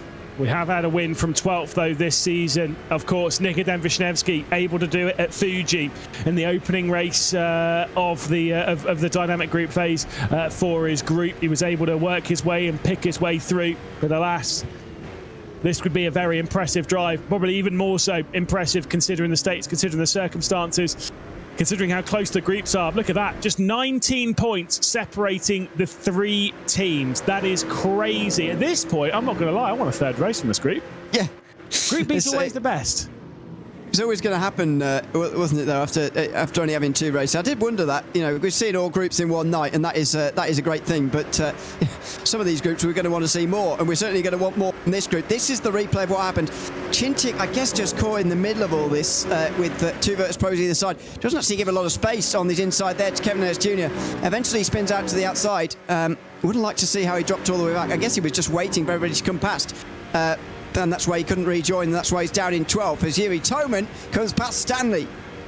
Indeed, I mean, look, I think that incident might go down as a racing incident rather than anything else, as Ferris Stanley and Yuri Toman continue their side by side through Malmedy. It's Yuri Toman ahead of Ferris Stanley. Serhan Yovsky knocking at the door at the mix. Still not done for Vitality. They can't count themselves out of it. Marcel Chinchik might have been knocked out of this group, might be scoring absolutely nothing for them, but they still have a few cars in contention, including Yuri Toman, who's rising like a phoenix through the field. But for right now, like I say, race control. Look, if they give Kevin Ellis Jr. a penalty here, that could actually mean a bad thing for Vitality, because it means they could put up more of a fight and drop basically this entire group off and mean that, yeah, well, Darren McCormack's probably going to win the race, and if not, it'll be BS Competition, at which point they'll probably win the group as well. It's not an easy circumstance to be dealing with, and whilst that incident happened, it did go from bad to worse for Marcel Chinchik. He got given a 5-second time penalty for exceeding the instant points limits. That's for track limits excursions. Yes, that is unsurprising when you consider the pounding he just took in towards the Lecombe chicane. Unfortunately, going over the incident limit. Now, Kaiki Oliveira was very obvious last lap in not making that overtake up in towards Lecombe on Darren McCormack. That will be a 5-point loss for Virtus Pro, by the way, if that doesn't, if that goes through. We'll be down to 6 points. If Toman gets past Kevin Ellis Jr., that's a 6-point gain as well. They'd be tied with just those 2 position changes. More importantly, though, I've got 100 points riding on Virtus Pro in our little in the stream, so I need Kevin Ellis Jr. or Darren McCormack to win this race. We've got one final 7-kilometre run on the 7th lap hit of Group B. It's Darren McCormack leading the race. It's Kaiki Oliveira in second. It's Kevin Ellis Jr. in third, and we are preparing for 4 wide, for big drama on this race into Lecombe. It's McCormack with the whole shot. He heads his way through Rouge and Radion. It's BS Competition preparing for an overtake with the race lead. It's the king of speed, though, Kevin Ellis Jr., who's firing his way through in the slipstream. Here we go. He's got nowhere to go, though, as he gets squeezed off into the grass like we were seeing with the BMW LMDH back in Spa at the WEC round as he was trying to find his way through. And now Kaiki Oliveira gets to the outside. Darren McCormack with the outside line through the second part of Lecombe is going to be able to hold firm for the race lead. I have no idea what would have happened had Kevin Ellis Jr. been able to find his way through in that. We had 2 wheels into the grass and was absolutely pinned. Now to the inside of him is Toman. Toman has got to get through here and give himself a chance of winning the group, or at least tying with... Oh, and he's not going to do it there at No Name. He's got to tuck back in here quickly, otherwise Stanley will get alongside him, and he didn't allow that to happen here. Johan Nijowski could help them out as well with a position gain as well, but a lot is riding on Kaiki Oliveira now to try and overtake this and get through on the Virtus Pro driver. That's a nice line, though, from Kevin Ellis Jr. They also need Toman to gain this position. It's all happening here on the last lap of the race. Virtus Pro with the advantage as it stands, but how is that going to change into the final chicane? We know that this is a big overtaking chance. Has Darren McCormack done enough, though? I mean, look, we'll have to wait and see. I think so, as he heads his way out of Stavelo, out of Curve Paul Frere. That is a big enough margin by my book. But what's going to happen behind? Where's the drama going to come in behind? We've seen some drama in the previous race in Group C with a bit of a contact in the final corner between Falcons and between MSI. Will we get it once more here again? Or will it be another victory for Mighty McCormack? Onto the brakes he goes and into the final corner. It is going to be a victory for McCormack. It is going to be a victory for Virtus Pro. Or is it, though? Because the door's going to be open now as there's pandemonium at the final corner. It's McCormack across the line, though, to take victory from Kaiki Oliveira. But behind, Kevin Ellis Jr. had spun round and had opened the door, and just 3 points separate first and second on the groups. There is a big, fat question mark on that one. What went on there at the final corner? Absolutely no idea. But one thing is for sure, Darren McCormack has taken his 8th race victory of the season. That is another one in 2 weeks, by the way. Won the opening race in this group at Monza only a few days ago. But now he is a race winner at the very final round before the World Cup. That will give Virtus Pro a lot of confidence going into that World Cup, especially considering they may well have that day off, avoiding the last chance qualifier. We will see in Group A a little bit later on, but that's a great bit of confidence for Darren McCormack and the team going forward. Yeah, certainly so. And of course, importantly for Virtus Pro there, it's 2 victories on the evening. Kevin Ellis Jr. victorious earlier on. Darren McCormack victorious here as well. That's going to be a supreme confidence boost for them.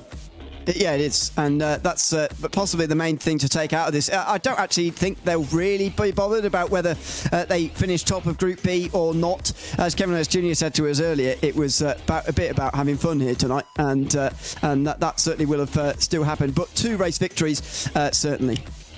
Certainly so. Well, let's catch up with the man of the hour. It's Darren McCormack into the commentary booth with us. Obviously, someone who's taken a fair share of victories in 2025. But for yourself, for your teammate as well, 2 victories on the night. I mean, look, great night for Virtus Pro, a great night for the team, and looking forward to surely some good races like this in Riyadh. Yeah, cheers, guys. Bounce back a little bit after another qualifying ban. I don't have much to say about that, but yeah, I'm happy to just take a win. Yeah, I mean, obviously this round doesn't mean much. It all depends on whether Williams wins Group A or not. Right now it's looking okay for us, but you never know what can happen, right?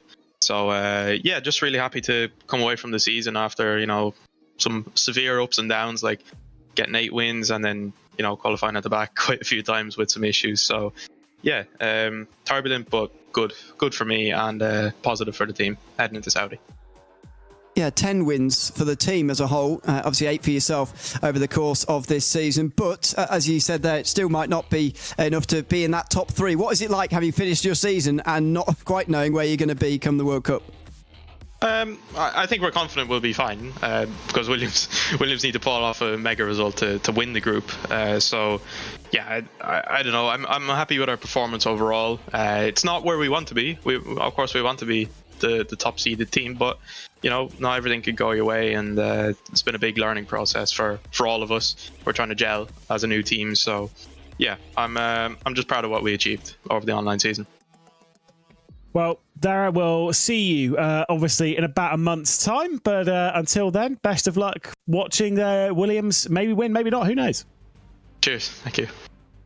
There we go. Darren McCormack, of course, victorious in the final race of his group, and of course, meaning the victory goes the way of Virtus Pro. This is how it all unfolded in what was a pretty hectic Group B race, as we've typically come to see in Group B. It's been one of the more fascinating groups. Contact between the two PS competitions of Nikodem Wisniewski and Gregor Schill, having the door opened. Marcel Cinczyk down the inside of Kaiki Oliveira and of Darren McCormack on the opening lap of the race. It was McCormack hanging on to the race lead. Of course, the battling in behind as Wisniewski was trying to work his way back up the order. A little bit of a fight with the likes of Thibaut Casabon just off the rear end. And again, the great side-by-side which takes them through Les Combes and through Malmedy. This almost spin as Thibaut Casabon then would light up the rear end to try and fire it into the front end of Nikodem Wisniewski to stop him from spinning all the way around. This was Marcel Cinczyk taking over the race lead as he would go around the outside at Les Combes to squeeze his way past the Aston Martin, the fellow Aston Martin of the Virtus Pro driver who belonged to Darren McCormack. And then everyone was starting to play the tactical games. There was this spin as there was contact between Kevin Ellis Jr. and Marcel Cinczyk. A tap onto the rear end as they were 3 wide into the braking zone. A tricky incident to call. No updates from race control on that one. And then some slides later on as Kaiki Oliveira was trying to wrestle his way up. This was the last lap of the race as Kaiki Oliveira would try and go for a move, more so covering off. And then there was this, which we didn't see on the broadcast. Ferris Stanley right into the rear end of one of the Vitalities, which then went into the rear end of the Virtus Pro of Kevin Lewis Jr. Meanwhile, it was Darren McCormack across the line to take victory. Race control, best of luck with that one. The provisional race results then see Darren McCormack on top in race number 2 of Group B. Kaiki Oliveira in second position with Yuri Toman in third from the rear end of the field. Erhan Yovski in fourth, Nikodem Wisniewski and Kevin Ellis Jr. make it 2 drivers from each of the teams in the top 6. Wojtek Fiala in 7th, Gregor Schill in 8th, with the Virtus Pro of Mikhail Stutsenko in 9th. Thibaut Casabon, Marcel Cinczyk and Ferris Stanley rounding out the 12-car field, with Virtus Pro scoring enough points to pull them clear of Vitality. Great race, very exciting. 2 more left to go on the evening, and of course the penultimate one of that will be Group D, which I am sure will not be as clean as it was at Fuji. Well, I was just actually thinking to myself while I was watching those highlights, just what a different kind of racing it is around here than it is at Fuji. You know, I do quite like Fuji as a circuit, especially to drive, but the racing here has been so much better, hasn't it, so far in these first 2 races. Really great racing, and you can always trust Spa to come up with a great race, and that's what we're going to see here in Group D again. As you say, absolutely nothing to play for these guys, really, other than pride. And that means that it's going to be all hands on deck. 14 points separate the 3 teams. ERA Esports at the top, TC Racing for Mercedes in second, and then Guild Esports at the bottom, looking to avoid a 5th consecutive bottom of Group D finish. Yeah, indeed. They want to score more than a single point. That will be Guild Esports' main goal of the evening. And to be fair, they would have been in a far better situation had, well, I can't remember which TC driver it was, but obviously spun out Henry Moore at the first corner late on in the Fuji race. That's how racing goes. That's how it unfolds. That's how these points are dished out. Guild will know they've got actually some decent speed. They've shown that at Fuji. They need to show that once again here at Spa. Maybe they won't finish bottom of the grid. Unfortunately, they are destined though to finish bottom of the tower because they will be finishing in 12th position with 4 points. It's a maximum then they can score of 7 points.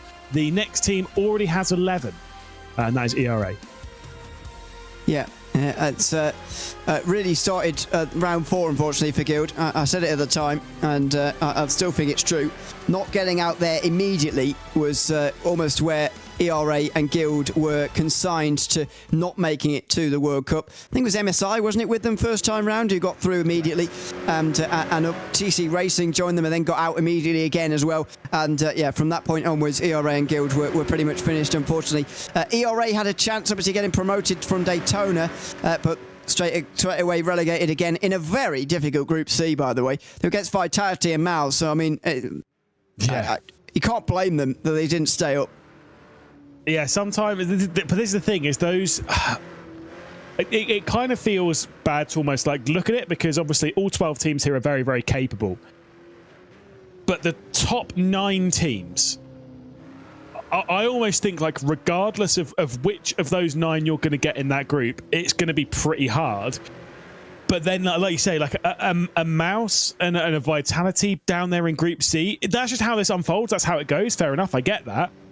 But seeing those down in Group C, and then you're in Group C, you're just like, well, great, group of death then, basically, thanks. So there's we're the ones that are going to finish in third. You kind of almost, you can't just accept it because you've got to go for it, but that's just how it goes sometimes.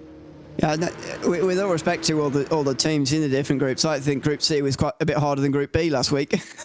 Really? Which is a bit odd but that, you know, as you say, that's the way the dynamic group phase, and I have really enjoyed it. The fact that teams racing different teams every single week has been a lot of fun to watch, and yeah, I've thoroughly enjoyed it. But it hasn't worked out into the hands of some teams. That is for sure. These 3 teams we know will not be making it to the World Cup, but all gloves are off here in this final race, as we know. Only 1 qualifying ban for this one, but I'm only seeing a car number that doesn't correlate to anybody here, so I'll work that out later as Matt Emery comes here towards the end of the lap, and the first time on the board. Faster than bottom house, who's not going to be anywhere close to his teammate here. Emery sets the first benchmark of a 15.0. Which won't be close to pole position. Normal this time from Bonnerhouse, you're absolutely right. Fastest first sector did come in from Bonnerhouse, but that's obviously been beaten by 6,000 of a second by Danny Moreno in the Mercedes of TC Racing. And now Bonnerhouse will wait to come across the line and will set a mid to high 16, unfortunately. The joys of getting a slowdown penalty. This is looking much faster, though, from Danny Moreno. Look at that. As he comes across the line, he's going much quicker than Matt Emery was, and that's the important gap across the line. It's a 16.2 for a slowdown. That's a pretty decent time on the slowdown, to be fair. Do you get much credit for that? Good with a good at lap times with a slowdown. Depends how many slowdowns there are. Was it Hockenheimring a few? I think it's been 23. I think 5 drivers had slowdowns.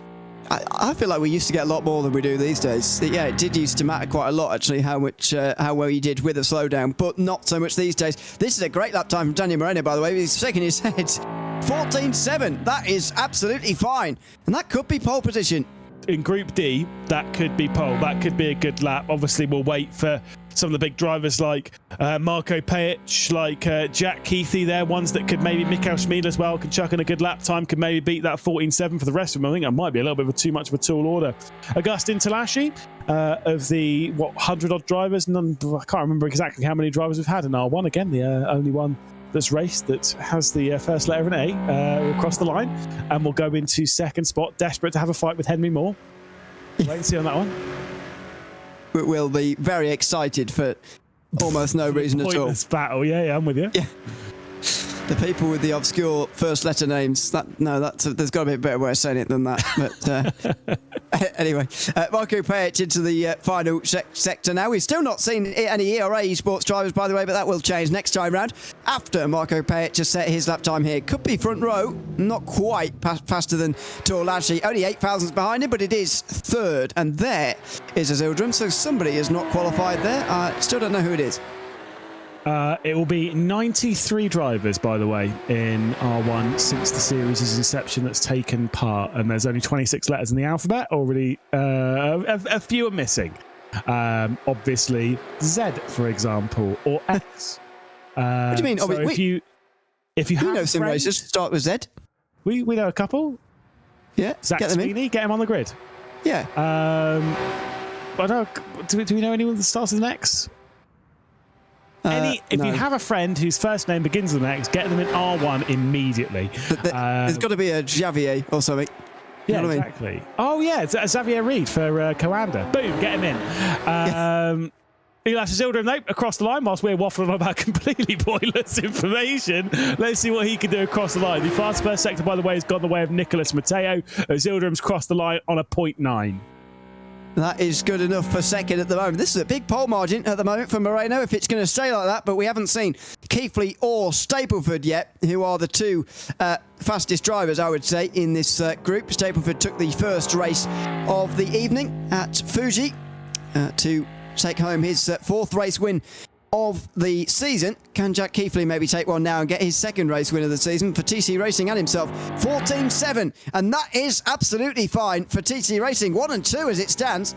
I think Gabriel Solomon, by the way, might be the one missing from qualifying, considering he's dropping into chat, sticking 200 Ren points down on ERA. Go on, son. He believes in the team, that's for sure. I think his teammate is going fastest in the first sector is Mikko Smedel. Nicholas Matteo then into the final sector and up towards the line. Bit of a slide out through the final one. I think has Henry Moore just gone fast in the first sector? Or is that going to be Robbie Stapleford? We'll have to wait and see on that one. Nicholas Matteo will go into 6th position, and here comes Mikko Schmidl. Yep. I love how Stollerman has put that on ERA, by the way, knowing that it's not going to be him winning the race. It's going to be one of his teammates, you hope. Azildrum best placed at the moment. What about Schmidl? Maybe now as well.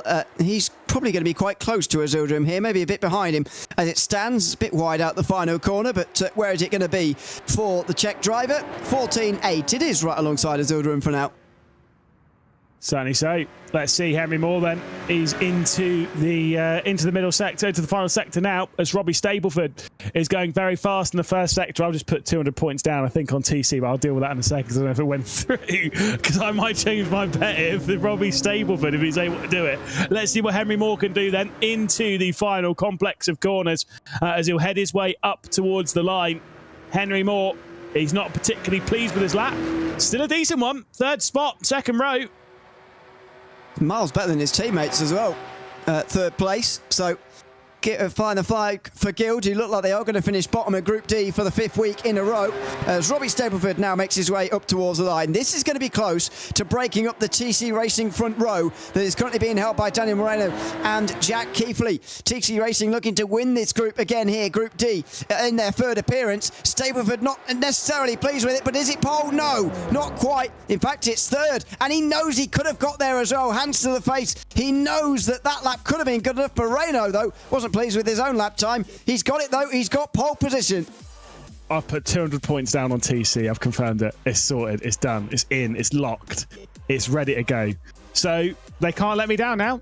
It is Danny Moreno on pole and Jack Keithley alongside, all front row for Thibaut Courtois' esports team. Again, if you want to drop some bets into the chat, obviously twitch.tv/RENNSPORT_GG, exclamation mark bet, then the team, then the number, not the other way around like I did. God, I'm not good at this computer stuff, mate. All this new technology. Yeah, and then I'm commentating alongside someone who can't use AI to get a spreadsheet to work. So fair play.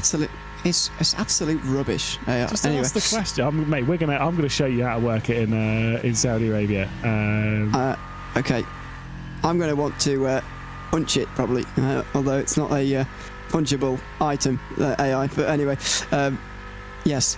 By the way, your laptop, you do, mate. Yeah, no, I'm definitely not going to do that. By the way, for TC Racing, I mentioned earlier, this is something you're definitely not going to have the answer to. TC Racing only with the 1 win this season. Guild as well in Group D. That Jeddah round, by the way, was one of those rounds in Group D where all 3 teams were able to take 1 victory over the course of that round. And every team that has been in Group D has taken at least 1 win when they were here. But who do you think has the best average points per race, of these 3 teams? ERA Esports, TC Racing and Guild, who of course have been here for different lengths of time, but I've got an average of how many points they score per race. Prior to tonight, who had best? Who's got the best average? I Uh, kind of want to say TC because I think they've been in the higher group for longer, but I'd almost say ERA. Yeah, it is ERA by, what, 2 points? 2.3 points? Oh, is that it? Yeah. So despite the fact ERA has spent 4 rounds in Group D, only got promoted once, and TC Racing have managed to stay up higher, when they were here, TC Racing on average scored less points per race, which it doesn't make sense to me really, but it's true. Yeah, but I do kind of get it. Because just like ERA being in this group for longer, I don't know, it's one of those ones. It's fascinating. It's fine. Said that so sarcastically as well. It's true. Yeah, well, I mean, like, read into that what you will. You know me, I do love a good stat, but I enjoyed that. What me being sarcastic, or no, my own statistic. Honestly, I wish more people were around when I was doing the spreadsheet for the first round of this season, and I found out that Henry Moore was the first driver that started to take part in the championship, and then within 2 minutes found out that Augustin Torlaschi was the first driver to start. Honestly, I was on a different part. I was like on cloud 9 of like finding weird stats. I told everyone, not a single person cared. Who are you doing it with, by the way? Were you on your own? Yeah, of course I was. I don't have any friends. Oh, right. I thought mate, you made it sound like you were doing it while you were like alongside other people or whatever. Oh, I had my AI friend helping me out, but oh, great. Do you say thank you to it? Yeah, I do. No, you don't. When the robots take over, I'm not being taken out. You lot can take the hit. Well, I think I'd be quite fine with being killed if they do. Anyway. This broadcast has gone on quite a tangent. Apparently, 4 hours is the cut-off for sanity. My goodness. We've got 2 more races left to deal with here, Group D and Group A. Don't worry, ladies and gentlemen, we will be in Riyadh in no time. We'll be. Oh, hello. There we go. Yeah, we'll be serious one day, but not yet. Group A is to come a bit later on, when things will get serious, and we'll see whether Williams Sim Racing pull off what would be the biggest miracle we've seen this season. I think it's fair to say, but you never know. Robbie Stepford's waving to us. He knows he's on camera. I wonder if this is the thing is that I know that, well, to be fair, there's not really that much of a delay on the stream, so maybe he's got the stream open on another screen or whatever. I can confirm there's not much of a delay because I've got Twitch open on the screen and it's like maybe a couple of seconds back. The joy of modern tech. I remember when that stream, it was like 20-30 seconds back. No, not anymore. So all these drivers know when they're on camera and stuff. Don't eye roll. Back in your day, whatever. Beat you out of this comedy booth, mate. You've done probably more rounds than George this season, to be fair, so at least there's that. Nearly. Yeah, nearly. Oh, anyway, here's the starting grid ready for the final Group D race of the season, and it is Gabriel Solomon with that qualifying ban that will start from the back with Bono House alongside. Matt Emery is going to be 10th alongside Nicholas Matteo, with Marco Pajic and Augustin Torlaschi in the bottom half of the grid. Ulysse Ildrim and Michal Schmidl will make it an all ERA row 3 with Henry Moore next, and Robbie Stableford the best place of those Porsches, then Jack Keighley and Daniel Moreno on the front row. Not sure if that's Moreno's first pole, but he's got a great chance to take his first R1 victory here today. As much as I've got qualified on my spreadsheet, I don't know how to even look through to go and find that stat as to whether Danny Moreno has had a pole position. I would do my best, but I'm not smart enough to try and figure that out. Well, look, I promise you I'll come with a folder full of loads of printouts and stuff with all the information in Saudi Arabia, don't worry. And there'll still be things we haven't thought of that we'll be scrambling around for during the race between us, which is going to be fun. So that's the way with large statistics. Anyway, 7 more laps of Group D action, and this will be the last action we see from these 3 teams in this Esports World Cup campaign. They won't make it to Riyadh, but they will put on a show for us at the very end here of the season. Lights out, and it's time again for more racing in Group D, and that was immediately 4 wide, 5 wide in towards La Source. And it was never going to work. A big spin for one of the Guild Aston Martins, straight into one of their teammates as well, and another one off into the gravel. None of the Guild drivers are in the top half of this field already as they come out of La Source for the first time. 5 wide, and it was never never going to work in towards turn 1. And 4 of the Guild drivers are in the bottom 5 of this field. Well, at least the racing has reached the levels of sanity that the commentary box has. My goodness me, how do they think 5 wide was going to work down into La Source? Here comes the move then for the race lead. It's Robbie Stableford trying to give it a go. He looks to the outside of Danny Moreno. Looking to the inside as well comes Jack Keithley as he tries to get past his teammate Augustin Torlashi. Slams it onto the brakes, trying to get it to stop. Robbie Stableford heads his way to the front end of the field, and it is Stableford ahead of Moreno, looking for back-to-back victories on the night. Bit of contact as well from Smeedle to Moreno. Yeah, and if they fight, then Stableford's won his second race of the evening. Oh, contact Matteo, and then Emery and Solomon goes through. The Guild Esports drivers are going to be all in the bottom 4 if they're not careful here, scoring the minimum of 6 points. If they're not too careful, oh no! They've taken each other off the road. Nicholas Matteo and Matt Emery are not going to be pleased with each other after this race. It's a good job they're not going to be seeing each other in person in Saudi Arabia, because they would have had a fight probably. That was unkind in towards No Name Corner. The two of them off into the gravel trap and down to the back end of the field. Well, I did say we were going to have a more chaotic race than we had back in Fuji, and the field's delivered. So at least we've had that for one lap. It's almost ended after a single lap, but Robbie Stableford's trying to check out into the distance, and if he's able to nail this final sector, maybe that gap will grow. Clearly, Group D means dumb decision, because there's been quite a few over this opening lap around Spa, but it's been exciting. I guess we can chuck that one into the mix. Yeah, that was certainly something on the opening lap of this race. We'll have some replays from the opening laps in a couple of moments' time, but it's really between ERA and TC Racing for the top of Group D on the final day, and right now ERA's performance is more than good enough to get them this first position here from Group D by the looks of things.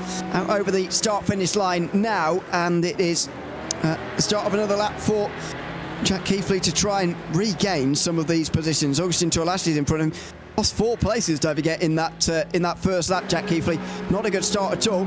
And one of his big rivals here from a rival team, Robbie Stableford, is now leading the as a result, somewhat, of his demise.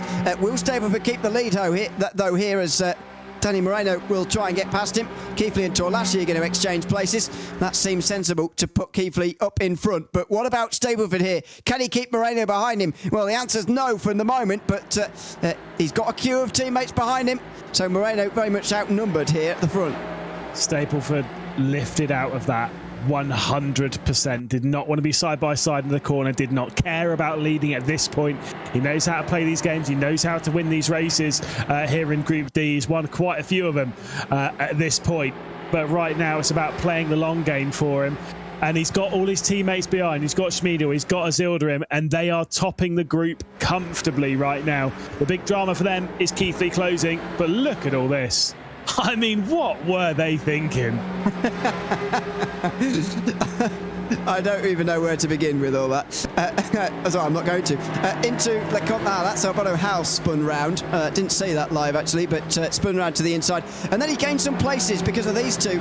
Now, yeah, I mean, pick the bones out of this as well. In towards No Name Corner. Nicholas Patero on the inside line. Matt Emery on the outside. Nah. I mean, describe that. I mean, I'm not going to lie. That looks borderline intentional. You've got the inside, really. And you have slammed that throttle down, like to the point where I am not even sure Matteo is staying anywhere near the road on the exit of No Name. So I'm pretty sure that might be a whopper of a penalty. But we'll see. We'll see what happens from race control for Nicholas Matteo. All I can say is, didn't like the look of that. Do like the look of this lead battle, though. It's been pretty interesting and been pretty exciting as Henry Moore and Augustin Torlashi do battle for 7. Yeah. This is down towards the back end of the field, unfortunately, for Henry Moore after a great qualifying, and he's had a couple of promising moments here tonight, but unfortunately that top 3 position is going to evade him by the looks of things at the end, and he'll have to come back again later to try and get those better results, which he has deserved at times over the course of this season. He's now the best placed of the Guild drivers once again here in this race. 7th place for now, with Augustin Torlashi right in behind him. There's the teammates, Stableford, Smeedle, Ozildrum, helping each other, even stay in touch with Moreno, who's looking very quick now. Yeah, right. Where's the speed come from for Danny Moreno? The fact they're needing to use the triple slipstream big bump to try and keep up with him, he's pulling away clearly. As Augustin Torlashi and Henry Moore go side by side, Marco Pajic back into the mix. Henry Moore to the inside at Malmedy, squeezes him out wide, pushes him off the road. That was maybe a little bit rude from Henry Moore. It's opened the door for his teammate Marco Pajic to come through. Absolutely. And Guild get a little bit closer to to winning the group. They're going to need a bit of a turnaround for that. I think it's fair to say in the next 4 laps. But there you go, a couple of positions gained anyway. Further up front, top 6 all in one train, but as you say, only just being held on at the moment by the ERA Esports drivers.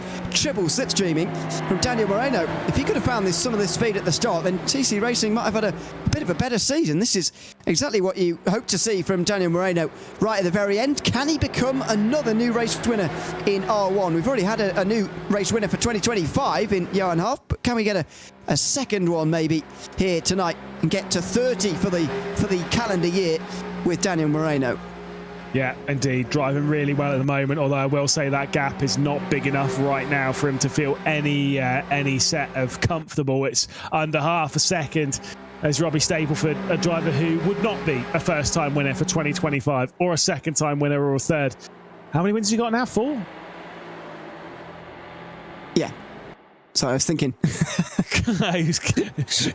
you and Louis is literally counting them like sheep at the moment. But yes, I was going to say, to be fair, I should probably do that as well, but I didn't want to open my spreadsheet. I thought you knew off the top of your head. That's fine. Well, I did know off the middle of my head, so it just I had to work a bit of time to get down there, and then I knew it. Those brain cells were rubbed together, and it's a slow process, unfortunately. Danny Moreno, though, quarter of a second. There could be a switch for the race lead this time by. Yeah, I think there will be. Stableford's got a good run here. He's not going to get the bump draft from his teammates, but he won't need it either. Oh, hello. He nearly went straight into the back of Moreno here, who could well get freight trained. And this is the danger now for the TC Racing driver when you're on your own here and you've got teammates. It's difficult. He fires into Lecom. Oh, side-to-side contact as well. Stableford almost pushed off the road there. He's still on the inside here, though, Moreno. And he's going to get through his Stableford, but at least Moreno has held on to second. Can he keep that position, though? Where is Smeedle? He's not down the inside, so it'll be all right by the looks of things. Through Bruxelles, will he hold on? Yes, he does. That's crucial for Moreno. While he's got no teammates, he desperately needs Jack Keithley to get up here and help him. But the battling, as much as it's obviously maybe slightly counterintuitive for him, I think it works out better for Danny Moreno. Yes, Gabriel Solomon is also closing back up. He did bet 200 Ren points that ERA were going to win, and you said that it wasn't going to be Gabriel Solomon. Maybe it will be, who knows, without this race has been unfolding. He has closed his way right up onto the rear end of the group as well. So there's 4 ERAs to 2 TCs. But for Danny Moreno, he was taking on 3 of them by himself. So having the extra one, the 4th one into the mix, that's not that big of a deal. The most important bit is he's got his teammate in there as well. Jack Keithley needs to get through on Ulash Zildjian, needs to get through on Mikkel Smeedle, and needs to get behind Danny Moreno to give out some assistance here to try and take on Robbie Stableford and steal the victory back away. Into the bus stop chicane maybe for Moreno. Unusual, but this is what he's been forced to do really, because he's fighting alone and he's got quite a long way round. Oh, side-to-side contact. Stableford slightly off the road, but he's still alongside, and this is where the danger comes from Moreno now. He's still not got the help for his teammates. Jack Keithley is the only one who really can help him here, and Moreno is going to be freight train if he's not careful. Outside into La Source. Here he goes, squeeze into the gravel. There you go, and Stableford is going to now help Smeedle come through. It won't be too bad, though, even if he drops back behind Smeedle. There we go. He drops into line. He gets the double slipstream, just about finds the gap ahead of Ulash Zildjian. Now he'll get the double slipstream on the race up towards Lake Com. They're going a little bit slower. It could open the door for Jack Keithley to fire his way into the mix. We ride on board with Ulash Zildjian. Remember, Keithley will be going even faster behind. They're side by side for the race lead, trying to basically block the road. And Danny Moreno says, yeah, there's a little bit of a gap here. Probably not the wisest move. There's a 3 wide. This is going to end in tears. Oh, dear me, that was a bit of bowling down in towards Lecom, and look at that, over the curbs, and he's straight back into second again. Now what are race control going to do about that? Stapleford leads, then Moreno. Jack Keithley's got into a spin, by the way, after a battle with Solomon, so he's really up against it now, is Moreno. We could see our second 1, 2, 3, 4 clean sweep, and it could be for ERA again. Yeah, indeed. ERA could potentially be in position to do it once more. They've done it already this season. Vitality has done it this season. Williams have done it last year. Could we be having yet another one? We were kind of almost expecting more of these, really, at the start of this dynamic group phase. Alas, we've not seen that many. We've not seen as many as we would have thought. Obviously, every race has been an opportunity for them, and effectively per round we get 12 of them, and we've had 4 rounds before this to see it out, and we've only had 2 thus far. So it's a surprise that there's not been more. I said 12. Is it 12? Yeah, it's 12. 12 races a night. Oh, 12 races a round, rather. Yes. Yeah, 12 races around. Yeah, I don't know. I'm not that surprised it's not happened more often, to be honest with you. I think it's quite hard to do. And, you know, I'm not sure it's going to happen this time round either. You've got to remember that Henry Moore's caught up now, as well as Marco Pajic. Torlashi is there in the group as well now. It's still a long way to go for ERA to try and get the clean sweep from here, but it would be pretty remarkable for to be the first team to do it twice, especially in the same season when they're not even going to the main event at the end of it. What a weird set of circumstances that would be for them, but they're a long way away from doing it for the moment. I mean, how Moreno's going to win this, I've got no idea. This is he's super up against it here, and I mean, he's not going to get a very good run out of La Source. How does he defend from Azildrim? I don't understand how he's going to do this, to be honest, but he's got 2 laps to try. I think so. The big thing here is that you can sit there and try and orchestrate it. Oh, do I want to sit behind? Do I want to be third in line? Do I want to try this? Do I want to try that? Blah, blah, blah, blah, blah, blah, blah, blah. I think that's almost the worst thing to do right now. You have to treat it naturally. You have to let it go to you. If there's an opportunity to go for the overtake, I think you've got to go for it. You've got to give it a go. As Robbie Stableford will be dropping back, he'll be lifting off just a touch to get back behind Danny Moreno. Still tries to make it a little bit awkward for Moreno to get through into the race lead. Penultimate lap of the race, it is TC leading the way.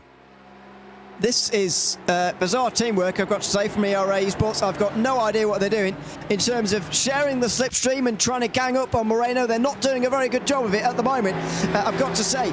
Daniel Moreno is driving very well, and you know, he deserves credit for that. But what are ERA doing here as far as teamwork goes? That's 2 laps in a row now. They could have given slipstream to one another, and on that occasion even boxed Daniel Moreno in on the right-hand side of the road, and they just didn't do it. And well, now they're all queued up behind Moreno, going on to the last lap, knowing he's going to defend with his life effectively on this final lap to try and win from here. I think the only thing that I'm seeing from Danny Moreno that maybe I'd be like, oh, I'd change that, is he's driving at full racing speed. This is what happened to Jack Keithley. So he had a little bit of contact and then went for a spin. I mean, I think that's just one of those racing deals and how it was so awkward there. If I'm Danny Moreno, the only thing through that middle section where passing is quite difficult, I would have dropped that speed off. Like, really, and that takes a lot of confidence to do, but at this point, you know, it's win it or bin it. Drop that speed off, make it awkward for ERA, make it so that they trip over each other a little bit, make it so that Guild are back into the mix and maybe they're focusing backwards as well as forwards. That's the only way that you're potentially going to be opening up, because if you go at full speed here, surely all we're going to see now is bump drafting and speeding through using the slipstream from Robbie Stableford, from Azildarim, from Smeedle, from Salomon, and we're going to see an ERA victory. Well, it's not going to matter for Moreno anyway, because he's just received a 1-second time penalty for forcing another driver off the slip. Oh, that's a monumental concertina effect down in towards Les Source, and that is going to be side by side between the ERA teammates. Now then, they can set their eyes on this target of getting the clean sweep if they're smart about this and if they know about the penalty for Daniel Moreno. Yeah, let's see what's going to happen here. Are they going to sit behind, or are they going to try and fight their way through? Are they going to trip over each other, or are they going to find the glory? Let's wait and see, because here comes the move. Robbie Stableford will go to the left-hand side. The speed is coming in, though, from Ulash Azildarim. How deep is Moreno going to go onto the brakes? Cutting straight across goes Robbie Stableford, and it is the race lead for the Stapler. And he could end this season with 5 wins, tied 4th most with Tumas Tattler. That would be an extraordinary return for Robbie Stableford's season. He's driven very, very well for ERA, who look like they're going to get a real big haul of points here, and maybe even with that penalty from Moreno, a clean sweep for the 2nd time this season. That's why they're so far out in front at the moment in terms of the point standings. That's why their average is so good, by the way, points per race, because they could have 2 scores of 74. Yeah, which would be absolutely crazy. Going out wide through Puon there on the exit of it. The opportunity will still come for Danny Moreno to squeeze his way through. That 1-second time penalty over his head will probably not do him any favours. Zildjian's now got 5-second time penalties. So has Page, Emery and Solomon, all for start procedure violations. Nobody started this race correctly by the looks of it. Henry Moore's now got one for exceeding incident points limit. It's all happening here. Half the grid have got penalties, but not Robbie Stapleford, who looks like he's going to come through and take this race victory. But whether Daniel Moreno is going to give this one last go just for the hell of it, I think he probably is. Through in towards Blanchemont. How is this going to end? Down in towards the final chicane of their season, of course. Their road ends here in the Esports World Cup, but how is it going to end? Stapleford versus Moreno. Onto the brakes for the bus stop. Stapleford holds on, and he's going to take his 5th victory of the season. He's taken all the wins for ERA Esports this season, and Robbie Stapleford has ended the season with a great account of himself, clean in sweeping the Group D rounds here at the finale. Spa and Fuji both go to him. 5 wins on the season. A great season for Robbie Stapleford individually. Yeah, and it has been like I say, a very impressive run for him. A driver who started out in R1 actually quite strong. I remember him back in Katowice, looking really strong a couple of years ago. Then he dropped off a little bit, struggled to find his feet. I think he's found his feet, though, in ERA. And as much as the team have not been strong enough to take him, for him and the team to take their way into the Esports World Cup, I think there have been a lot of positives for Robbie Stapleford so far this season. Yeah, they definitely have, and he can take that forward into the future for sure when he I'm sure comes back again, because they've not been that far away at times this season. ERA Esports, a couple of weeks earlier, getting promoted into Group C for the first time, and they could have had a much better chance at achieving something this season. As it is, they're going to finish the season only 1 point behind TC Racing and only a few points behind Falcons. Not that many behind MSI. Made a decent account of themselves this season, but it is going to be 11th place in the standings at the end. Well, we're joined by our race winner, Robbie Stapleford, for the second time tonight after what could only be described as a race. That was very interesting, absolutely wild. Not quite the 1, 2, 3, 4 though. I think for ERA there was a bit of a penalty as well. There was penalties being dished out galore at the end of that race. It's very hard to keep track of. You were penalty free though, and a perfect drive and a 5th victory. It's been a great night for you. Yeah, I couldn't have asked for more. That was a pretty hectic race, to be fair. We were trying to do the 1, 2, 3, 4 again, but yeah, just didn't manage it. But yeah, that was pretty hectic. Good thing I messed up my middle sector again, because it always puts me in a better position. It's weird how the tactics work sometimes around here at Spa, for sure. How are you going to look back and view this season as an individual? Because you've taken 5 wins, all of your team's wins as well, even though as a team you finished 11th. How are you going to look back on it?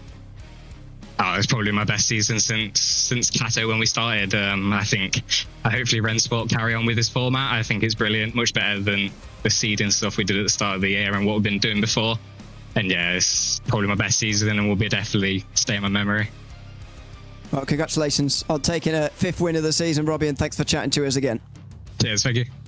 Thanks very much. Robbie Stapleford, 5 wins this season. All of the wins for ERA Esports going to him. Well, where do we start with this lot? The highlights of this. 5 wide in towards turn 1. Rather set the tone for this race, I would say. A couple of drivers spinning to the outside. Not sure they're going to be repeating that anytime soon. Here's another angle. Not sure we've seen that before or we're going to see it again either, to be honest, especially not round here at Spa. That was a big squeeze on the way towards turn 1. It certainly didn't end there. The battles continued in towards Lecom. This is pretty unlucky for Bono House, really. A small bit of contact sending him off into the grass. This was less unlucky for Nicholas Mateo and Matt Emery, who rather drove each other to the barriers through No Name Corner. There you what, have a bit of that tyre wall for Mateo and for Emery, unfortunately. The battle out front was astonishing, really. Daniel Moreno fighting alone for TC Racing with ERA Esports surrounding him from all angles. Robbie Stapleford was most consistently alongside him. Here he was through the final bus stop chicane alongside on that occasion. This is a bit deeper into the race, a bit deeper into the field for a couple of the TC Racing drivers as they would confirm 2nd place in Group D on the final day. This is where it all came to a head, 3 wide, cutting through the chicane. And on the inside, Jack Keithley spun round. Keithley was helping Moreno out front. After that point, Daniel Moreno was completely alone amongst the other Porsches, which really set him back in this race, you would say. That made it very, very difficult for him. Here was Robbie Stapleford coming up on the outside to get past him on the way towards Lecom. not a lot that Moreno could have done about that. He gave it a good go through the final corners and in the final laps, but he couldn't get past. And in the end, that 1 second penalty is going to drop him down. It's going to be 5th at the end for him. Stapleford, wow, these results look different, don't they? Goodness me. Stapleford and Smino 1 and 2. Henry Moore 3rd. How's that happened? 4 further behind Torlashi and Moreno, rounding out the top 5. Jack Keithley a couple of seconds further back with Matteo Ozildrim, House, Solomon and Pajic all within a second of one another in the interval. And then Matt Emery being hit with a huge penalty, 15 seconds off the back end of the field. I would say and reiterate, those results are unofficial for the moment. That's a big change from what they came over the line with. Yeah, I don't know what to say about that. That is not the result I was expecting. Obviously, congratulations to Henry Moore for first podium that I think has come out of absolutely nowhere. There's no way that stands. I mean, I can't see a way. We will see. But you know, part of the reason was because 4 of those penalties were just out on the last lap. I can't imagine race control have a very long time to apply them to the post-race results. So as I say, that's very unofficial. And unfortunately for Henry Moore, I don't think he's going to be keeping that 3rd place. I honestly, yeah, it's kind of one of those ones like. I've had some like podiums and stuff from like various ways in sim race where it's always penalty. Any time where it's like there's a race result of that and you get it like given it basically through a penalty, you're sat there looking at it being like, to be fair, I don't really care. It's just not the same. It is absolutely not the same. But you know, a podium's a podium if it ends up going that way. We will update you at the end of the evening on that one, because that was certainly, as I said in that interview, that was one of the races that we've commentated on this season. Well, yes. One of the best? It was a race. Okay, cool. I wouldn't go with best. I'd lean it slightly more towards the other way. But at least it was exciting. It was very exciting. I enjoyed it, I've got to say. So there you go. That's the main thing. only important if Ewan enjoys it. Oh yeah, that's the main metric I think that races should be judged on. No, anyway, this is where it gets a bit more serious now. Obviously, Group A, and whether Williams Sim Racing can pull off one of the miracles we've seen in 2025. There they are, 35 points behind Porsche Coanda and already 13 behind Team Redline. To be honest, for them to even finish second, it's going to be a big struggle for them to win and go straight into the Esports World Cup as one of those first 3 is going to be an even bigger miracle. But the team currently leading do have their best driver with a qualifying ban, so there's some silver lining for them. Has he been the best driver for them this season though? Yeah. You reckon? You take? I mean, look, Charlie Collins has been very impressive so far. Yeah. This season, he's had multiple victories. Had a victory, obviously, last round. Well, for one, had a victory earlier on in the day. Obviously had a victory last round at Monza. I don't think he didn't win at Daytona. Did win the final race at Jeddah. Didn't win at Fuji. Won, what was it, 3 races on the bounce? 4 races on the bounce at the start of the season? Yeah. I'm still taking Josh Rogers. Really? Yeah. Well, fair. No, that's fine. It's fine. Just, you know, his Charlie Collins Christmas card list. That's fine. I mean, I'd take being second to Josh Rogers. Just come on, that's fine. I think, you know, historically, especially as well, you know, if you take the whole history of sim racing or whatever into account, even R1, you know, it's no contest for me. But yeah, he's in what I would describe as, by Josh Rogers standards, a bit of a drought. As far as race wins goes, hasn't won since Daytona. Can you believe it? Rounds and rounds ago. He's washed. He's officially washed. 2 weeks ago. That's how this system works. He's washed now. It's over. Kevin Siggy is through the first sect. That's the important bit. Can he grab himself a pole position where things are looking very, like I say, interesting a little bit with this group? I'm trying to remind myself as to how things looked for Redline back here, obviously earlier on the season, because I think the answer was not great. Kevin Siggy did get through into the final at least. He got 4th position in the final. He qualified in 4th position, and then in the quarterfinals he qualified in 2nd. Over the entire evening versus his qualifying position, he gained just 1 spot.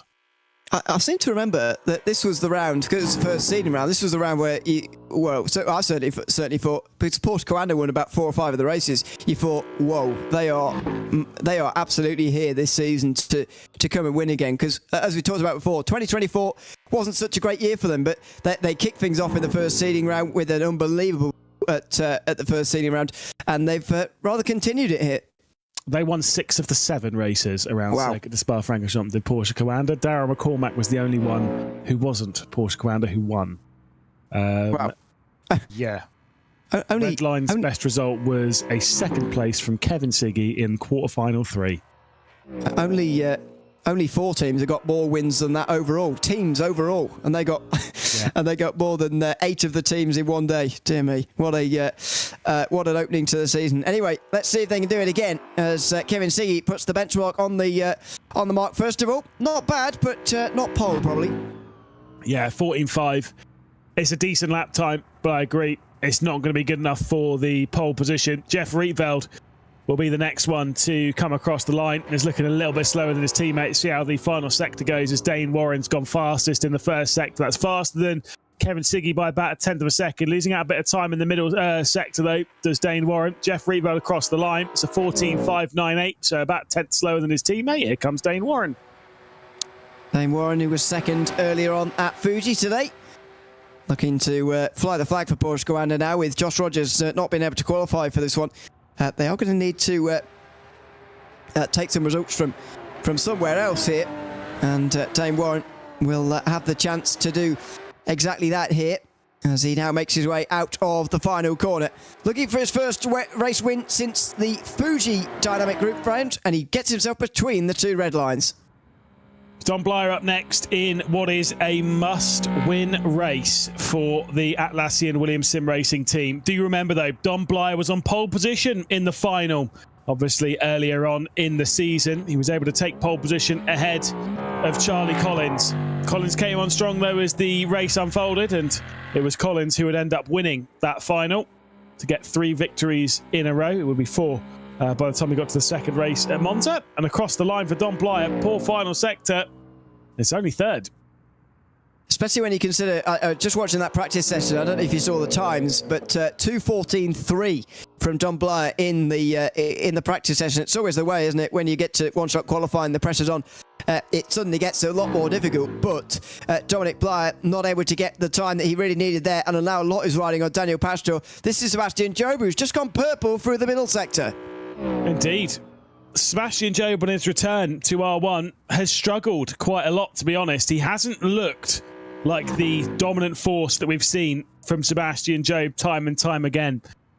Obviously, he did miss the opening few rounds of R1, but once he's returned, it just hasn't quite clicked. Maybe it's clicking now around a circuit where he has certainly clicked in the past. We've seen some unbelievable laps from Sebastian Job around the Circuit de Spa-Francorchamps. I don't know if that fist bump is through happiness or disappointment. I think with that time across the line, disappointment. He's learning from Siggy here. He's beating up his wheel. Yeah. Don't let him smash his head on it. Be big trouble. Through Jordan Caruso now, the final sector for him. One of those drivers who took race wins at Spa, by the way. Semi-final number 1, and that's his only race win. As I mentioned earlier, the only driver to win a race during the 21 seeding round races to have not won during the dynamic group phase. Every single other driver has. Can Caruso put that right now? Well, it's going to be 3rd to start with at least, but yeah, we'll see. Close to pole though. Here comes Charlie Collins, though. Purple first sector, decent middle sector, and let's see what he can do in the final. Is he going to get a good drive off of this final corner? One earlier on in the night. Can he win once again? He'll work his way through that final turn and out towards the line. Looks all right. His reaction, he stares up towards the time, sees what his delta is across it. He misses out by 9,000ths of a second from Kevin Siggy. What about Daniel Pastor? The next 3 lap times for Williams Sim Racing are going to be absolutely huge. Pastor, Van der Velde, and Bellaziotis all need to be ahead of Blyer, really, who's down into 6th position here. They all need to be ahead of him here if they're going to win this group and go straight through to the Esports World Cup by passing the qualifier, by winning this round. It's high stakes, and Pastor, well, is that celebration or not? No, I would say not. 14-7, nearly a 14-8.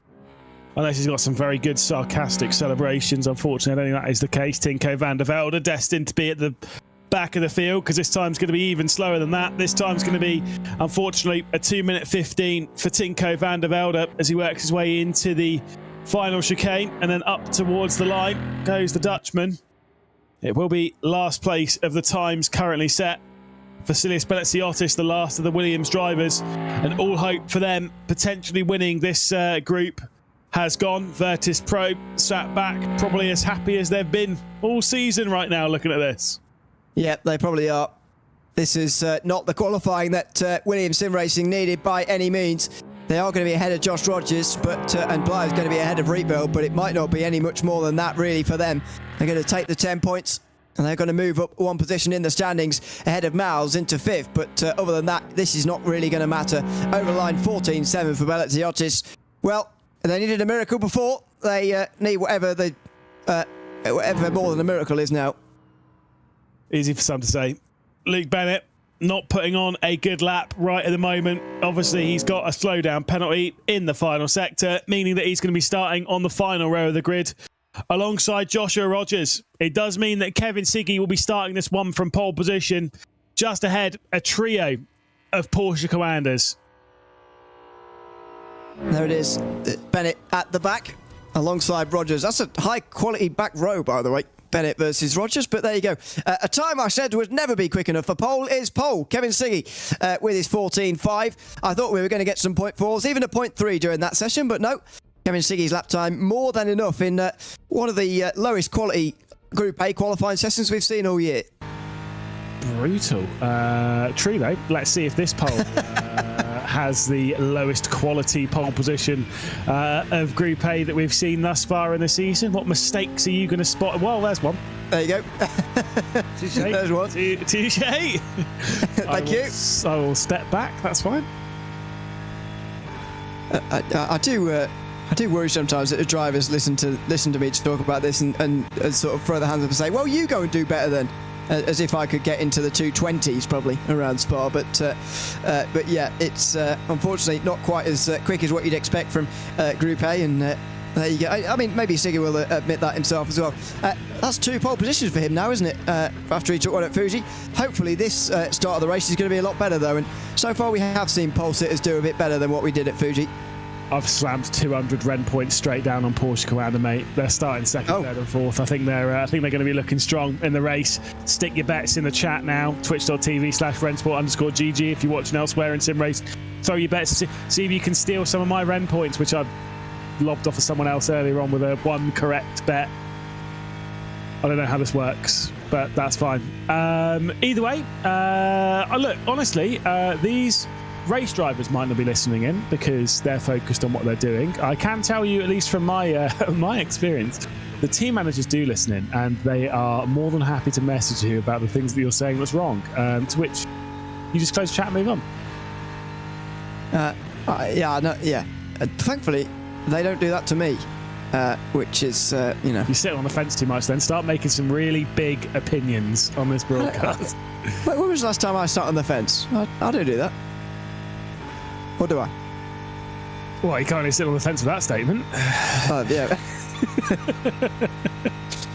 Well, yes. Do I or not? I don't know. Like, make it. I don't know. Maybe I do. Sometimes, maybe I don't. You know, it's.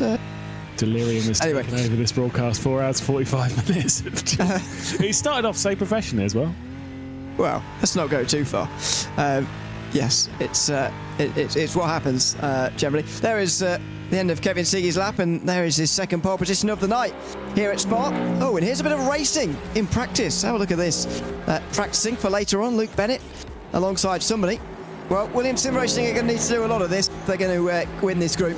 I thought at the start of the day there's a bit of a chance for them, and even at the start of this race I thought, well, there's at least a chance for them to finish second in the group and do something that no other team has done before other than Team Redline and Porsche Coanda, but unfortunately even that is slipping away from them here, and it looks like it's going to be another team rooted to the bottom of the group, and looks like it might well be BS Competition who will have the honour of the best sort of record, if you like, from when they were in Group A, if you like, from 58 points from 3 rounds, average of 19 points a race, still low average, I suppose, but might end up being the best.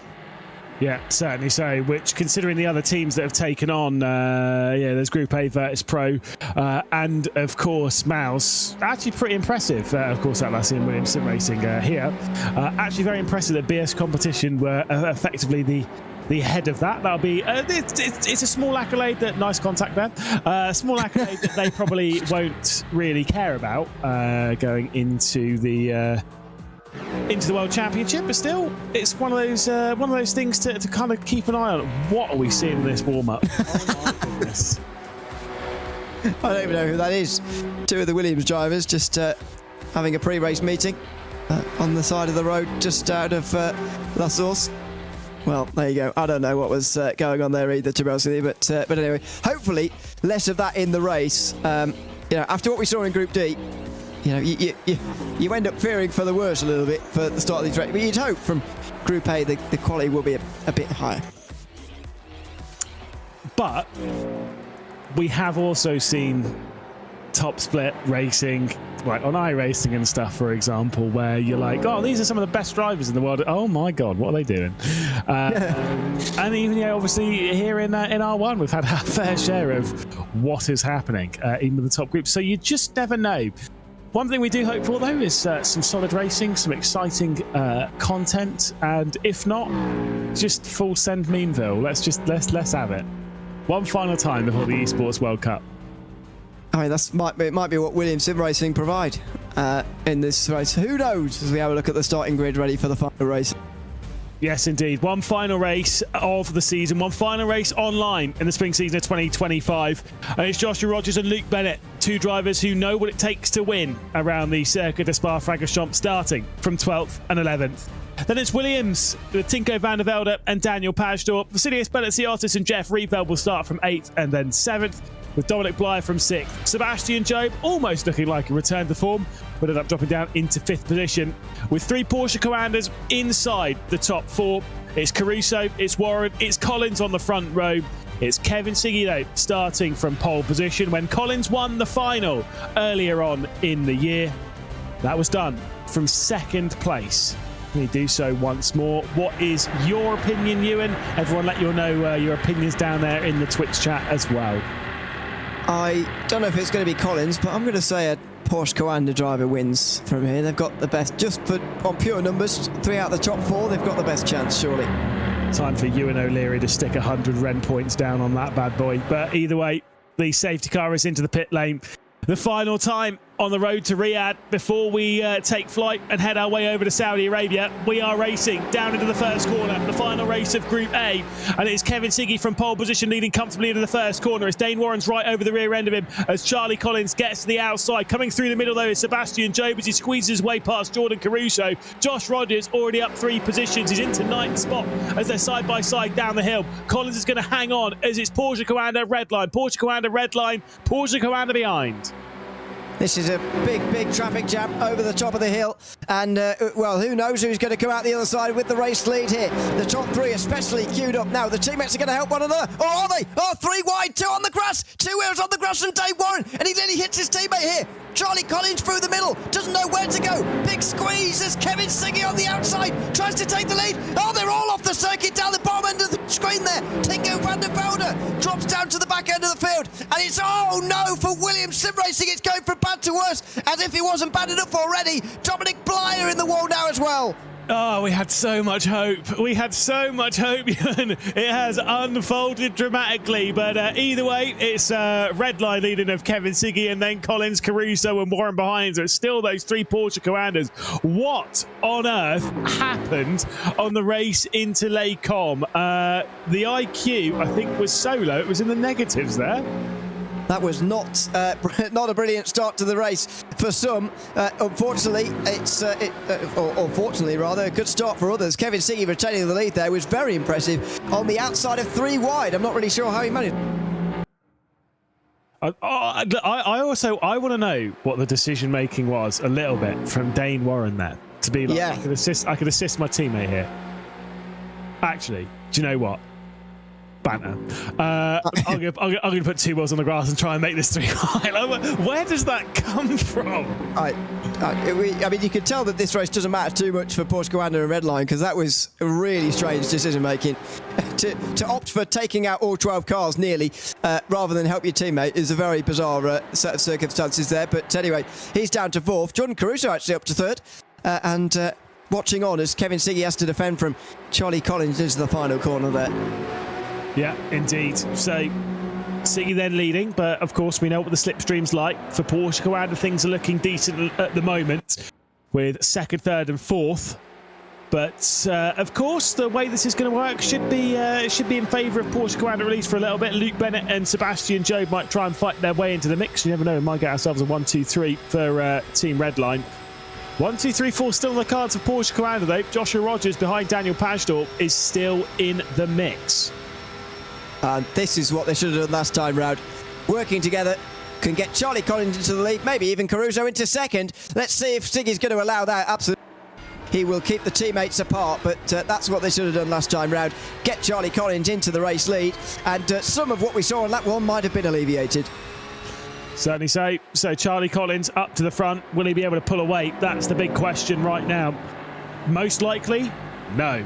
I think he's going to be chased down by Kevin Siggy, but he could get the assistance of Jordan Caruso, who, of course, does have a race victory around here. When we went here in the seeding phase, Porsche Commander not only won 6 of the 7 races, but they did also have all 4 of their drivers win on the same night, which is a feat which I am 92.6% sure has never been done before. Have you got a statistic on how sure you are about things as well? Yeah, 92.6. There you go. Let's see how Williams Sim Racing self-destructed. No. Oh, wow. 4 wide. Well, oh, right. Okay, I understand. Van der Velde, I think that was, trying to squeeze that 4 wide. And you can understand the aggression. That was Blyer making a solo mistake there, really. Hitting the back of one of the Porsche Commanders. And, then to the side of... not sure which red line that is, but they slid around. It's either Bennett or Job. Don't know which one. But unfortunate, really. I don't mind the going down the inside 4 wide there because of the situation that Williams Sim Racing are in, but unfortunately wasn't quite executed as planned. Certainly not. That was a little... Again, the look to try and make that 4 wide, it was always going to mean that those 2 drivers on the left, or the 3 drivers on the left, were always going to move over a little bit more, and yeah, it was... just a messy one, but oh well, that has happened. Like I say, it is what it is. And Josh Rogers is still in this train. We ride on board with Sebastian Job. And you can see a half-second margin has appeared for Charlie Collins here. If Jordan Caruso is able to work his way past, it might be the double on the night for Charlie Collins. I mean, to be fair, he's in a great spot to do it. Yeah. Can he tie Darren McCormack for most race wins this season? The answer's looking like yes, because Jordan Caruso is going to fly past Kevin Siggy now with that double slipstream. There's not a lot that Kevin Siggy can do when he's all on his own out there with no teammates around. Collins and Caruso can work together and they can pull out to a big margin here. Porsche Commander look like they're going to win the group. Charlie Collins looks like he's going to take his 8th win of the season. Certainly so. He's now built up a bit of a margin. If Jordan Caruso is able to slow him down, this will certainly help. That said, will Jordan Caruso just keep the pressure on? Maybe he wants to win the race himself or what? I mean, look, at this point, why not? Right now, with obviously the points being scored with Porsche Commander in their current spots, they'll be outscoring, as you can see in the top right, they're outscoring Redline on the round, winning the round, which would mean they would then top the seeding going into the Esports World Cup. They would be the #1 team, the team to beat. They're in position to do so. Yep, they certainly are by a comfortable margin as well. As I mentioned earlier, coming into today, Commander and Redline, while on the same points, Commander drivers, Porsche Commander drivers, had actually scored more points as individuals than the Team Redline drivers, to the tune of 36. That would extend to, about 80 odd maybe more, based on my bad maths. Nearly 90 based on this round here. Rather, this is one of the bigger margins we've seen between these two teams over the course of this whole season. Yeah, certainly. So here comes a look then as Siggy's trying to work his way back into the mix. Can he do so? No, he cannot. Will Dane Warren be able to do so? I mean, what are the chances of this being a 1, 2, 3, 4? I think the answer is kind of 0. But alas, for the second time tonight, Joshua Rogers and Sebastian Jobe will be throwing themselves across the line very tightly behind. Joshua Rogers a little bit behind. Luke Bennett, and the side-by-side between those two continues in the fight for what is 6th position. I just don't think Team Redline would allow Porsche Coanda by any means necessary to get that 1, 2, 3, 4. That ain't happening, but there's still the possibility of it. You never know. Yeah, I think the 1, 2, 3, 4 is a little bit on the unlikely side at the moment, but I'm not going to give them 0%. I'll give them 8% chance. Why not? We're really on with the statistics there. Note that one down. Side by side between Jobe and Rogers, they battle again like they were at Fuji. And in the background, Rogers on the outside for the first part, inside at the second. I think has got the place as well. Pastor and Belziotis queue up behind. No, still not quite got it done yet, Rogers. Good space given, though, by Jobe. And, well, Pastor decides not to make it 3 wide this time round. Certainly not. Well, here we go. Bit of a squeeze there on the exit. Let's see how it's going to unfold. Daniel Pagel we're riding on board with to see these cars ahead fight their way around the Circuit Spa-Francorchamps. Bit of a slide coming in from Joshua Rogers, and Daniel Pagel might work his way into it. At the moment, 8th, 9th, 10th and 12th, it would be the second lowest score, or the joint rather lowest score of any team in R1, if I remember correctly. I need to go back to my stats to see where Virtus Pro also finished 8th, 9th, 10th and 12th to score a whopping 9 points. Yeah, and that would bring their average down dramatically as well in terms of points per race. It would bring it from what the highest after they scored 20 in the first one to almost the lowest, but not quite as low as Virtus Pro, who were here for 6 races in fairness, which makes it a bit more difficult on them. But even so, scored less points per race than any other team, partly down to that 9-point score, as you mentioned. I don't think it is going to finish like that. I think Daniel Pastor and Felicios have got decent speed right now, and they're just waiting for the right moment to pick off Rogers or Joe, whoever loses out in this fight for 6th. Indeed. Well, you can see how close it is for the race lead, but you can also see how Kevin Siggy is kind of being left in this fight to his own accord. I did say earlier on the broadcast, I was like, oh, I wonder how long until we pass 300 races in R1. Do you remember I said that? Yeah. This is the 326th race. We passed it ages ago. Is it? Yeah. How?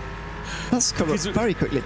Because we've had, so we had the 300th race much earlier on in the season. In the dynamic group phase, in the 4 rounds that we've had, 48 races in that alone over the last few weeks. So yeah, we've flown through the races. Joshua Rogers, he's going to try and do his main maths now. As Daniel Pagel, as you rightly predicted, he's going to throw himself back into the mix. He's got his teammate as well coming through with him, Vasilis Belziotis to the inside, as these two battle with the 2 drivers with the most victories in R1. That is why you need your teammates up there. Pastor versus Belziotis helping each other move forward. Dane Warren looks like he's moved forward as well on Kevin Siggy, but it's not over back here just yet. Sebastian Jobe looking to try and score some more points. It's been a difficult 2025 so far for the red line driver, and he needs to get some form back again. Oh, Belziotis slides, and that sends Jobe into the gravel slightly. They will all keep it on the road this time round, though, as Williams try and salvage some points from this. Daniel Pastor certainly has with that last bit of overtaking. Yeah, indeed. Look, it's something, and at least then, you know, to get themselves out of the potential position of getting the lowest point score of the group stage of this part of the competition. It's something. They all add up bit by bit. So tis what it is. Dane Warren, by the way, got past Kevin Siggy, so it's now 1-2-3 for the Porsche Coanda team. And what has seemed like their dominance over the online season thus far, as much as Redline have given them a very good run for their money, it does seem as though the dominant force heading into the Esports World Cup is going to be Porsche Coanda. And maybe even, at least from the driver's side, from what we've seen from the online part of this season, maybe it's going to be Charlie Collins and Darren McCormack going toe-to-toe. Yeah. It's going to be very exciting to see those two back on the racetrack together again. because it feels like it's been a little bit of time actually since we've seen them properly going toe to toe. Probably hasn't been that long in reality, but it feels like it has been, and it'd be great to see them back again. Absolutely side by side, which I'm sure they will be at some point at the Esports World Cup still to come. But Porsche Coanda are going to go into the World Cup as favourites, I think, at this rate. 1, 2 and 3 in this race. They're going to take this round by one of the biggest margins they've had and that we've seen by any group winner in this phase. And yeah, as I say, with that points lead, that number 1 seed, they're going to go in favourites. Here comes Rogers.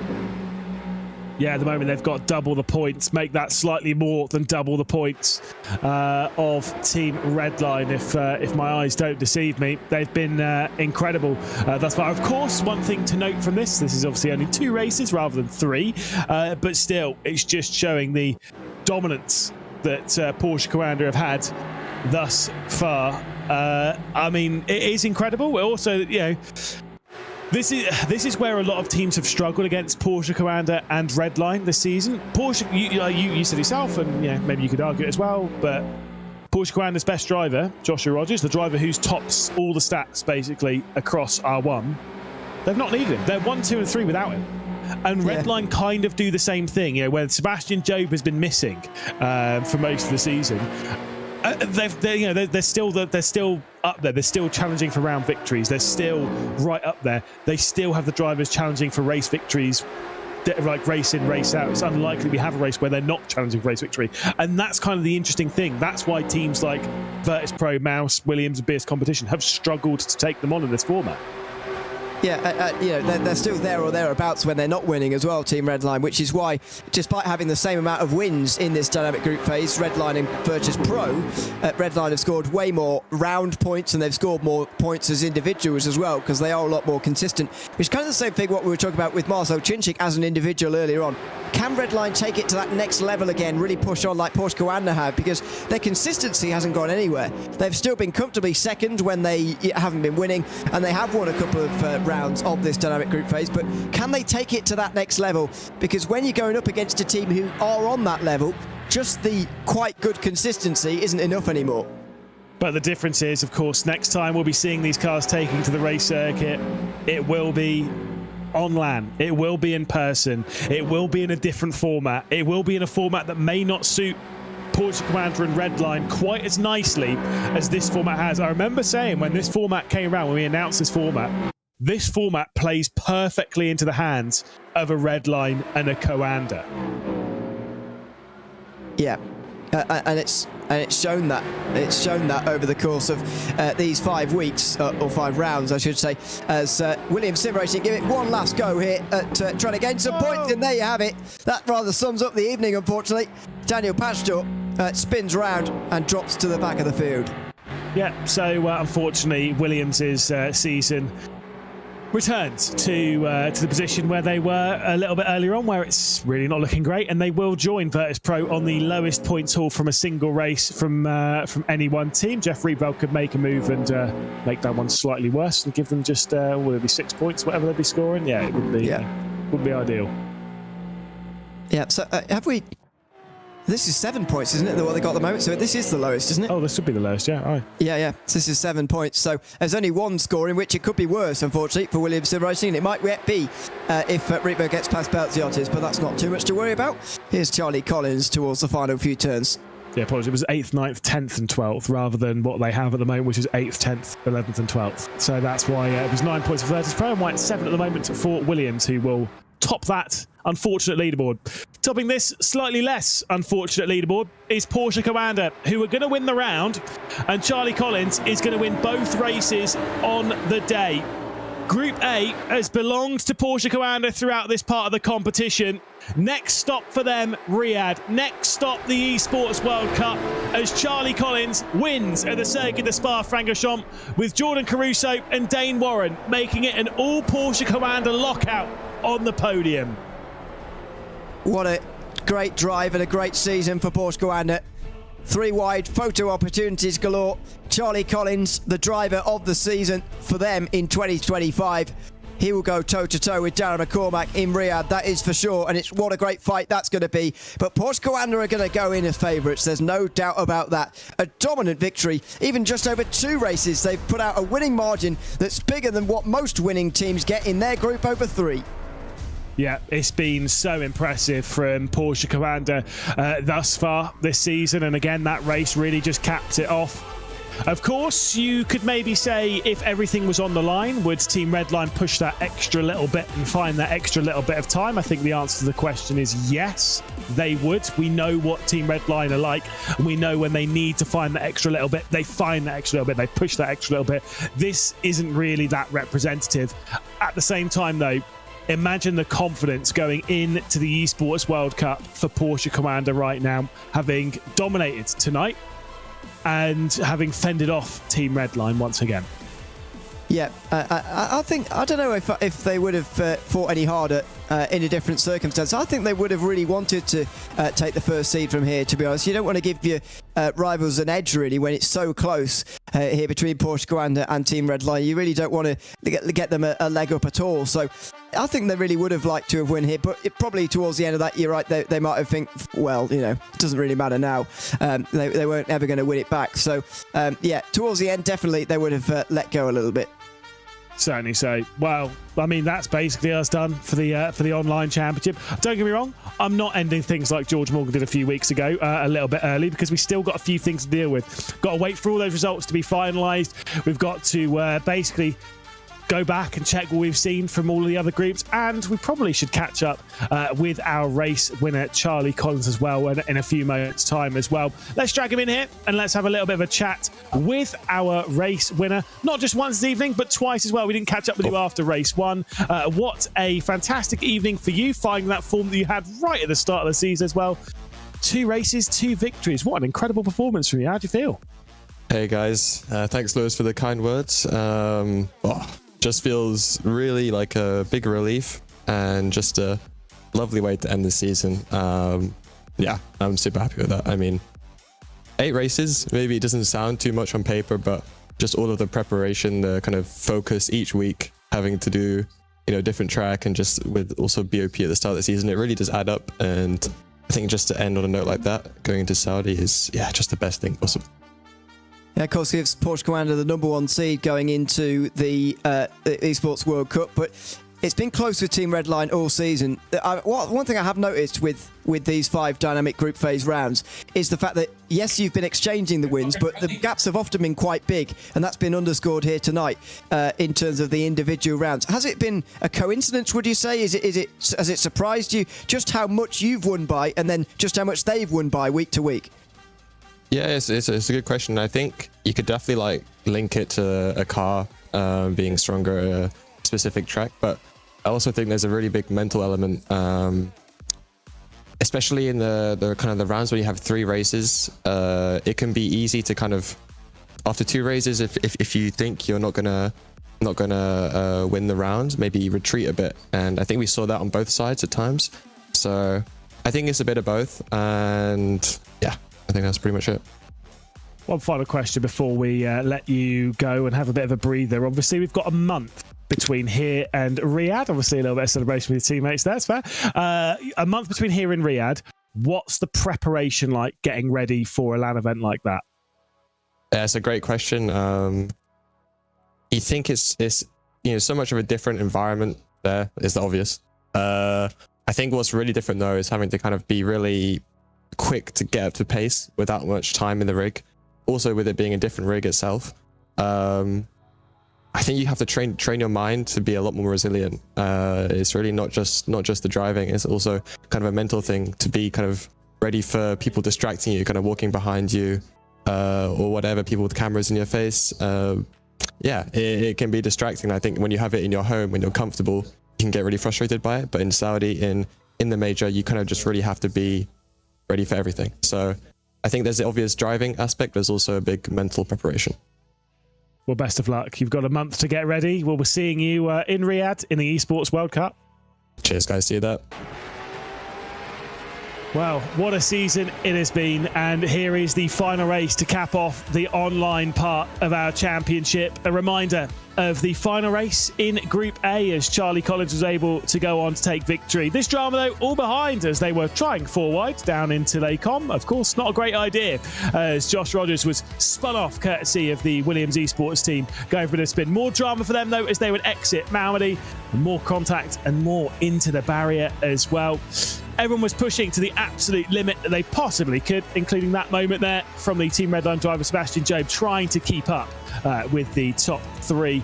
Meanwhile, it was Charlie Collins taking over the race lead. It was Kevin Siggy sitting behind in 3rd, behind Dane Warren as well, as he was trying to find his way into the mix. Daniel Pajtor was seeing the likes of Joshua Rogers and Sebastian Jobe go side by side, was joined by his teammate Vasilios Belletsiotis, who was also trying to lean on Sebastian Jobe as well and try and force his way through.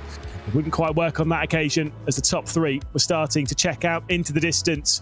Joshua Rogers trying to keep the likes of Daniel Pajtor, Vasilios Belletsiotis and Sebastian Jobe at bay as he would find his way down in 6th position. There'd be this contact and the Williams driver would go for a bit of a spin on the exit of Malmedy late on in the race.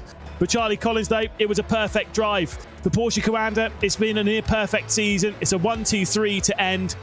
It was Charlie Collins ahead of Dane Warren, ahead of Jordan Caruso rather, and then Dane Warren. The 3 of those separated by less than a second. Kevin Siggy in 4th position with Luke Bennett in 5th. Joshua Rogers would end up in 6th position for Porsche Commander, and then Sebastian Jobe in 7th.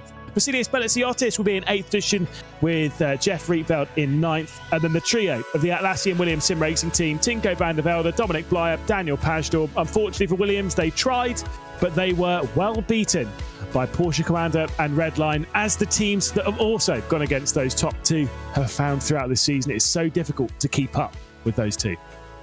Yeah, it is, and we will see at the Esports World Cup whether anybody is able to. Porsche Commander certainly go in as the favourites. Team Redline will be right behind them, but who's going to be that team to really challenge them both and really get up there to challenge them as well? Virtus Pro are going to be straight in there into the Esports World Cup. They bypassed the qualifier as a result of tonight's racing.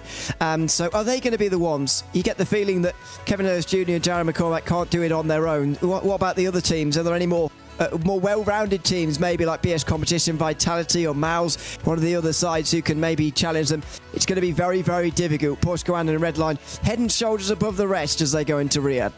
Yeah, the waffle, by the way, between myself and you, and will continue for a little bit longer because we're just waiting for those official results coming in from Race Control so we can update you with how each of the groups looks and how things will look heading into the Esports World Cup. One thing that we do know, though, because of course Williams not winning there in the round, which was kind of expected, but still there was maybe the potential hope coming into the evening, is that our automatic transfers into the Esports World Cup finals will be Team Redline, will be Porsche Commander, and of course will be Virtus Pro. That's a good result for Virtus Pro. Obviously, they're one of the teams that made the biggest signings coming into the season, with Kevin Hurst Jr. and Darren McCormack coming on board, along with, to be fair, quite a few behind the scenes, like Kuba Brzezinski, of course, who's back behind the scenes of the Virtus Pro team as well.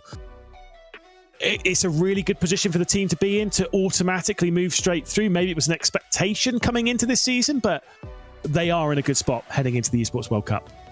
They certainly are. As I said before, I still think that they need a bit more out of Wojciech Fiala and Mikhail Statsenko, and you can understand why they are a little bit behind the other two, because they haven't been driving on RENNSPORT for as long and they haven't been competing in R1 since the start like the other two have, although those two have, of course, moved teams since they began in R1 2 years ago. But for me, you can't win and beat Porsche Commander and Redline with two drivers who are, capable of getting race wins and podiums in that kind of field. And right now, I just don't feel that Fiala and Statsenko quite are there.